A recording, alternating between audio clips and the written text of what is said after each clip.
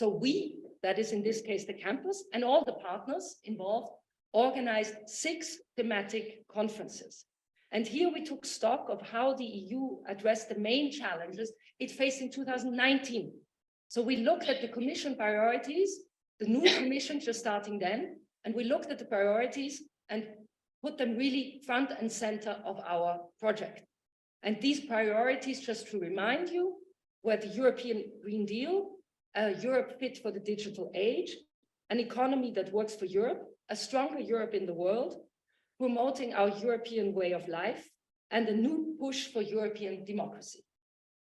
Of course, these challenges sound almost a little bit historical now, because they were drawn up in 2019, pre-crisis. I mean, the EU has arguably been in crisis for longer, but pre-COVID and pre the war against Ukraine. So today we're also going to take that to some extent, especially in the second panel, obviously, which is on Europe and the world, into account. And then the so what? What was the result? Well, the conferences itself led to some recommendations, policy recommendations, debate, and output.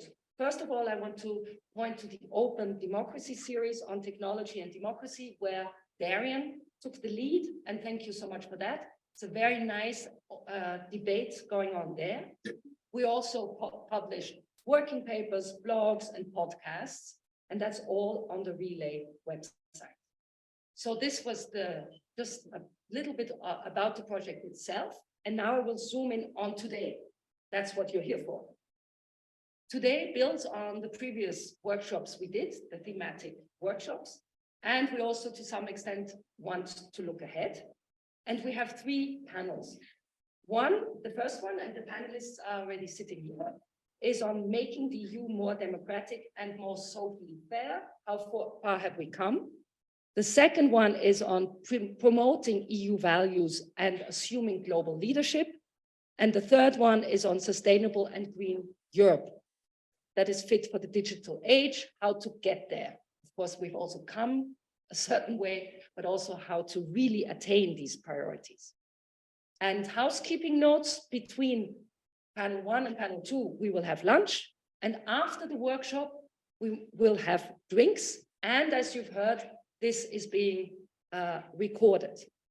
And I leave it up to my colleagues, Darren is already here, and Giselle, to introduce the other panels and the speakers and themselves. But Giselle and Darian are both associate professors at Maastricht University, just to say that much. I will now finally cut to the chase and focus on panel 1. So making the EU more democratic and more socially fair, how far have we come? So what you can see here is that we've put the 6 priorities of the Commission into one, always into one panel. So we've tried to merge them. And we've asked panelists to reflect on these issues and to just give some examples. What difference did the Conference on the Future of Europe make? What about the European Parliament and the lead candidate system? And what about electoral reform? There's been a lot of talk about that. Where are we going? What about the European Ombudsman? What role does it play in the EU system of governance? What about EU ethics? And we'll hear about other things that are not part of the list, but super interesting. So we will first of all start with Katrin Aul, who's head of the research group European Governance, Public Finance and Labor Markets at the Institute of Advanced Studies in Vienna. And she will kick us off with some reflections on the Conference of Europe and the citizens panels. And Katrin has also been part of the Conference on the Future of Europe as an expert, so she can also shed light on that. We then continue with someone else who's been part also of the Conference on the Future of Europe and also organized the panel in Maastricht, and that is Alvaro Olea from the University Libre de Bruxelles here in Brussels, obviously, who will also talk about the Conference on the Future of Europe, but he will focus more on the recent citizens panels that the Commission has launched in the past 6 months. Then I'm very happy to welcome Aidan O'Sullivan, advisor to the European Ombudsman, Cabinet of the Ombudsman, who will then look at different issues, 2 minutes each, he assures me. Conference on the Future of Europe, lead candidate system, electoral law reform, ethics, and proposed IEB, legislative transparency in the Council, and the work of the European Ombudsman. And then Sherry Hinz, Policy Officer on EU Political Integrity at Transparency International EU, will talk about EU ethics. And that was the thing what was not on the list on Cartagate. It was obviously not part of the Commission's priorities. And I think they would have liked to avoid it, but we're going to talk about that today. We agreed that we give every speaker about 15 minutes, and then we would really like to open the floor for discussion. So we will have everyone speak one after the other. Please write down your questions, and then we'll open the floor for discussion, and also we'll have time to discuss over lunch. So I'm very much looking forward, and without any ado, give the floor, I can say now, not the screen. Catherine, would you like a microphone? I guess it's better, yeah. Thank you so much for the invitation. I'm really, really happy to be here, and congratulations also on the fantastic project. The conference on the future of Europe was supposed to be sort of this huge, big watershed moment in so many ways. And one of the ways it was supposed to be such in particular was that it was meant to give citizens within the EU a say, or at least some input into not only the debates on where does the EU want to go, where does it want to set its priorities, how should it change, how should it develop, but that it also wanted to organize this and give them the opportunity to develop actual recommendations for the EU on different topics and panels. And I think overall, for those that had the pleasure of being in some capacity, and I was only involved in it in 2 short instances, so I haven't really been able to participate in large parts of the conference.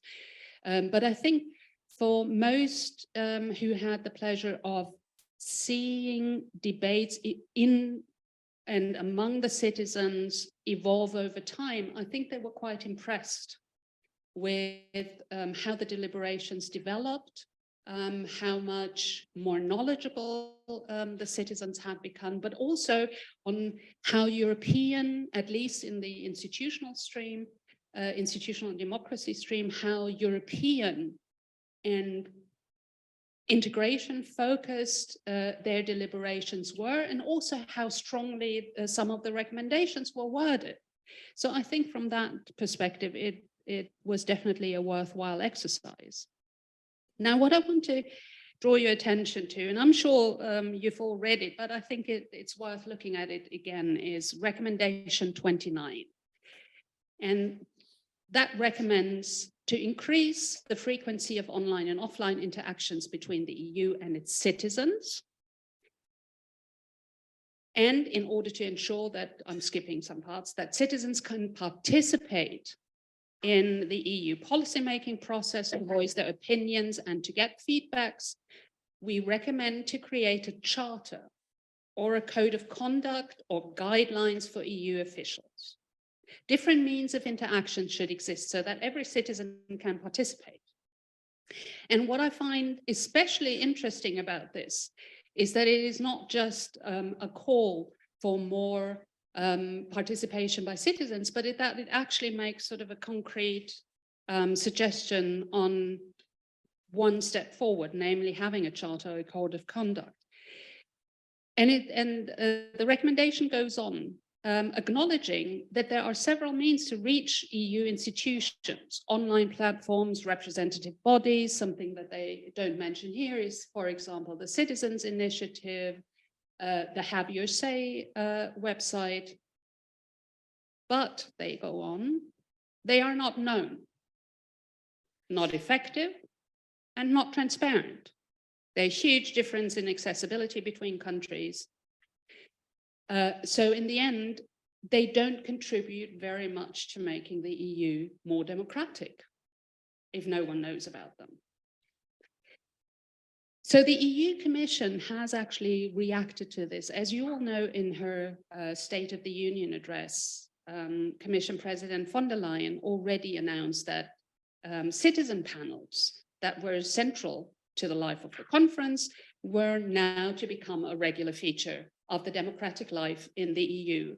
And this became somewhat more concrete in the annual work program of the Commission, where it said that the European Commission wanted to install a new generation of citizens panels that will deliberate on next year's initiatives. And in particular, 3 initiatives were named, namely on food waste, on learning mobility, on virtual worlds. All of these panels have already taken place or are currently underway. The one on food waste was already organized in February. The panels on learning mobility and virtual worlds are currently underway. Each of them has about 150 participants with a specific focus on younger people, and they meet for 3 weekend sessions. And the results are recommendations that the Commission assumes will enrich the work on the proposals. It will support, I will quote, the Commission's work on the proposal for a Council recommendation, in this case on learning mobility.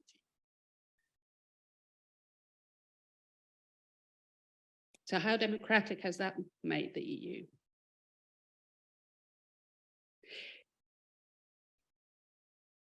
Citizens panels, and I think that's sort of the important thing, having 150 citizens, however well selected, however representative, however mini public-like they might be, are not themselves a democratic instrument as such, because these citizens are not elected. They are not accountable for anything, but they can be an add-on, a very valuable democratic add-on to policy processes. But I would argue there needs to be an impact beyond those citizens that actually participate. And the first one is visibility. There needs to be visibility for the citizen panels, and it needs to inspire a broader debate. I mean, the whole term of the European public space has been so abused, and I don't think the problem can be solved with establishing a citizen panel, but at least visibility on such an important issue such as food waste, for example, needs to go beyond a citizen panel, which involves 150 citizens. So I've done, obviously I don't have data on this. 2 of them are still underway, but I've done a very cursory survey of one of the big, more liberal, more left-leaning, more pro-European newspapers in Austria. They exist. Of course they exist. So Der Standard, to name the newspaper, had several articles on food waste. It even had sort of a short series on the problem of food waste. As far as I could tell, again, only a cursory search, not a single article mentioned that there was a citizen panel underway. I've tried to look for more information on this citizen panel, and clearly there are multipliers out there, stakeholders that deal with the issues that these citizen panels deal with, and they have information on the citizen panels on their websites. But I wonder how many people that reaches. And then I had a look on how many articles there were on the Conference of the Future of Europe, which is a much bigger endeavor with a much broader range of topics. And there were a few articles at the start, and there were a few articles at the end, mentioning that it had happened and mentioning some of the recommendations, and that was it. So again, I don't have any data, but I would venture the idea that public awareness of the Conference of the Future of Europe wasn't all that great. And I think that's even more the case for the ongoing citizen panels. I wonder if you now go outside, and this even being Brussels, if you go outside and ask randomly selected citizens whether they know that there are citizen panels going on, or you ask them about the Conference of the Future of Europe, I don't know how many would know about these. Again, I asked a number of my colleagues who are either professionally or privately very interested in EU politics, and they didn't know that citizen panels were going on. I also had a look on YouTube. Do have a look at the, and I think it's really good that the European Commission has a YouTube channel. Have a look at the views on that channel. And then compare them to the views that some of the gaming channels get, or food channels, or something else. So one thing is visibility. Does it inspire some kind of debate? Food waste is a huge topic. Does the citizen panel do anything here? Second one is actual impact. What, and this to me, here I have more questions, because to me it is pretty unclear of how the Commission will use the citizen panels and the outcomes to enrich its work on the proposals. I mean, for food waste, that's obvious, because the whole public consultation process was over in October. So now the citizen panel is sort of an add-on. But for the other ones, the two ongoing ones, that would make sense. But how will they inform the Commission proposal? In what way? In the best case scenario, it will give the Commission maybe new ideas, maybe even some greater legitimacy for the ideas that it wants to push anyway. In the worst case, it'll be mentioned somewhere in a sentence. Because this is exactly what happened, for example, with the last big exercise that we had. In May 2018, the Commission launched an online consultation on the future of Europe. You may all remember that, which was based on a questionnaire that was developed by EU citizens through some participatory panel. And the aim was to explore citizens' concerns and their hopes and their expectations. And it was supposed to be part of the whole future of Europe debate. So according to the Commission, the consultation had overall 87,000 participants. There were also the results of more than 1,500 citizen dialogues across the EU, partly organized at the national level. And again, all of these contributions inspired and enriched the Commission's contribution to the strategic agenda that was supposed to be ratified by the European Council. But when you look at the Commission's contribution, it summarizes the dialogue with citizens on 2 short pages out of 80. And it fails to show where and exactly how the dialogue enriched, informed, or even had any impact on the document. The Strategic Agenda 2019 to 2024 of the European Council doesn't mention the citizens' input at all. I'm not saying it has to go this way. I'm just saying that's probably the worst approach to take. Establishing citizens' assemblies raises expectations. It raises expectations among those who know about them, among those who participate in them, and among those who lobby or advocate them. And those expectations have to be addressed or dealt with in some way.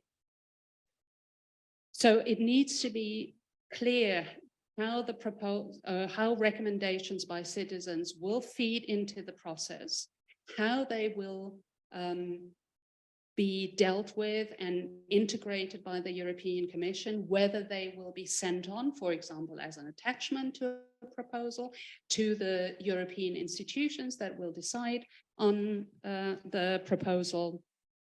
And most importantly, there also needs to be transparency on which recommendations were not included and why. And I think if all of that happened, then we could possibly have a democratic and effective input into the policy process.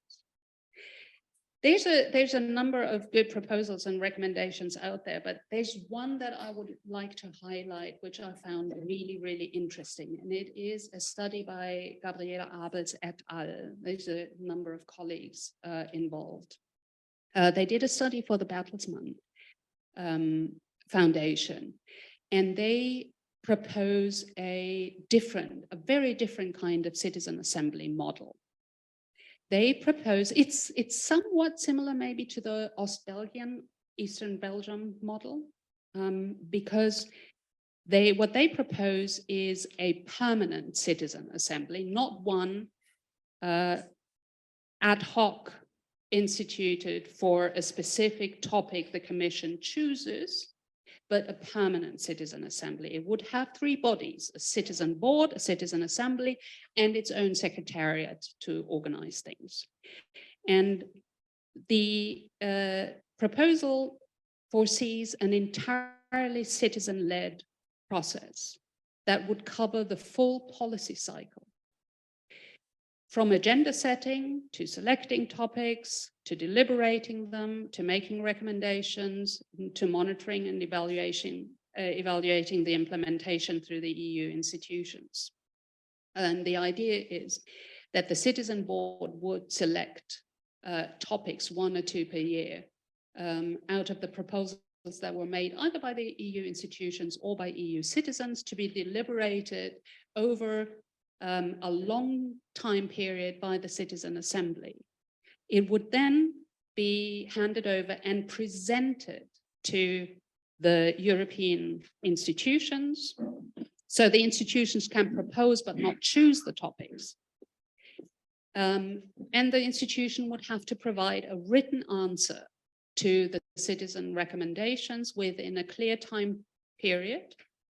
They would have to develop a joint action plan for the implementation and then report regularly on the implementation, which is a very, very different approach to having citizens deliberate and then take up of these recommendations what you need. I think I'll leave it there. I probably outstayed my welcome already anyway, and I know that you will pick up on the topic as well. Thank you, Katrin. And now we continue with Anders. Thanks a lot. Well, thanks a lot, Christine, for the invitation. It's really a pleasure to be here. So yeah, I will try to complement a little bit with what Katrin just mentioned. First, kind of providing a more kind of conceptual understanding of what is the sort of political logic behind the citizens panels, and also just putting for a bit of also a normative assessment of it. So I think that what the background of why the Commission and institutions more broadly, but specifically the Commission, decided to go on this path is that, as Katrin was mentioning, well, there's a sort of perceived disconnection between EU institutions and citizens at large. And the existing channels that operate as sort of bridges between EU institutions and citizens were not working, be it the Spitzenkandidaten, be it political parties, be it NGOs. There is this disconnection between sort of the Brussels bubble and national politics, citizens more broadly. So what EU institutions and the Commission in particular came up with is how to construct a more direct relationship that sort of cuts a little bit the middlemen in this context, right? So you have a lot of NGOs here in Brussels that in some ways operate within the boundaries and the codes that the Brussels political space has. So the citizens panels, I think the initial idea is, well, let's sort of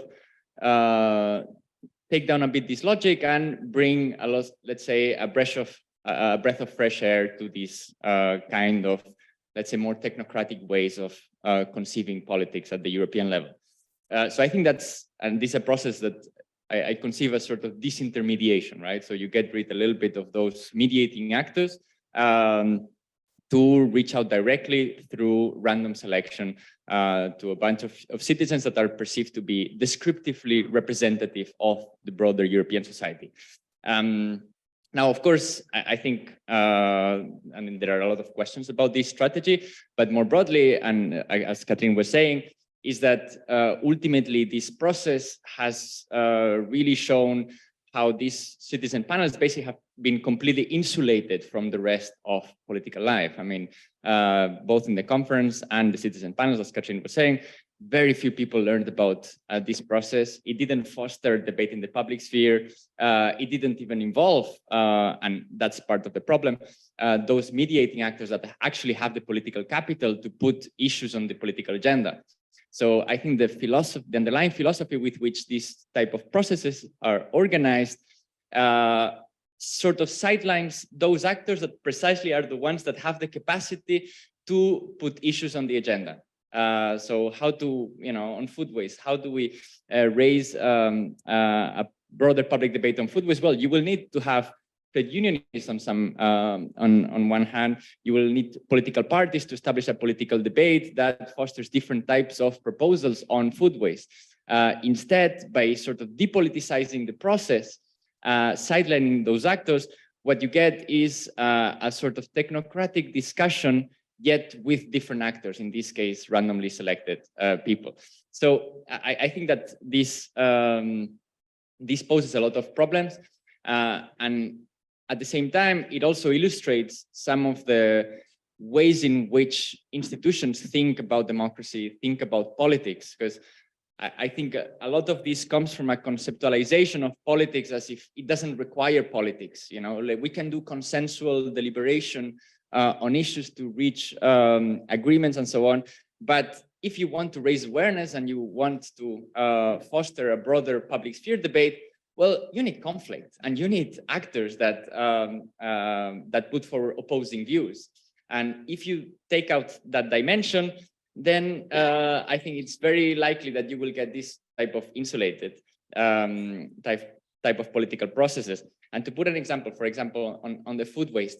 So the food waste is very interesting as a citizen panel, because the citizen panel itself was organized after the public consultation and the impact assessment, as Catherine was saying, which meant that basically the directive is already drafted. Now, because the directive is already drafted, it's difficult to sort of challenge the core of the proposal that the Commission was going to put forward. So what do? They frame the panel along the lines of implementation. Why? Because implementation is reliant on the member states. So basically, you can maintain the core of the directive, and then we will, include all your proposals as implementation for. If the member states want to do something, well, they can do that, and that comes from the citizens. So there's a lot of tension, and what I would like to underline is the connection between the micro process, so what happens in the specific citizen panel, and the macro perspective. And I think this connection, which is largely missing, is really a key part of the problem. On the micro part, what we see is both in the citizen panels and in the conference is that there's a lot of negotiation about, for example, who are the experts? Who do we involve to be part of this process? And Catherine was one of the experts for the panel on democracy. But this comes out of, I think, a very technical understanding of what experts are. So experts are sort of academics that sort of put forward a quote-unquote neutral way of explaining EU politics, and the organization explicitly asked most of the experts to be quote-unquote neutral. In the context of the conference, the negotiations for the experts was done by the three institutions. In the case of the ongoing citizen panels by the Commission, the experts are selected by a quote-unquote knowledge committee that itself is put forward by the Commission. So the same institution that is organizing and that it has to implement these proposals is also setting up who is providing the input on these processes. Obviously, most of the experts selected, they are in most cases not really trade unionists. They are not political parties. They tend to be either academics or quote unquote stakeholders that tend to provide, I think, a rather depoliticized kind of input, at least for what I've seen so far. And I think this really heavily complicates having a more political and opposing conflictual political debate in the public sphere. So I think that the very philosophy with which these processes are set forward is also having a lot of influence over the extent to which they have visibility beyond the specific place in which they are taking place and beyond the people like us that we are really interested in. And one problematic thing that happens, I think, when you also speak about some people in the Commission about some of these things, is that they think about this as a sort of embedded in policy making, meaning that the point of this is to have policy impact. Now, of course, if you do citizen panels and you do political processes that have an output that you like, then it is relatively easy to have quote unquote policy impact. So what happened with when the conference on the future of Europe finished is that the Commission said, well, you know, actually from the conference on the future final report, 80% of the proposals, we already have them included in the work program of 2023. Now, of course, does this mean that, you know, the whole conference has shaped the whole work program of the Commission for 2023? I doubt. I think most likely what has happened is that there are things that were already kind of ongoing in the pipeline, they can connect it, and hey, we're responding to the citizens. And this is very likely what is going to happen with the citizen panels. And just to maybe as a final thought, I think that a lot of the citizen panels tension and discussion about it comes from what do we expect from a citizen panel? What do we expect from a citizen assembly? Do we expect wonderful kind of technical recommendations? You know, I'm not sure that that would be the point. I think, if anything, what these kind of processes that I think are worthwhile exploring should be really about is about fostering debate in the public sphere. To what extent, you know, these kind of processes can, you know, foster a debate, connect to national parliaments, to the European Parliament, to actors that are involved in this, and say, hey, you know, virtual worlds is a good case. It's an interesting thing. You know, there's a lot of discussion about the metaverse, you know, the governance of the internet and so on. Well, how do we use this as part of a broader kind of strategy to politicize the debate and to encourage people to talk about it, rather than looking for very kind of technical, you know, very skilled type of proposals that we can include in a specific policy. So I think I will end up with that. Thanks. Thank you. Good morning. Yeah, thank you. Thank you for the invitation. On one hand, the last 5 and 10 years, you can imagine, you could say it's been a golden era of European integration. Like, it is amazing the amount of new competencies and powers and roles the EU has taken on in the last 5 or 10 years. The EU is now buying arms in the middle of a European war. It bought medical supplies and distributed them. It bought vaccines, which basically saved Europe during the COVID crisis. The Commission is now the global de facto digital online regulator with the DSA and DMA, huge powers. The EPPO is it's the closest thing we have to a European FBI. It has real federal powers, prosecution powers. There's many new areas and aspects and new powers of the EU. And yet most citizens have absolutely no idea this is happening, and we're not really consulted and not involved, and don't know that this huge advancement, I would say, in European integration is happening. And this is one of the dangers of something like Conference on Future Europe, I would say, is that, you know, it kind of distracts a lot of people and a lot of people can pretend real democracy is happening. Whereas, you know, as the Ombudsman has called it, and as she said at the start of the process, we hope this was not yet another citizen washing exercise. You know what greenwashing is, and you know, the EU does this every few years. You know, we pretend to engage citizens and we talk about citizens and we reach out and we have some nice panels and we have some nice dialogues, and a commissioner visits a member state and the usual people turn up and they make speeches, but it's all of this fake engagement with citizens. And I would be in favor fully of real engagement.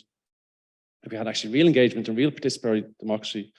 Of course, we're a pluralist democracy and we need all sorts of input, but too often public consultations, are they taken seriously? Is it real citizens who contribute to these things, or is it more the lobbyists as usual who have lots of avenues? So I'm very skeptical of a lot of these things. Unfortunately, it raises expectations. Taxpayers' money spent, and outside the European Parliament during this conference, it was your voice will count and you will decide the future. No, you won't. No, like it's just, you know, we're basically lying to people. It's just not. You're not going to decide the future of Europe by coming and giving your views. I wish they did take them seriously and input them into the process seriously. The member side I know best. We had citizens conventions on very specific issues, complex issues, but they were very specific issues. And there was a guarantee of actually real output, i.e. referendums. There was experts brought in, real randomly 100 randomly selected citizens, discussion with real experts over several months. We looked at all aspects of the issue of gay marriage and abortion, for example. There was real in-depth discussion on those issues. And then there was real action, i.e. referendums. And that led to a huge buy-in by the Irish public into those decisions. So I think they're good examples, for example, of real citizenship engagement. And around Europe, you have a local level, you have sometimes, you know, real citizenship engagement for, you know, should we do something locally? In Munich, I remember, should we build a stadium, etc. You know, there can be good examples. But at the EU level, we very often, and despite very good intentions from many people, it goes nowhere. And very often it's the council who block a lot of these things. Of course, the Parliament are very enthusiastic to a certain extent. They do make the valid point, they are elected, and we are a representative democracy. And the Commission do their best in lots of ways, but very often these things go nowhere. And I'm very skeptical. A lot of these citizens initiatives from the EU, unfortunately.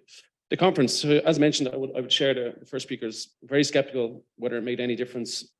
My guess is 99% of Europeans never heard of it and are not engaged, were not engaged.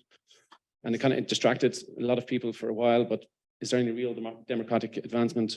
Which there should be, because the EU is advancing, and the integration is advancing, and we're supposed to be a democracy, of course. I should mention the European Citizens Initiative. I knocked on doors in Ireland and tried to convince people during the Lisbon referendum campaign, oh, there's going to be the European Citizen Initiative, and you're going to be able to sign a petition, and it's going to lead to legislative proposals. It really has not worked. You know, it really has not worked. I know one or two now have made it, but again, how do 1 million citizens spontaneously come together? And no, it doesn't happen like that. And again, some MEPs will say, look, 1 million people don't represent anybody, and why should they propose legislation? But again, are we falsely promising people these things? I do think, which would have made a big difference, I was a big fan of, I thought the Spitzenkandidat, the lead candidate process, I think you do need a connection between the voters and voters' preferences and policies. And to be fair, under President Juncker, you know, there was a connection between his policies and, you know, EPP got the largest amount of votes. He became the Commission President. And I think, you know, again, this is a big debate, but I do think people need to have a choice before the elections of the various candidates representing the various political families, and that they can express their preference at the ballot box. You know, we are supposed to be a representative democracy. The most important citizen exercise is voting.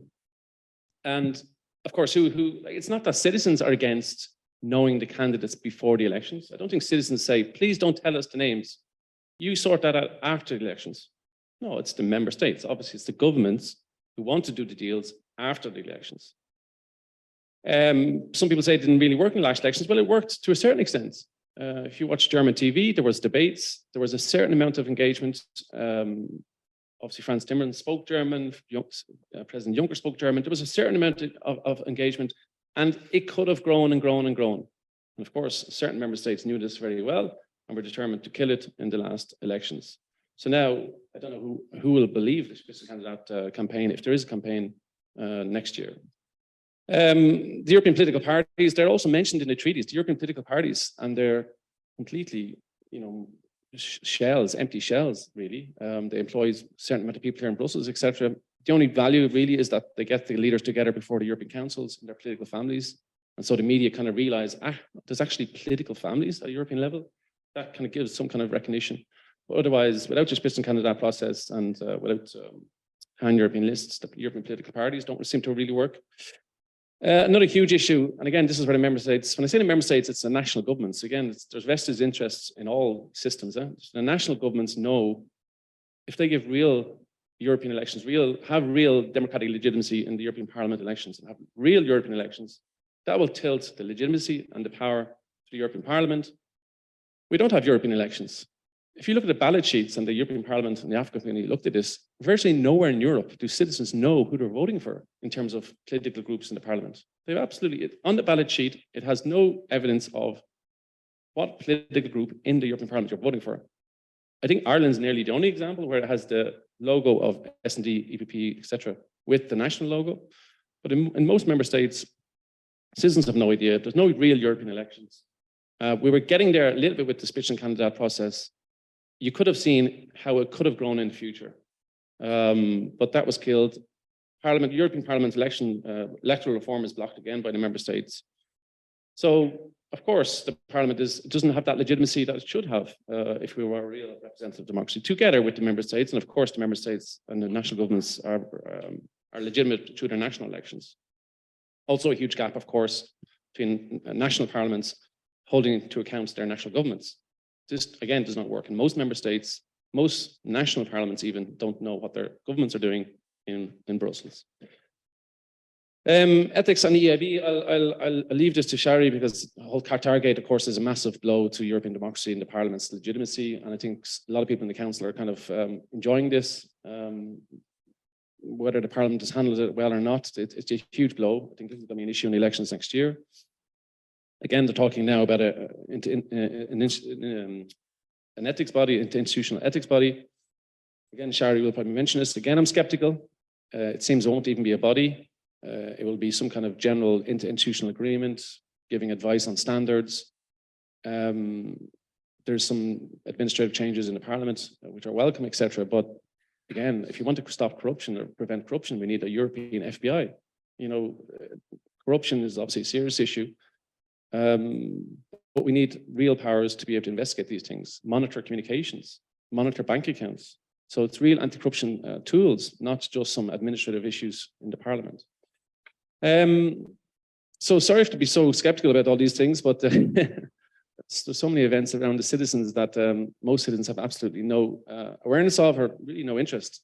Nearly, I think 100 million people did vote in the elections. So people are engaged. People care about climate change. They care about food waste. They care about the war in Ukraine, of course, and they want action from the European level. And 100 million people or so went and voted in 2019. And do they see their preferences reflected at European level directly? Can they track? That's very much debatable. The President von der Leyen, who seems to be doing very well, and yesterday she made a major speech and she was talking about the democracies in the G7. If I look at the G7, I see elected leaders on the permanent members. Is President von der Leyen an elected democratic leader? As Professor Bridget Laffan says, the European Union has perfect legal legitimacy. Of course, she's legally elected by the European Parliament, nominated by the Council. But the EU lacks social legitimacy. People don't feel it's democratically elected. I don't think most Europeans, again, would feel President von der Leyen or President Michel are democratically elected by them. That is a big difference with the other leaders. The other leaders have the legitimacy of being elected either directly or through the parliaments. So we have a massive, I think, disconnect there. And until the member states, especially the national governments, face up to that, we're going to have major difficulties. On the Ombudsman, so we're a small office of 75 posts.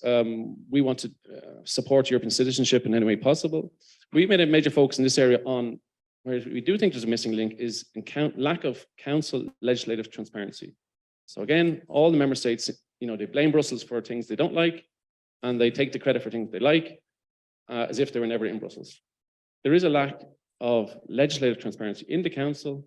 People, NGOs, business groups, trade unions, etc., cannot follow what their member states are doing in the council, what legislative positions they're taking. And this leads to a big, again, disconnect that member states who have much more of a voice at the local and national level to be able to blame Brussels as if Brussels is some machine. Of course, the member states are there making decisions. So we focus a lot on that. There's some small progress. There's some Nordic member states and also the Netherlands who are very much interested in this. But some big member states are absolutely against it because they see the EU as a diplomatic forum where they should diplomatically arrange things behind closed doors. But council legislative transparency, as there should be more, according to the treaties, is a major issue and a major focus of the Ombudsman's work. We've had major inquiries. I should also mention just a big inquiry we had up for last year, which again damages, I think, public trust. And very, very few things get outside the Brussels bubble. Like very, very few things break out of the bubble.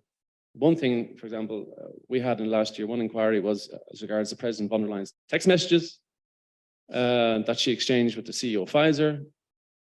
Again, this is one of the few things which kind of, like a target, one of the few things which actually gets out of the bubble and people hear about Brussels. And that, again, does not look good for the European Union. Everybody in the European Union knows about Pfizer vaccines, they know about COVID, they know about text messages, and the fact that these text messages were seem to be secret is not a good look for the EU. And that's a big discussion as regards to transparency and the transparency laws and how they're implemented. So it's a major challenge next. Okay, the Eurosceptics are not as aggressive as they were before Brexit, etc., but Qatargate and this huge disconnect which is still there, despite the deepening of European integration, the more powers at EU level. There's the whole issue of the Brussels effects. That Brussels is a major role around the world. We're seen as a major power, and yet its own citizens don't feel that they're connected to what happens, and they can set their preferences of what happens in Brussels. I think it's a major problem. Okay, thank you so much. We will debate all of that at the end. But before we do so, I'm very much aware. Before we do so, once we have another speaker. Yeah. Good morning, everybody. Thank you for the invitation. It's a pleasure. You have the microphone? Yes, yeah, maybe it was a bit, better. So it's a pleasure to be here. I work for Transparency International EU, which is the Brussels-based office of the anti-corruption movement, Transparency International. Our goal is to promote transparency, accountability, and political integrity in the European institutions.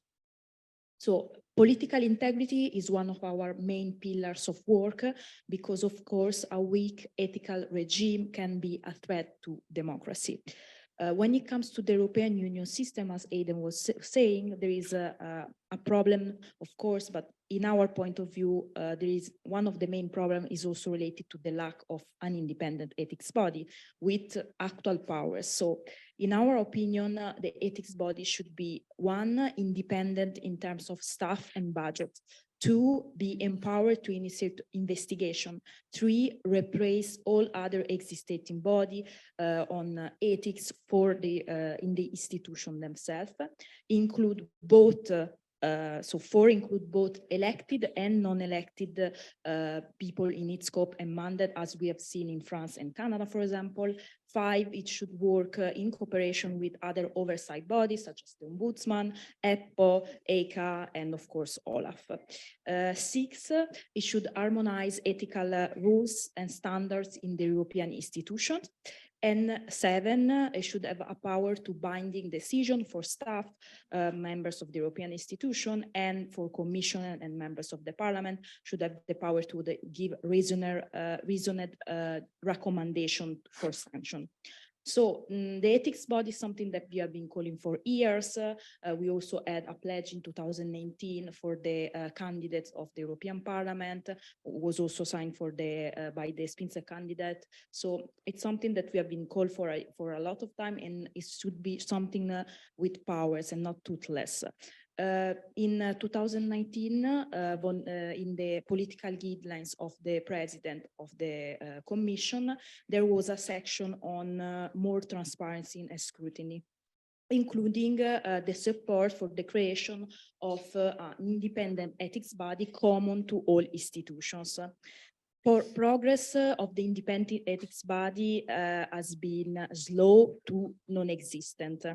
The European Parliament passed a resolution in September 2001 expressing support for the creation of such a body with the right to launch own initiative, the ability to conduct spot checks, and the access, the possibility to access Parliament documents.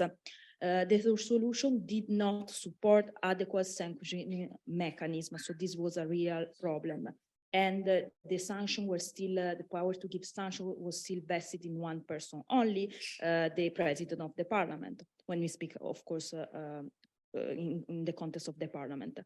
Then the commission asked to the institution of the European Union their opinion on such a body. And then no movement. After that, in December, on Anti-Corruption Day, and 3 years and a half after these political guidelines, with still no proposal on an ethics body, Qatargate broke. So one of the vice president of the commission was arrested, thousands of euro were found in bags, and of course the Brussels bubble was shaken.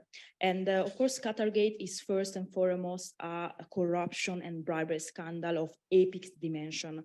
But it's also showed that the EU institution, and not only the parliament, must take urgent steps to undertake reforms to build a strong ethics and integrity system and to protect our democracy. Over many decades, the parliament has allowed a culture of impunity to develop. Basically, we don't see any control, no monitoring, basically no sanction. And the problem of the parliament is basically self-policing. Every serious attempt to reform and to have more accountability have been blocked by the Parliament's bureau. And in a way, Qatargate opened different Pandora boxes. So it also shows the problem related to the lack of a cooling off period for members of the parliament after the mandate. It showed the problem with side job of the members of the parliament. It shows also the problem with third country lobbying. Our demands following Qatargate have been the following. First, the parliament needs to reform its rule of procedure and the code of conduct of the members of the parliament, because of course there should be a real deterrent effect on the kind of behavior exposed by the current scandal, and introduce effective sanction. The parliament should be the president of the parliament should not be longer the sole responsible to decide on sanction. Second, the parliament must also reform its internal whistleblower rules and bring them in line with the directive on whistleblower, because the directive does not apply to staff of the institution, because staff of the institution are under the staff regulation. Three, we recommend a restriction on side job for the members of the European Parliament.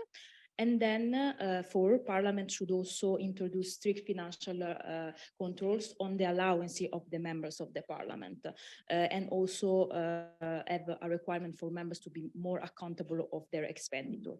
Five, there should be a mandatory publication of meetings with third parties and third countries representative by members of the parliament, but also assistants and staff of the parliament.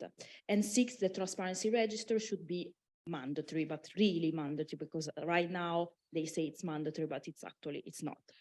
And then, so basically, following Qatargate, the first reaction of the parliament will say, okay, but it's our democracy is under attack, but it's really, we was seen as a foreign interference problem. was not seen as a problem, an internal problem of an ethics regime that did not work.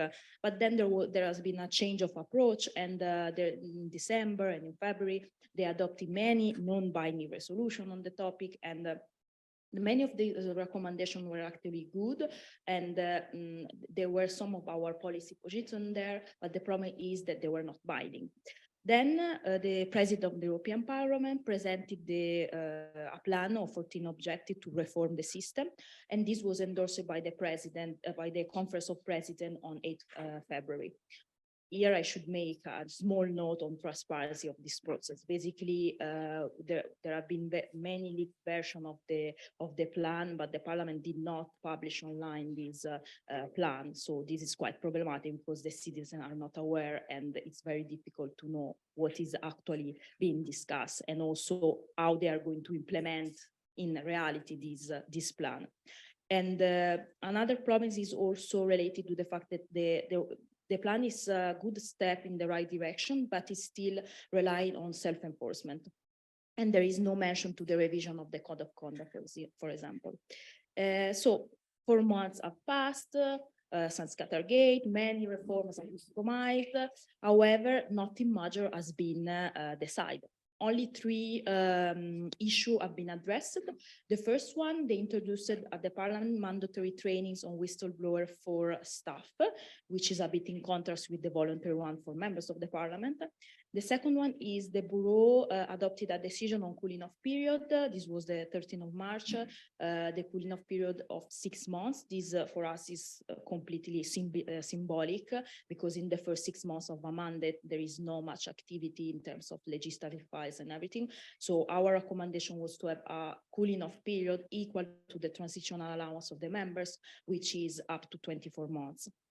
And then the third thing was to extend the mandate of INGE2, was a committee that was working on issue related to foreign interference, and they added some in the mandate issue related to the transparency and accountability of the Parliament. Now they had yesterday a meeting where they presented a report to recommendation. The problem with the recommendation right now that there is a strong focus on NGOs, because of course some NGOs were involved, NGOs that were not in the transparency register, but still, unfortunately, we have seen like an anti-NGO narrative, and this is problematic if we also take into account that the Commission is considering a directive in the context of the Defense of Democracy package, a directive for foreign agents. And this can be used by non-democratic regimes to attack democracy and to limit and restrict the civic space. So these have been a bit the development, and from its side, the Commission initially treated that as a problem of the Parliament only. Then there have been revelations concerning one of the commissioners that during the cooling off period was allowed to provide service to one of the NGOs involved. Now, in the recent day, we have heard about the Director General of DG Move that was that had free flights from Qatar. So there have been a bit of problem also related to the Commission. But in general, it's clear that Qatargate is not only related to the Parliament, but it exposed the shortcomings that are present in the ethics regime of the institution. These loopholes can be closed by a strong and effective ethics body. So in February, the Commission pledged to come forward with a proposal in March. We didn't see that. It's not, seems that it will not be the case, and they are still doing maybe I read this morning, they will be in the next weeks. So we are going to see how it is. But as Ada was saying, it seems that it will not be a real strong body. And then when it comes to democracy, having a weak ethical regime is a threat, but is also equally problematic. We are not taking the necessary reforms when a scandal happens. So non-democratic far-right forces can also take this situation as advantage during their campaigns. So to conclude, to make the EU more democratic, we need a strong EU body with actual powers and enforcement powers. And in parallel, the Parliament should take the necessary internal reforms of its system in view of the upcoming European election. This reform should be strong and concrete with the ultimate goal to close the loophole that allow Qatargate to take place. And this will also restore citizen trust and give a strong message to our democracy. Thank you for your attention. Thank you so much. And thank you so much for a very interesting debate. I always ask myself the question, is the glass half empty, is the glass half full? In my case, the glass is completely empty right now. But we will now open the floor for discussion. And I also see a question online. Before we open the floor, I wrote down some recommendations that the speakers willingly or unwittingly put forward. So what I've heard from this very interesting panel, foster debate in the public sphere and politicize the debate. I think that was a very important point, politicize the debate rather than look for very technical proposals. Have real engagement and show how citizens' input will be taken into account, also in the panels, and feed into law. Katrin came forward with a permanent citizen panel, and Aidan also said, take the Irish case as an example of involving citizens meaningfully. Then we looked at Qatargate and different things. Here we also heard we need a European FBI with real powers and real anti-corruption tools. You hear the word real a lot. It seems that we have some unreal things going on in the EU, and effective sanctions. We need an independent ethics body with, again, real and binding powers, which works in cooperation with other bodies and should be composed of non-elected and elected actors. Increase legislative transparency in the council and turn EP elections into, I now don't say real, but into first order elections. That seems to be what we're getting at. And so in a nutshell, increase social legitimacy as opposed to legal legitimacy as EU integration deepens at a very fast pace. We also need to work on that link. Okay, thank you so much. That was the recommendations, and I'm happy to see whether the speakers agree with these recommendations or whether we have more. Before we go to opening the floor for debate, I see a question online, and I would also like to ask the people online whether you have a question. So I see one question from Mila. Could you maybe ask the question yourself? Are you still there? So we're looking at online. Do you have any questions online? Yes, please. Yes, I'm still here. And I was actually still about your presentation. That was a reaction to the first presentation. Absolutely. Yeah, I saw a question to the first presentation. Yes. So yeah, so this whole idea of recreating a whole new institution around the needs that seem to be already fulfilled by the existence of the European Parliament. Why? Are people not happy about the European Parliament, or are the institutions not really working as they are supposed to work? What is the reason of trying to create a double? First of all, thank you very much for the question. And let me stress again, this is not my proposal. It's a proposal by Gabriela Abels and colleagues. So I don't want to, I'm not claiming it. But I do like it. And as such, it doesn't recreate the parliament.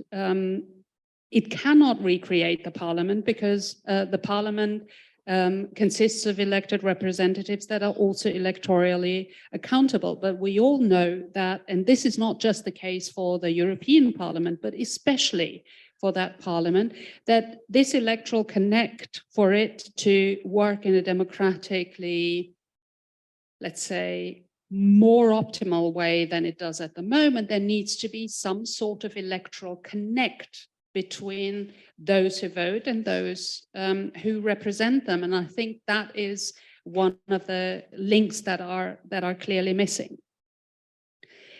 A permanent citizen assembly, at least the way that I could see that being established, would not necessarily replace the European Parliament. It would be an additional feature of democratic life in the EU. And the ideas that the authors have is to have it work on very, very selective, controversial topics that are being selected by proposed by European citizens and selected by European citizens. So let's take the ongoing citizen panels. For example, it could be a citizen panel on how do we want to develop and how do we make secure virtual worlds. And what can the EU do in this aspect? That does not replace the European Parliament that deals with all kinds of aspects of political life in the EU, including legislation on virtual worlds. And that also has to legitimize legislation on that by voting on it. Thank you so much. Is your question answered online? Would you like to still say something about this? This seems interesting as sort of like a task force still. You said, I remember you said it wouldn't be a task force, but it sounds still like a task force, which would, however, decide itself what its task would be. Right? So that if you decide to discuss the online regulation, would they decide themselves?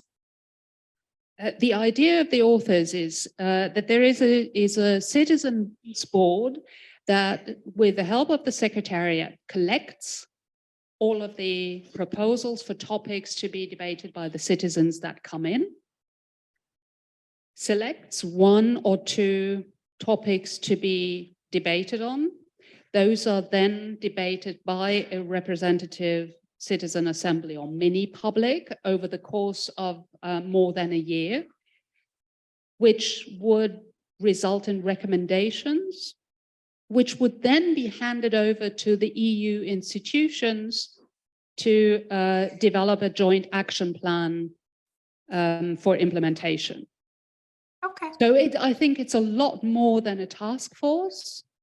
It's an assembly that could genuinely develop new ideas, and as opposed to the citizen initiative, really sort of bring new input into the legislative process. But of course, the legislative process itself would be up to the institutions. But, and I think this is, again, a neat feature of this model, the EU institutions would have to report back on the implementation. You know, so it doesn't, recommendations don't disappear in the EU institutional void and no one knows what happens to them other than they enriched someone's proposal developments. There would actually have to be some kind of clear and formalized feedback on that.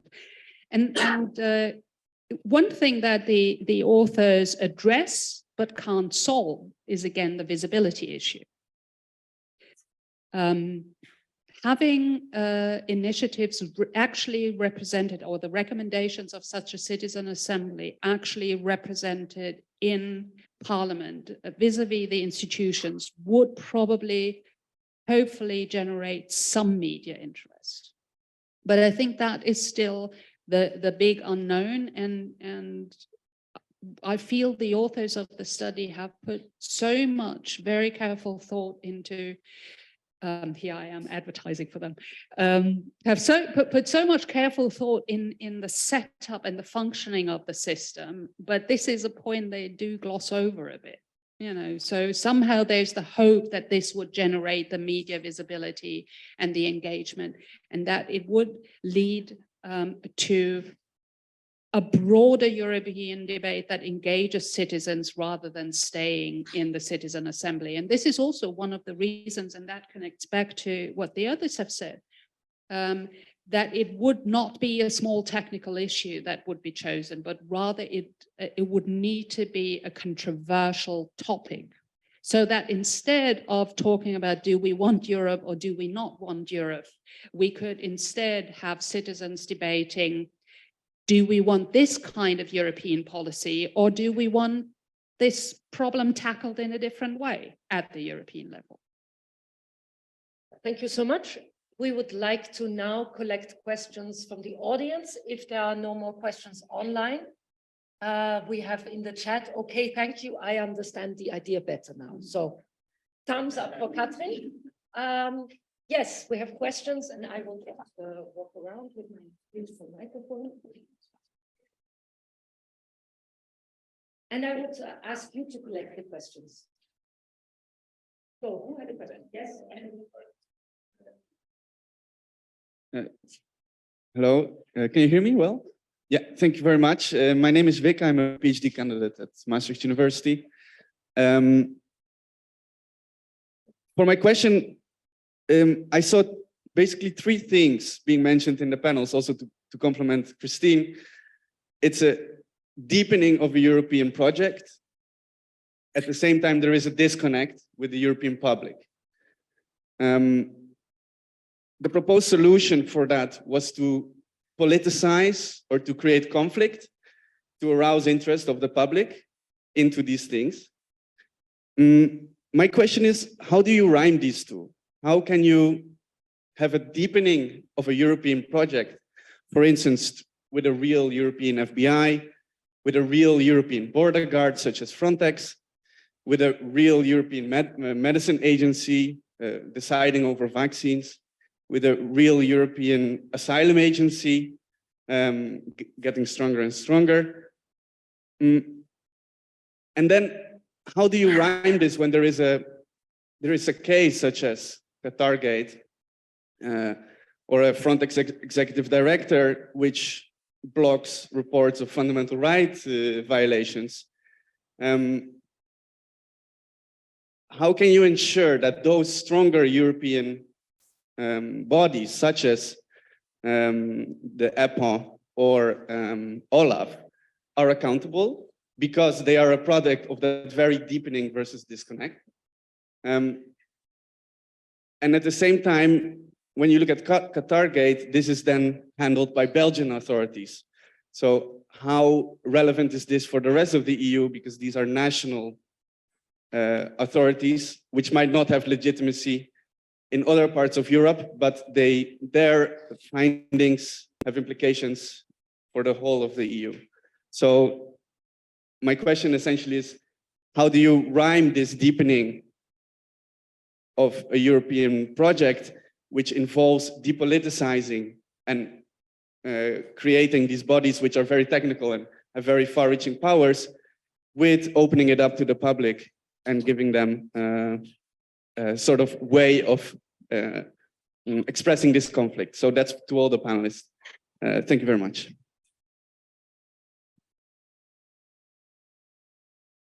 Okay, hello, I'm Nick. I'm from the Research Master European Studies, also from Maastricht University.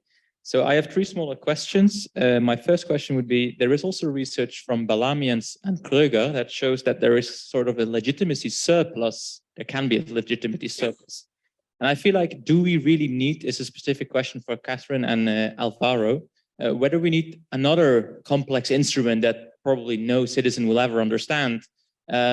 Because I feel like already with all these inclusion of the ECI or the national parliaments, those are already very complex things that probably no citizen really gets what it actually means. So would that really solve the issue we're trying to tackle here? And then a specific question for Aidan. You're from the European Ombudsman. My question would be, so in the ECI, the European Ombudsman also has quite a role in scrutinizing what the European Commission does. And the European Ombudsman has, for example, scrutinized the Stop Vivisection ECI. And I mean, particularly, why was the European Ombudsman quite not critical? Like I hear your skepticism about the ECI, but in the actual text from the European Ombudsman, they were quite positive about how the Commission responded to this ECI. Could you maybe reflect a little bit on that? And then a broader issue for all panelists is, do these issues that we're tackling here at the EU, isn't that also apply on national democracy? Because at national democracy, there is also like a political trust. There is also a lack of political membership in political parties, for example, and can also be argued that there would be a deficit in terms of media attention towards politics. So yeah. Yeah, just go around. All right. So I'm Giovanni. I'm also from the Research Master in European Studies. And many of the topics touched upon today are discussions that we have on a daily basis in Maastricht, which tells a lot about how active we are in this sense. I have a question for Shari regarding outside income. You mentioned it, which connects to Qatargate in a way. Politico at least mentioned that it raises the issue of ethically slippery jobs that they have. And my question is double, actually. First, how do you argue with people that say, for instance, Gagliarducci from the research on outside income, that may say that outside income increases the probability of having high-skilled parliamentarians in the parliament. So there is a sort of a conflict here, because then restricting outside income will lead to perhaps less committed or less skilled parliamentarians.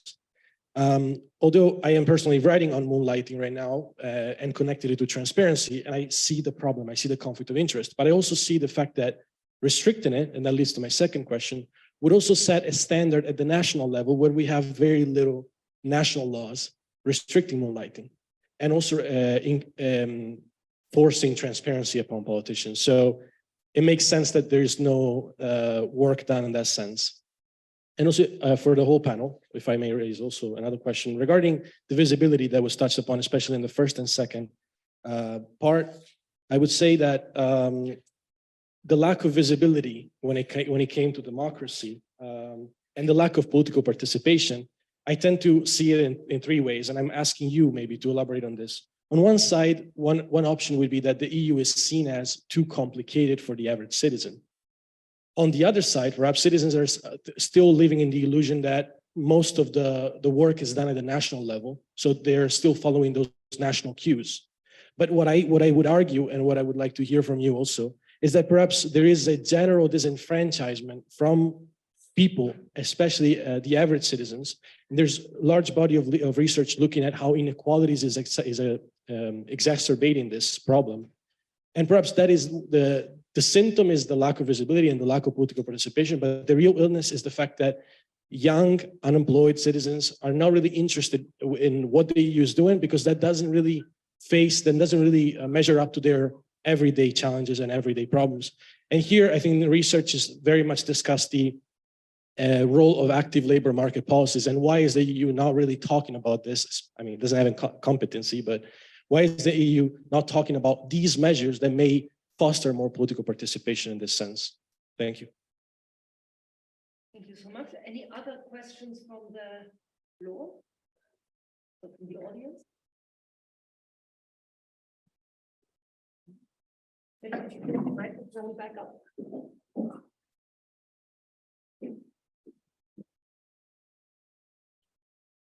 So this time we're going to start from the other way around, just to increase equality on the panel. So we would start with Shari, and we had different questions, some of them to all panelists and some specifically, but I think everyone had also their own question, which is always very nice. So Shari, if I can pass this on to you. Okay. Can you hear me? Yes, okay. I have a problem with this. So, so thank you for your question. I will try to reply quickly so the others will also have the time, but then I can come back to some of the points. So on the question regarding your first question, the fact that, of course, the Belgian police in charge of Qatargate and they are investigating on that. This is, of course, something that is related to the criminal aspect. So they are investigating on the criminal aspect because we don't have this possibility at the EU level. Now, of course, we have Apple, which is very like it has a role, of course, and it's very important to give visibility to this new institution. But of course, in this case, it was not possible to be something investigated by Apple. But the problem is, but Apple, of course, has a role on that.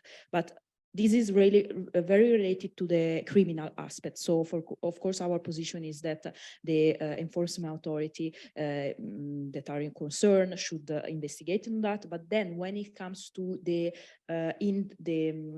part related to the internal reforms and the internal ethics regime of the institution. There is the role of the institution that they can actually investigate on that and take action to address what has happened. So I think that on the criminal aspect, it's correct that the Belgian police is in charge of that, but then there is still a space for the institution to give a strong signal by introducing reforms of their ethics regime. So this is something that right now, as I was saying, it's going very, it's slow. So we are going to see how it will develop, but there has been, it's a huge opportunity actually, because the institution can actually send a strong signal to the citizen that they're able to react quickly to something and to adopt strong measures to ameliorate the system. But right now we see that it's not really happening. So in terms of the parliament, as I was saying, nothing major is being decided, and they are still saying, okay, but we are going to see in the next months. But like many of their reforms could have been adopted very quickly by basically internally with a decision of the bureau. They did it for the cooling off period, but they came out with 6 months cooling off period, which is basically nothing. So many of the problems could have been addressed internally by the parliament itself very quickly with a bureau decision, with basically also a reform of the rules procedure coming up from AFCO as well. So it was possible to do it very quickly, but they are not doing it. So I think that this is a missing opportunity for them. And then when it comes to how to deepen democracy, but at the same time, that the process is effective, for in our opinion, the reply is transparency. So basically it should be everything that is done at the European level should be transparent, and this way it should also be, they will have legitimacy, because if the citizens know what is going on, they will be able to follow. And we are seeing now with these, as I was saying before, with the reforms that has been endorsed by the Conference of Presidents, there is nothing on the website about this, nothing. So, and we don't know how they are going to implement this. And then on the second, on your question related to side jobs, so now our position is that there should be a ban on side jobs, and this is something not only paid side job, but also not non-paid, because being in a board, be a member of a board of a company, even if it's not paid, it can also lead to conflict of interest. So we have done a lot of researches on that. There have been a lot of problems. We know that there are also some problematic situation right now. There's been one member, for example, right now who's she's the shadow rapporteur of the Media Freedom Act, and she's working in a company of broadcasting. So it can really, even if it's not a real conflict of interest, it can be perceived like this by citizens, and it can have an effect of course on our democracy. So the argument of the high-skilled members, this is something new, that it's the first time that that I heard about this. And in my opinion, of course, it's we heard a lot of how can I say, friction against this ban of side jobs, but the problem is not the problem is that also that we don't have information on the side jobs. So it's not like they should declare the side job, but then if you look at the description in the parliament website, is meaningless. So it's not clear what they are actually doing. So I think that the problem is really being more transparent on that. And I don't think that we really need to some extent high skills members of the parliament if then there is a problem of conflict of interest. We should they have a balanced approach, I think. And then I agree, at the national level, we don't have much rules on that. And I think that it should be a very good example for the European Union to be the one of having these rules and have set a golden standard. So I think that for the moment I will, I was saying that I was going to be short, but it was not. So I will stop here. Thank you. Yeah, on Qatar, EU was clearly embarrassed that it was the Belgian police with the help of a foreign intelligence service that uncovers Qatargate. Like it is ridiculous. It should be an EU body that detects and prosecutes corruption of an EU institution. Whether that's the EPPO or Olaf or a combination, some kind of European FBI, but we're still far away from a European FBI. And again, we shouldn't be naive that these things don't happen in the council. We've had inquiries as regards certain prime ministers and former prime ministers. But are we ready for an EU body to, you know, on the back of some strange speeches, let's say in the parliament, to open up an investigation in secret and monitor bank accounts, and monitor communications? You know, I think we're probably not there yet. But the EPPO has a lot of powers, and if the EU budget is involved, they can act. On your question as regards how we connect this deeper, we have this, I think, golden era of European integration. It's, you know, again, unfortunately by stealth, and the wider public. Look, we know how to do this in Europe. It's called representative democracy, right? This is what we do. You elect at the ballot box your representatives. We have a federal system. You elect at national level and you elect at European level. And all of these technical bodies, agencies, EPPO, Olaf, Medicines Aid, we have over 50 European agencies around Europe, for example. And the executive, the commission, are accountable to the elected representatives. That's, you know, that's a system that works very well in most member states. And that's the system we should make work at European level. But what's falling down is the part where you go into the ballot box and 100 million people went into the ballot box, making those connections to what happens at European level and then holding people to account. There's a strong possibility President von der Leyen will be reappointed or re-elected. But can Europeans really express that? Will there be a campaign? Will her performance be judged at the ballot box? And are we guaranteed that that result will form a majority in Parliament and then a political program for the next Commission? I think that's where that's where the major falling is. And again, there's, in my view, vested interests, i.e. the national governments, who have a large amount of the power at the moment, don't want to give that power over to citizens directly. On the ECI, so obviously the European Ombudsman's role on ECI is just the administrative. So we just look at it. We're not obviously in favor of any ECI or against any ECI. It's in the treaties. Obviously, we think the institution should honor what's in the treaties and fulfill its obligations. And the Commission, as the administrative body administrating it, we have got complaints and have had inquiries, and we think they have improved, and the administration has improved. Now, again, whether they actually turn into legislation or in proposals, that's a separate question. But on the administrative level, the Commission has done a lot and it has improved. But I think that the questions I was raising is more fundamental. Is this tool a false promise to Europeans? And again, we'll have to see at the next European elections. One very important MEP behind it all, Joe Leinen from the S&D, he said at the time, he was kind of against it at the time because, look, we're representative democracy and what does it matter what 1 million people think? But he was in favor in the end because he thought it Europeanized people and it encouraged people to mobilize at European level. And that is probably a good thing about it, is that it gets people across borders to mobilize, Europeanize, get active, and hopefully stay active. And this is the problem with a lot of these tools. They need to stay active at European level. And this is where I go back to the European political parties are so weak. You know, we would like all these people who are active on these citizens' issues to become really active at European level then into real elections, etc. I think your colleague raised the major issue. There is, of course, a wider issue of democracy and, you know, our connection at regional, national, and European level of connection with democracy. And, you know, post-war, the Volksparteien and the big parties of 2 or 3 4 political families, that's splintering now a lot. You see that all over Europe. A lot of younger people have no connection at all to political families or political groups. They get their information from, you know, Facebook and TikTok and not the evening news or from chat shows or the broadsheet newspapers. So there is a wider, huge democratic issue, of course, and that's huge. Look, again, I think, you know, it's something like the Spitzenkandidat, you know, millions of Americans went and voted for Obama and they mobilized, and millions voted for Trump as well. And that's good, okay? It was democracy. But at European level, I don't see that mobilization.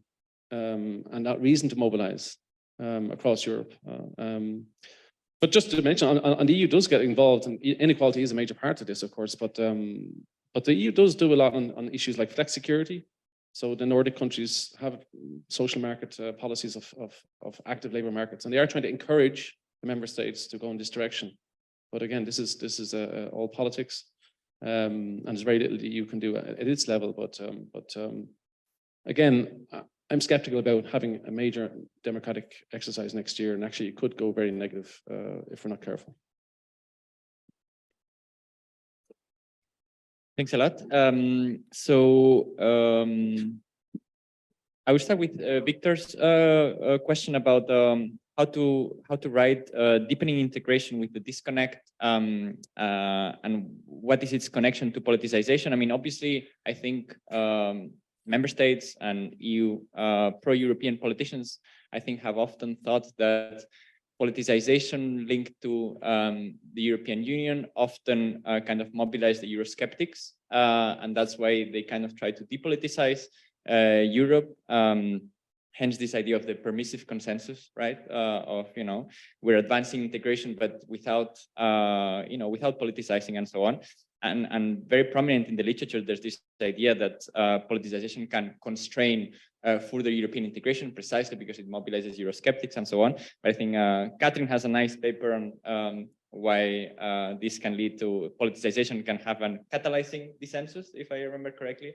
And I have myself, with some colleagues, talked about an empowering dissensus, because, I mean, ultimately, democracy is about politicization, is about contestation. And if we don't have that contestation, I think it's very unlikely that any of the accountability reforms will ever happen if we don't have people, you know, protesting and saying that, you know, this actually, it's interesting that there's, to me, not enough scandal and not enough people in the streets protesting about Qatargate. And without that pressure from the public sphere, it's highly unlikely that any of these reforms, I think, will go forward. So I think really, you cannot really have democracy without contestation, without politicization. So on the comment about, do we need another complex institution? So, and you mentioned Richard Bellamy and Sandra Kroger. Obviously, they come from a more intergovernmental perspective, which is totally legitimate, but it's not the one I share. And I think that, I mean, I'm not necessarily in favor of the proposal that Catherine talked about by Gabriela and company, but I do think it's worth thinking about what sort of institutional spaces can contribute to, you know, Europeanize, transnationalize the political debate. And as Aidan was saying about the ECI, well, I think it's, and I've done myself research on the ECI, I think what is important about the ECI is not really the policy impact, because, I mean, let's be honest about it, it has very little. What is important is indeed that it Europeanizes or contributes to Europeanize political discourse and politics more generally. And then the last two questions about national and EU. I mean, I think it's often unhelpful to distinguish kind of conceptually national democracy with EU democracy. I mean, they go together. I mean, European democracy is completely dependent on national democracies, and the fact that as Shari and Aidan were talking, I mean, the Council is really arguably one of the biggest problems for European democracy. And what is the Council is the result of national democracies, right? And, you know, everything that the Council does is influenced by Hungary, which arguably is not that much of a democracy, right? So we have a very complex system, but I don't think we can really separate one. So of course, things that happen or deficits that happen at the national level, of course, they influence European politics. And I think that we should really see them together. And this relates to the last question about disenfranchisement, everyday challenges and so on. I mean, you know, look at what's happening in France with the pension reform. I mean, it's interesting that some of the reaction by some political leaders is, well, you know, in France, people are too privileged that they don't want to put their retirement at 64, when in Romania we have it at X. Well, I think what we should be really thinking about is that, the labor markets are completely embedded with each other. So whatever happens in France is directly related to other things. So if it's going to raise the retirement age in France, it's not going to have, a positive effect anywhere else, right? And I think this is really the kind of political, I think, conceptualization that we really should be having, how our lives are completely intertwined with each other. The French Spanish citizens, what happens in Spanish politics is directly related to what happens in Austrian or German ones. So we should be looking for ways to connect trade unions in Germany with trade unions in Spain, so that they kind of work together. I'll finish that. Thanks. Thank you. Since I agree with so much that the other speakers have responded to the question, I don't want to repeat it all, but focus on one thing. I think you mentioned, why do we need another institution when we already have all of these complicated institutions at both the EU and the national level? And you mentioned national parliaments. So I don't want to talk about this additional institution. Again, it's not my proposal. What makes national politics legitimate and democratic? What makes people feel connected to the political process, despite all its flaws? And we don't need to report all the flaws that democracy has at the national level. But what makes them feel connected? It's that they know the main characters. They know the main issues that are being debated. They know, maybe without much level of detail, they know what's at stake, and they at least feel that on that basis they can form an opinion and be part of the debate. And their preferred newspaper and their preferred Facebook, WhatsApp, TikTok, whatever bubble, informs them further, they take part in it. And sorry, you've probably seen me looking around on my laptop because I was looking up 2 quotes. One of them I have quoted to death, but this is another good one, a good opportunity. And this is a quote by Simon Hicks from 2006. And he said, and I love this, "Politics is ultimately a glorified soap opera with weekly installments of confrontations and intrigues between vibrant, or sometimes dull, personalities." Who are the personalities at the EU level? What are the intrigues? I mean, Qatar set aside. What is happening? What of that lets EU citizens participate? And that is the big difference. And I'm in favor of anything that politicizes that process and makes politics in the EU that kind of glorified soap opera that people feel are a part of. Try it through the Spitzenkandidaten system. Yeah, the first 2 installments weren't the great breakthrough. Give it a bit of time. Don't, shoot it down at the second installment, because it takes away some of your decision-making power at the EU level. Give it some time. I think you'd have a hard time going around the US and finding someone who doesn't know who the president is. I'm venturing the idea that it's not all that difficult to find someone out there who doesn't know who the Commission President is of the EU. And this relates back to what the others have said. The problem is the active depoliticization. I mean, think about every Commission proposal that comes out. It's already so carefully calibrated with all potential interests. Then it goes to the national parliaments. What they say is usually ignored in the political dialogue and the subsidiarity check. It then goes into the council. They disappear behind the doors and they calibrate everything super carefully. And then at the end, we've got something that everyone and no one is happy with. And The other quote I was looking up is one from the Commission, and I think this is where it's sort of we have one of the I see the idea behind it, but for me this is a bit the core of the problem. And reading, being able to read helps a lot. I don't know whether this is still current, because this was for a study we did for the European Parliament a couple of years ago, but the Commission had sort of this thing on corporate communication.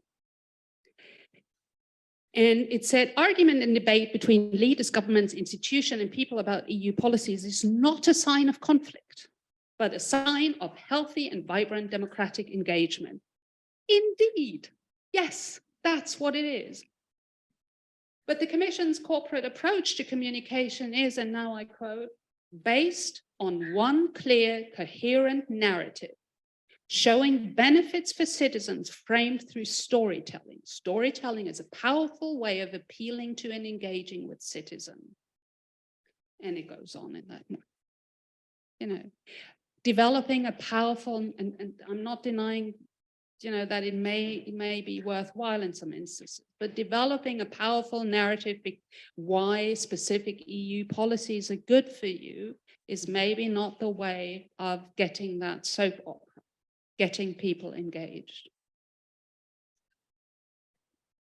Thank you so much. There's not very much to add to this, but I never thought that we would talk about soap operas as a good thing.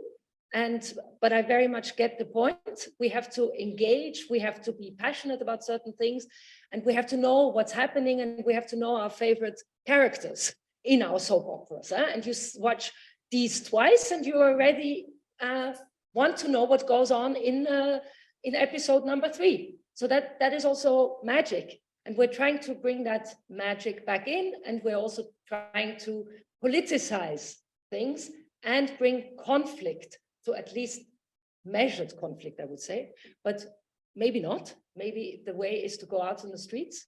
So bring conflict back in as well. We will not do so today. We will now have lunch.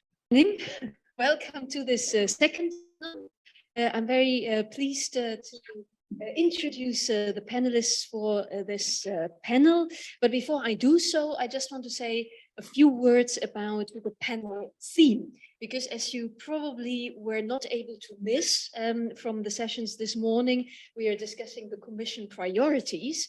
And I have been asked by the organizers to organize a panel on the topic of the priority on promoting EU values and assuming global leadership. And I believe probably all panel chairs assert this, but certainly in this priority, the world has quite literally changed, I would argue, since the Commission has drafted the priorities. And so in this panel, we will examine to what extent the EU has been successful in upholding the values of equality and tolerance and social fairness in what was then a transforming union. But now, of course, we are also looking at a rapidly changing or changed international environment, not only after the COVID crisis or the COVID pandemic, but more importantly, of course, the war in Ukraine, the Russian invasion of Ukraine. And that has certainly changed many parameters in the EU's foreign policy. And I think that makes our panel also so very interesting this afternoon. And we will look at how the EU now in this rapidly changing environment is upholding the values on the global stage. Of course, we are also seeing an increasingly geopoliticizing European Union, and we want to discuss what that means for the EU as a global actor, if indeed after the Russian invasion of Ukraine and the world's reaction to it, we can still call the EU a global actor, or should we now rather call it a regional actor. So that is also something I look forward to discussing. We have 3 questions. As I mentioned, to what extent is the EU a global player now? What type of actor can the EU be in the future? What will it be doing in terms of squaring the circle between the pursuit of geopolitical interests and promoting democratic principles and values?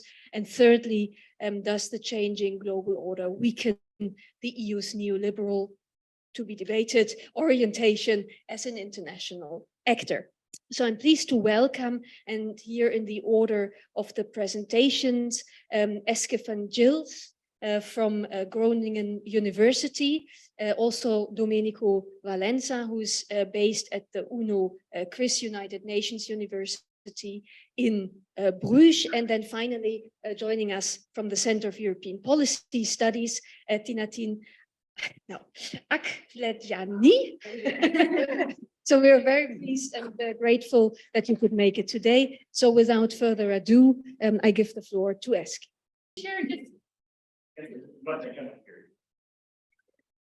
Okay, is this better? All right, perfect. As the front page already suggests, I'm going to just share a few thoughts on Azerbaijan. I figured that this panel is actually covering a very, very wide topic. There's so much to say about the EU global actorness, changes in the last years, that in 15 minutes, it's difficult to just really give a clear overview. So I'm just going to pick up on a few small things regarding one country case. Because I do think Azerbaijan is a case study that says more about EU external relations, and it definitely shows the different dilemmas that the EU is confronted with in other relations as well. So the 2 priorities that we were asked to reflect on for this panel was promoting our European way of life. I very naively understood this as values promotion, but when you start to look deeper into what it really means, it's not, right? A lot of it is actually about migration and security. So in a way, also keeping people out and thereby protecting our way of life. And it's not so much about promoting values externally, only to the extent that it also has the function of security. The other aspect is a stronger Europe in the world, so about actorness, and I'll say a little bit about that as well. For the Eastern Partnership, there's been quite a bit of discussion, like all of these priorities, that they also work out specifically in external relations with the closest countries that are neighboring the EU. And Dorina Baltag, Julian Romanishin, and Marina Rabinovic have been editing a special issue specifically on this topic. It's forthcoming, and they've tried to look at policy performance. So they have 5 concrete measures to actually try and find out, were the EU priorities effective or not? Has there been a proper performance of all of these goals that were set at the start? And I wrote a paper there for Azerbaijan specifically. So I've tried to find out to what extent can we see that these different goals that were set were actually met. And there's a big overlap there with the 2 priorities that we're reviewing in this panel. So I just very briefly wanted to share the not surprising findings really regarding Azerbaijan, because of course the big question is, if you have a non-democratic state where the interests are so very different from the EU, and specifically it's not even the country's interest, but the interest of a very small group of people inside Azerbaijan, how does that affect the policy effectiveness or the policy performance of the EU in these relations? I looked at 3 different of these criteria that they selected. Relevance, cohesion, and effectiveness. And I'm not going to go through all of it. That's way too boring and too many details. But just to show you where the differences lie and where these differences come from. So we see the first core objective, political association and economic integration. That's really where the priorities completely mismatch between the EU and that of the Azerbaijani government. Because of course it's about common values, it's also about the association agreement and the WTO and DCFTA. Reasons why association agreement and WTO DCFTA don't work out is also again because of values, because of the way the Nagorno-Karabakh issue was addressed, and because there's this agreement about the status of Azerbaijan within the WTO. So the government there has been very clear that it doesn't accept what the EU is actually expecting of it. And this is something new, right? A lot of the EU priorities were based on what it's known, like it can actually set the agenda, it can expect certain things from its partners. And Azerbaijan makes clear that that's no longer the case. Like, it's not going to accept these conditions set by the EU. Hence, in terms of relevance, it doesn't really accept that these would be the most important or the most relevant things to work on. Enhanced mobility, very well, very high cooperation there, very high relevance. Both partners agree that this is useful, and the same for all of the sectoral cooperation, especially energy, but also all of the other things that are mentioned, except for the Nagorno-Karabakh conflict, because the EU has always expected a peaceful resolution, and there was always a lot of disagreement between the EU and Azerbaijan on how to deal with this. So that's in terms of relevance. You can already see here that the starting point for relations is just fundamentally different because there's different interests. Yep. Second aspect is cohesion. So this is about what happens within the EU itself. Can the EU agree on the instruments that are needed? So that's the horizontal cohesion. And can the member states and the EU agree on what should be on the agenda? That's the vertical cohesion. Now, we see a little bit more of a mixed picture here. What stands out is that all of those areas of sectoral cooperation that were very successful in terms of relevance score only medium over here. The reason is actually twofold.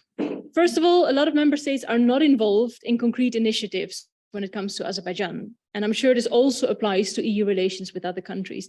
Some simply have more interest than others. Secondly, the Azerbaijani government has started in the last 10 years to draw more bilateral agreements with individual countries, specifically in Central Europe. And that's actually a way to undermine EU central cooperation with Azerbaijan and try and actually have more tailored agreements that enhance Azerbaijan's interests much better. So we start to see that the unity of the EU policy is also diminishing because of that. Therefore, reducing its cohesion. Two other points stand out: implementation of common values. I mean, that's not to be, nothing surprising again. Of course, there's little agreement. Why is a horizontal agreement so cohesion so very low? I lost my train of thought there for a moment.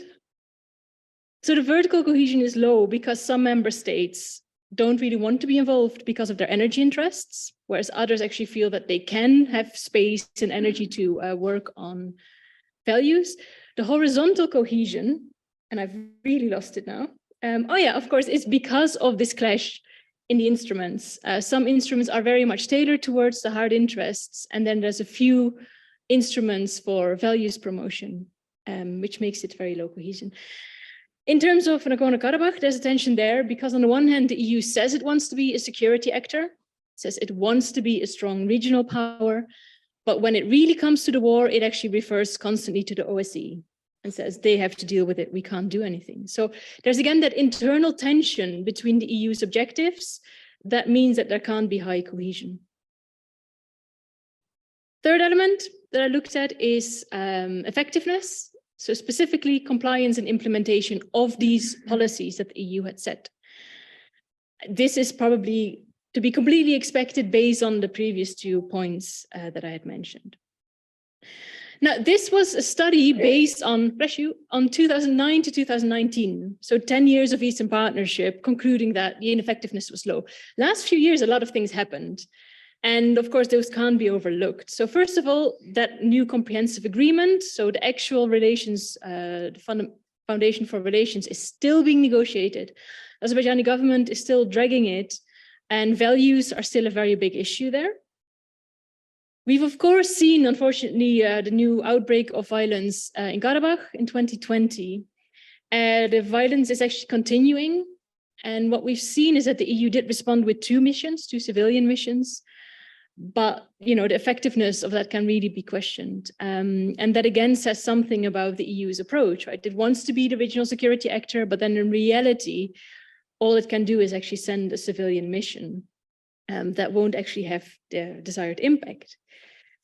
And the third thing, the war in Ukraine, that is of course having a massive effect on these relations as well. Azerbaijan has increased even further its status in terms of the alternative energy supplier. This was always the case, right? There's always been this trade-off between values and energy, but now even more than before. And this is definitely not going to enhance the EU's power there. If any, it's enhancing Azerbaijan's power in these relations. And the same will apply for other countries, Turkmenistan, Iran, different countries that are non-democratic and that are going to be more important for the EU in the years to come. What are the implications then? Is that actually when we look at these two priorities, we see that neither of them is really implemented properly. There's neither a principled approach nor actually pragmatism. Right? So, of course, the concept is very popularized in all of the documents in the last few years, but we don't see any of them. There's not a full pragmatism in the sense of, well, we just accept that Azerbaijan is a strategic partner and we leave that for what it is. There's still this constant rhetoric about values are the foundation of this relationship, but in practice, we don't see it happening at all. So officially they're on the agenda, very much so. In practice, completely ineffective. At the same time, also the EU tries to be an influential actor, but it's unsuccessful. And specifically the war in Ukraine and in Karabakh just really highlight again that the actorness is very much limited. Now, what we've seen then in the last few years is that the EU tries to tackle this by trying to combine these two more and more, right? For example, with the concept of principled pragmatism, or to say we have to look at both. I'm starting to think maybe that actually works counterproductively. It is an authoritarian regime. Authoritarian regimes are incredibly adaptive. They can take quick policy decisions. They learn very quickly on how relationships work, and they can adjust to that. And if any, in my research, I've been trying to even find out, or the signals are that if anything, the whole, like the halfway values promotion is even helping Azerbaijan to consolidate its regime, rather than that it actually is a threat at all. And so in the paper, I also wondered in the end, like, does it make sense even to have this one policy and to have the same policy objectives for all the countries? Or should the EU maybe start distinguishing between objectives towards democratic states and non-democratic states? Because the foundations of the relationship are so completely different that there's no way they're ever going to be effective. So that was a very, very brief overview of EU-Azerbaijan relations and some of the problems in terms of the policy performance there.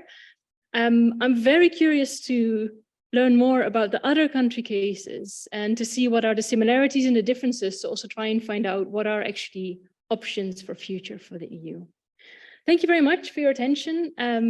Yes, and I'll hand over to the next presenter.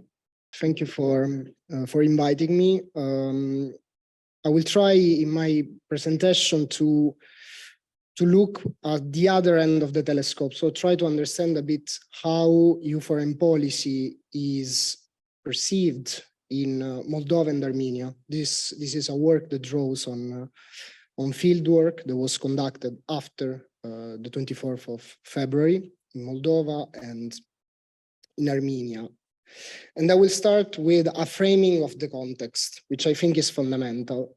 This is I will use several surveys, starting from this one that comes from data collected in October and November 2022. And we see that economic factors dominate the agenda, at least in the surveys that were in this survey that was asked. The same survey was conducted in different times, and you always see the economic factor very high. And for instance, in the case of Moldova, external conflict and the war comparatively lower. So I think this is the framing of the first country I'm going to talk about. So let's have some broader context about Moldova. This is, from a new perspective, a very favorable context. You have a pro-EU and, as they say, pro-reform president, parliament, and government. Also, as a result of this, I would say candidate status was granted upon a 9 condition together with Ukraine. And there are a number of initiatives the EU has undertaken. I will not go through all of them. I will just mention the macro-financial assistance, so an attempt also to support Moldovan economy. So how does this translate in terms of perceptions? We see, and this is only a chart that is related to a specific time, and this is a survey that comes from March of this year. And we see that the EU has quite consolidated its position in Moldova. Russia's comparatively, I attempted also to put Russia in the picture for both countries. We see that Russia's position has weakened over time. but I think we need to complicate a bit the picture, as always. This survey gave opportunity to clarify, for instance, an aspect related to the language of the questionnaire that was used to answer this survey. And we start to see some variations, for instance, in terms of the language that was used, whether it was Romanian or it was other languages. And you see a clear difference in perception. I included here that we are talking about only 23%, so which is a factor to take into account. But if we leave the political aspect of it and we focus on the more, I would say, cultural dimension, we have another aspect that we should take into account, at least as far as Moldova is concerned, the fact that Russian narratives are extraordinarily resilient. I decided to add this, which is, I mean, we know, unfortunately, very well what we are talking about. It's a narrative that Russian presidency has largely relied on and used before the invasion. The narrative of basically negating Ukrainians' alternative identity. And we see that this narrative is still quite widespread in Moldova. There is an attempt to also weaponize, and this is particularly what my research has been concerned about, certain symbolic aspects of it, and I refer particularly to Victory Day, which was part of my field work. And I think this Moldova's this interesting dimension of having on May 9 a sort of double holiday. And I think this epitomizes, in a way, a certain societal polarization that exists. Be aware that when I say this, I'm not saying that Moldova is a divided country. I'm saying that Moldova is one country, but there exists this dimension and we should take it into account. And I would like to use actually this opportunity to make another point, because there have been a lot of, recently, articles, not only, I would say, policy-oriented and news article about the fact that Russia lost its soft power. I think we should nuance this a bit, problematize it, look case by case, because often the Ukraine's example is taken. I think this is useful, but we should not overgeneralize this finding. And I think it's also problematic from a policy-oriented perspective, because you need evidence-based policies to counter Russian influence, and this is not perhaps the best way. So in sum, there is increased support for the EU. There is a very delicate economic situation. There is a government that has, according to some interviews, failed to deliver. 57% of the country, of the interviewees think the country is going in the wrong direction. There is a resilience of Russian narrative. There is the authorities' attempt in this favoring political context to strike some points. And there remains the broader uncertainty, of course, on the enlargement process, which we don't know yet whether and where this will lead. So Armenia is a completely different case. This is the same typology of survey that was conducted in June 2022. And here we see that national security actually dominates the answer, with 54% a first and most important problem and 11% a second most important problem. And in this context, of course, here comes the security context. I will not be able to go that in detail. I will refer also to what Eske just mentioned about the 44 days war, the ceasefire agreement with Russian forces that were deployed along the contact line and along the Lachin corridor, border clashes in September, and the Lachin corridor under blockade in December. So how does this reflect in practice in terms of EU perception? Not very well. There was, I would say, a steady decline in the positive perceptions of the EU. There was, this is data, I forgot to add the source, this is data for EU neighbors east, so down from 62% to 42%. But I think these numbers do not fully capture the scale of, let's say, the problem the EU faces in terms of perception. I will give 3 examples. The first one is related to the 44-day war and the fact the EU response was perceived as timid and pursuing a two-side approach. This is a quote that I have from a CSO representative on the fact that we didn't get the support we hoped, and I had a sense of disillusion. And this also has an impact in the way the EU communicates on the ground, because I mentioned about Europe Day in Moldova. Here we have a different story, because the EU delegation decided to tone down its public and cultural diplomacy aspects. For instance, there was no Europe Day organized. There was COVID, of course, but then there wasn't. So this is, I would say, exhibit number 1 about perceptions in Armenia. Here comes exhibit number 2. This is an article I read twice, once straight after the war, because it appeared in my feed, in my Twitter feed, and then again more recently. The first time I didn't get the article, the second time I did, because it was after my field work. And there was, I would say, a perception that the empathy that Ukraine received was not the same empathy received by Armenia in the context of the 2020 war. Again, we are not here to say whether we agree or disagree. This is about perceptions, and it's another element to take into account. And then, of course, there is the third component of this, which is more recent, which is about the gas deal. And this was another element that in my interviews conducted mainly with political and cultural elites, you also see this aspect coming about the perception that Aliyev was presented as a reliable partner. What does this mean in terms, I mean, I've been also talking about Russia, so I want to bring Russia in the picture as well. Does this translate into increased support for Russia? No, because this is another source coming from the Caucasus Barometer 2022, and we see clearly an ongoing, quite spectacular drop as well on Russia, and this is corroborated also by interviews that I conducted, and the same indifference that I was mentioning about the EU can be found also in the case of Russia in the course of my interviews, and also the fact that Victory Day, which is, I would say, the linchpin of Russia's public diplomacy in Eastern Europe and South Caucasus, does not have the same role, because Victory Day in Armenia was mostly about Armenia and the first Nagorno-Karabakh war. So that again, what was the most important vector for Russia has diminished as well. I will approach my conclusion.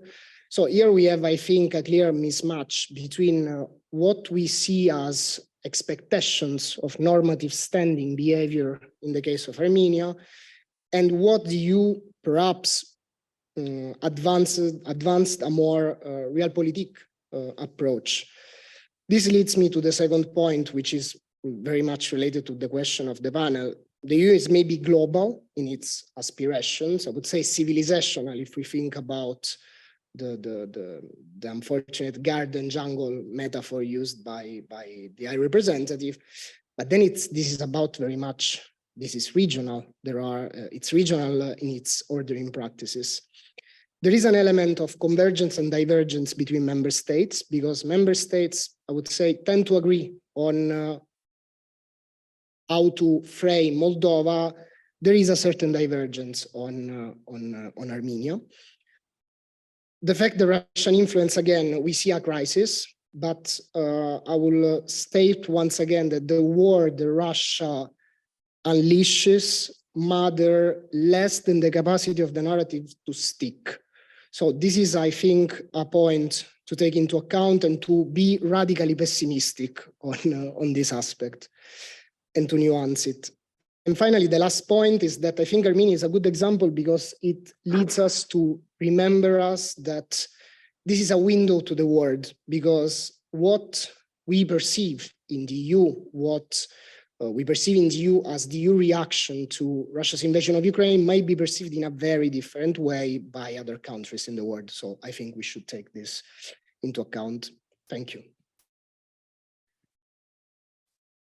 Yeah, I don't have slides. I'm like, is it working? Okay. I don't have slides. I'm like Dominica and Eske. So today I think I'll be wearing my think tank hat, not the academia hat. So I will tell you this story that I've been reflecting myself, how to approach this very important, but also very sensitive topic, which is very much in the process. And just to start with, indeed, when this commission started, the world was quite different. And I think the best starting point to discuss about the region is really to start very briefly how this was all set up, the Eastern Partnership. The Eastern Partnership was set up back in 2009. And the first thing that comes to your mind, what was this response, right? To what triggered the EU to become formally the geopolitical actor in the region. That was yet another war. That was Russia's invasion of Georgia in 2008, and that was then the follow-up response. And back then, who we could remember the players from the member states, that was Sweden and Poland, who really showed initiative to build the Eastern Partnership initiative. Now, we are talking 2009, where there were the 6 countries, quite different landscapes back then than they are today. Just to refresh, by alphabetical order: Armenia, Azerbaijan, Belarus, Georgia, Moldova, and Ukraine. Now, 5 years after, in 2014, that was another, milestone for the Eastern Partnership when, some of its members, and I have in mind so-called trio, Georgia, Moldova, and Ukraine, decided to put forward the association agreements and the DCFTAs with the European Union. So that was a big milestone. And already in 2014, the tree was somehow, not separated, but distinguished from the rest of the tree in the Eastern Partnership. And that was, I think, the milestone that also defined the further development. That, again, didn't come for free, right? The cost here was all the Maidan events, we remember, in Ukraine. And yet another point, just to reflect, as we saw, the launch of Eastern Partnership and its progress was very much depending on, how would be the response from Russia. It was really shaping, and the EU was, following. So it was in a more reactive way than a proactive way. And then, so I don't want to go into too much detail, but after signing the association agreements, the rest was left with some other things like connectivity, the digital, the things that was still very relevant for the European Union, that new little border. But even there, they really faced, sectoral cooperation also faced a lot of problems. Why? Because, everything for the European Union is really streamlined to the core EU values. And you can see that. There are the EU laws, we know a lot, but they feature all the key values, right? When it comes to digital, we start with the GDPR, data privacy, personal data, data flow, when it comes to trade, but it's really, really deeply streamlined. And this is EU soft power, which is very, very rigorous to overcome or to find a way around. So that was already, facing the problems with sectoral cooperation with the rest of the 3 countries. Now, for the associated countries, and I want to just draw your attention on these agreements, which are really deep and comprehensive. I mean, I've done a lot of work on them, so just flagging if you have follow-up questions on the AAs or the CFTAs, I can tell more. But again, this is an agreement, but it was really streamlining the EU values. Deep and comprehensive, exactly because this was more than trade. I mean, DCFTA is really more than trade, right? It's all about sustainability, all about the respect of the human rights, consumer rights, and we can go on and on. Association agreement, the core of it, rule of law, all the reforms that you wanted to see in these countries. And this is why it was for the EU to reconsider its existing agreements, like the comparison could be drawn with the Balkan countries, stabilization and association agreements, which are far less comprehensive or far less ambitious than the association agreement. So that was already a little bit of wake-up call for the European Union to see, do I want these countries to be associated with me in practice? What do I do for it? So what the EU has done, as EU usually does, it was heavy annexes, a lot of legal text. There was a lot of commitments for the trio countries, but they embarked on this journey. And this is why it was very difficult for the rest to embark on the same journey. So Belarus took the U-turn, then Armenia joined the Eurasian Economic Union, then Azerbaijan, obviously, as I think very well pointed out by Esther, like democratic principles not there, we can stick around the agreement. So, and that's what we're facing now, there's no agreement. And then when the von der Leyen, the current commission took over, that really was the moment when everyone who followed Eastern Partnership really was expecting, okay, do we have a restart? What do we do with this region, this disputed region? And what came out straight after the von der Leyen Commission took over was this communication on the Eastern Partnership policy in 2020 March, like the month we restarted also COVID. And just very in a nutshell to refer to it, it was very disappointing. Too many experts, the ones who followed also for the member states themselves. Because what the EU decided back then, the strategy or the policy to follow was not to differentiate between 6 very different states, to find a common least denominator, and then not even acknowledge trio, right? That really committed so much, not only legally, not only in practice, but look at Ukraine. I mean, there was Crimea's annexation was not out of blue. This was a response to them signing the association agreement. So that was already very disappointing, particularly for the trio countries. What they have done, they've asked the European Union to be formally recognized, and they had to wait a little bit, 2 years. I mean, this was all, calls in the formal letters that didn't yield any response. And in 2021, so 1 year before the war outbreak, then there was a response from Borrell and also from Charles Michel, in their announcements that, okay, we will be, open for the trio if they want to, accelerate their integration. But again, there was no policy framework put forward by the EU. We are talking just before the war. There was nothing on the trio other than just some response in some of their announcements. So this is the disappointment. And in the meantime, EU has been developing its own policies, like on the digital, on the Green Deal. Did we see there is the partnership component? No, really. So the priority was not coming from the EU. And then we had the war. So, and again, today where we stand after 1 year after the war, 2 countries which have not been even formally recognized, or we didn't have an action plan or anything, what comes to their European integration, now 2 of them have candidates, right? Candidate status. And Georgia is a potential candidate, I don't know, give it a name, but it doesn't have a name. You will not find Georgia even under that name. So this is again, the starting point, how I started it, is that the EU in this region, which is so disputed with Russia, did not have or did not show its active proactive role. It was really reactive, and this really depended on the crisis and how big the crisis was. Now, to come back to these very key questions of about greater and greater, is the EU regional actor or the global actor in this region? Well, no, because I'm an Eastern Partnership expert, but we now see this region is where the world is now watching, because that's where the Russia stands. And by showing its actorship and actorness, in this region, EU also becomes the global actor in a way. And that's what we're seeing now. Coming back to the sanctions packages, coming back to implementation of them, coming back all the EU policies, like even the small EU policies, like, I don't know, instant payments regulation that came out, it has a sanction screening mechanism. Why this is very relevant? Because sanctions enforcement that EU wants to do, right? This is now becoming really, really big. And EU is, mainstreaming in it. That's what really makes EU then the global actor. If you cannot show your leadership in the region at your doorstep, in your immediate neighborhood, you cannot be, I don't think you can be taken seriously as a global actor.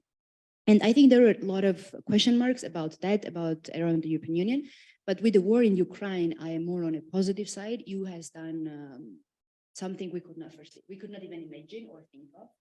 And it's, I would say, if anything, that is on a right track.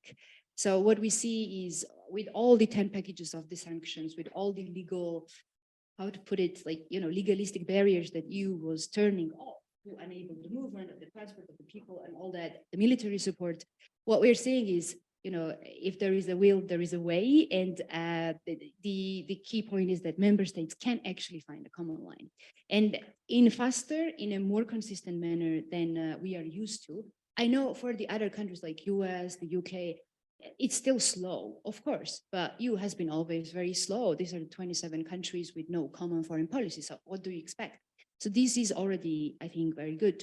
I also meant to a bit zoom in on Georgia, because I come from Georgia originally, but I don't know whether I have time. So if we have questions, I think you can follow up, but that is just yet another case, and zooming in Georgia because we covered, I think, a lot of other countries.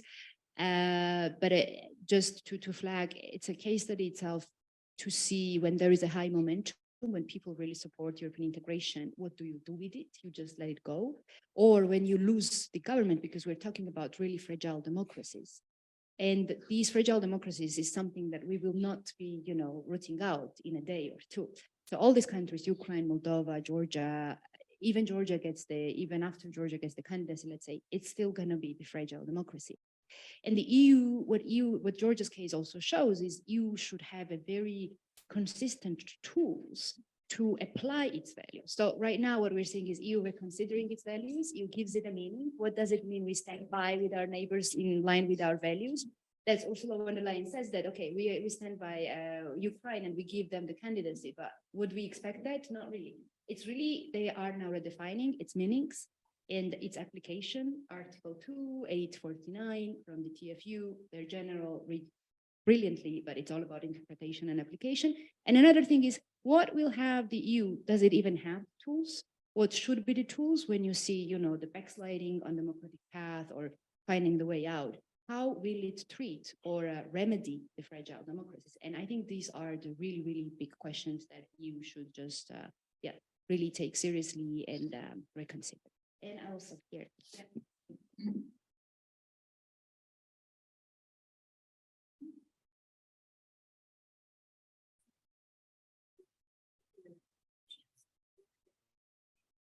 I could still a small presentation for 10 minutes myself, but I don't have to.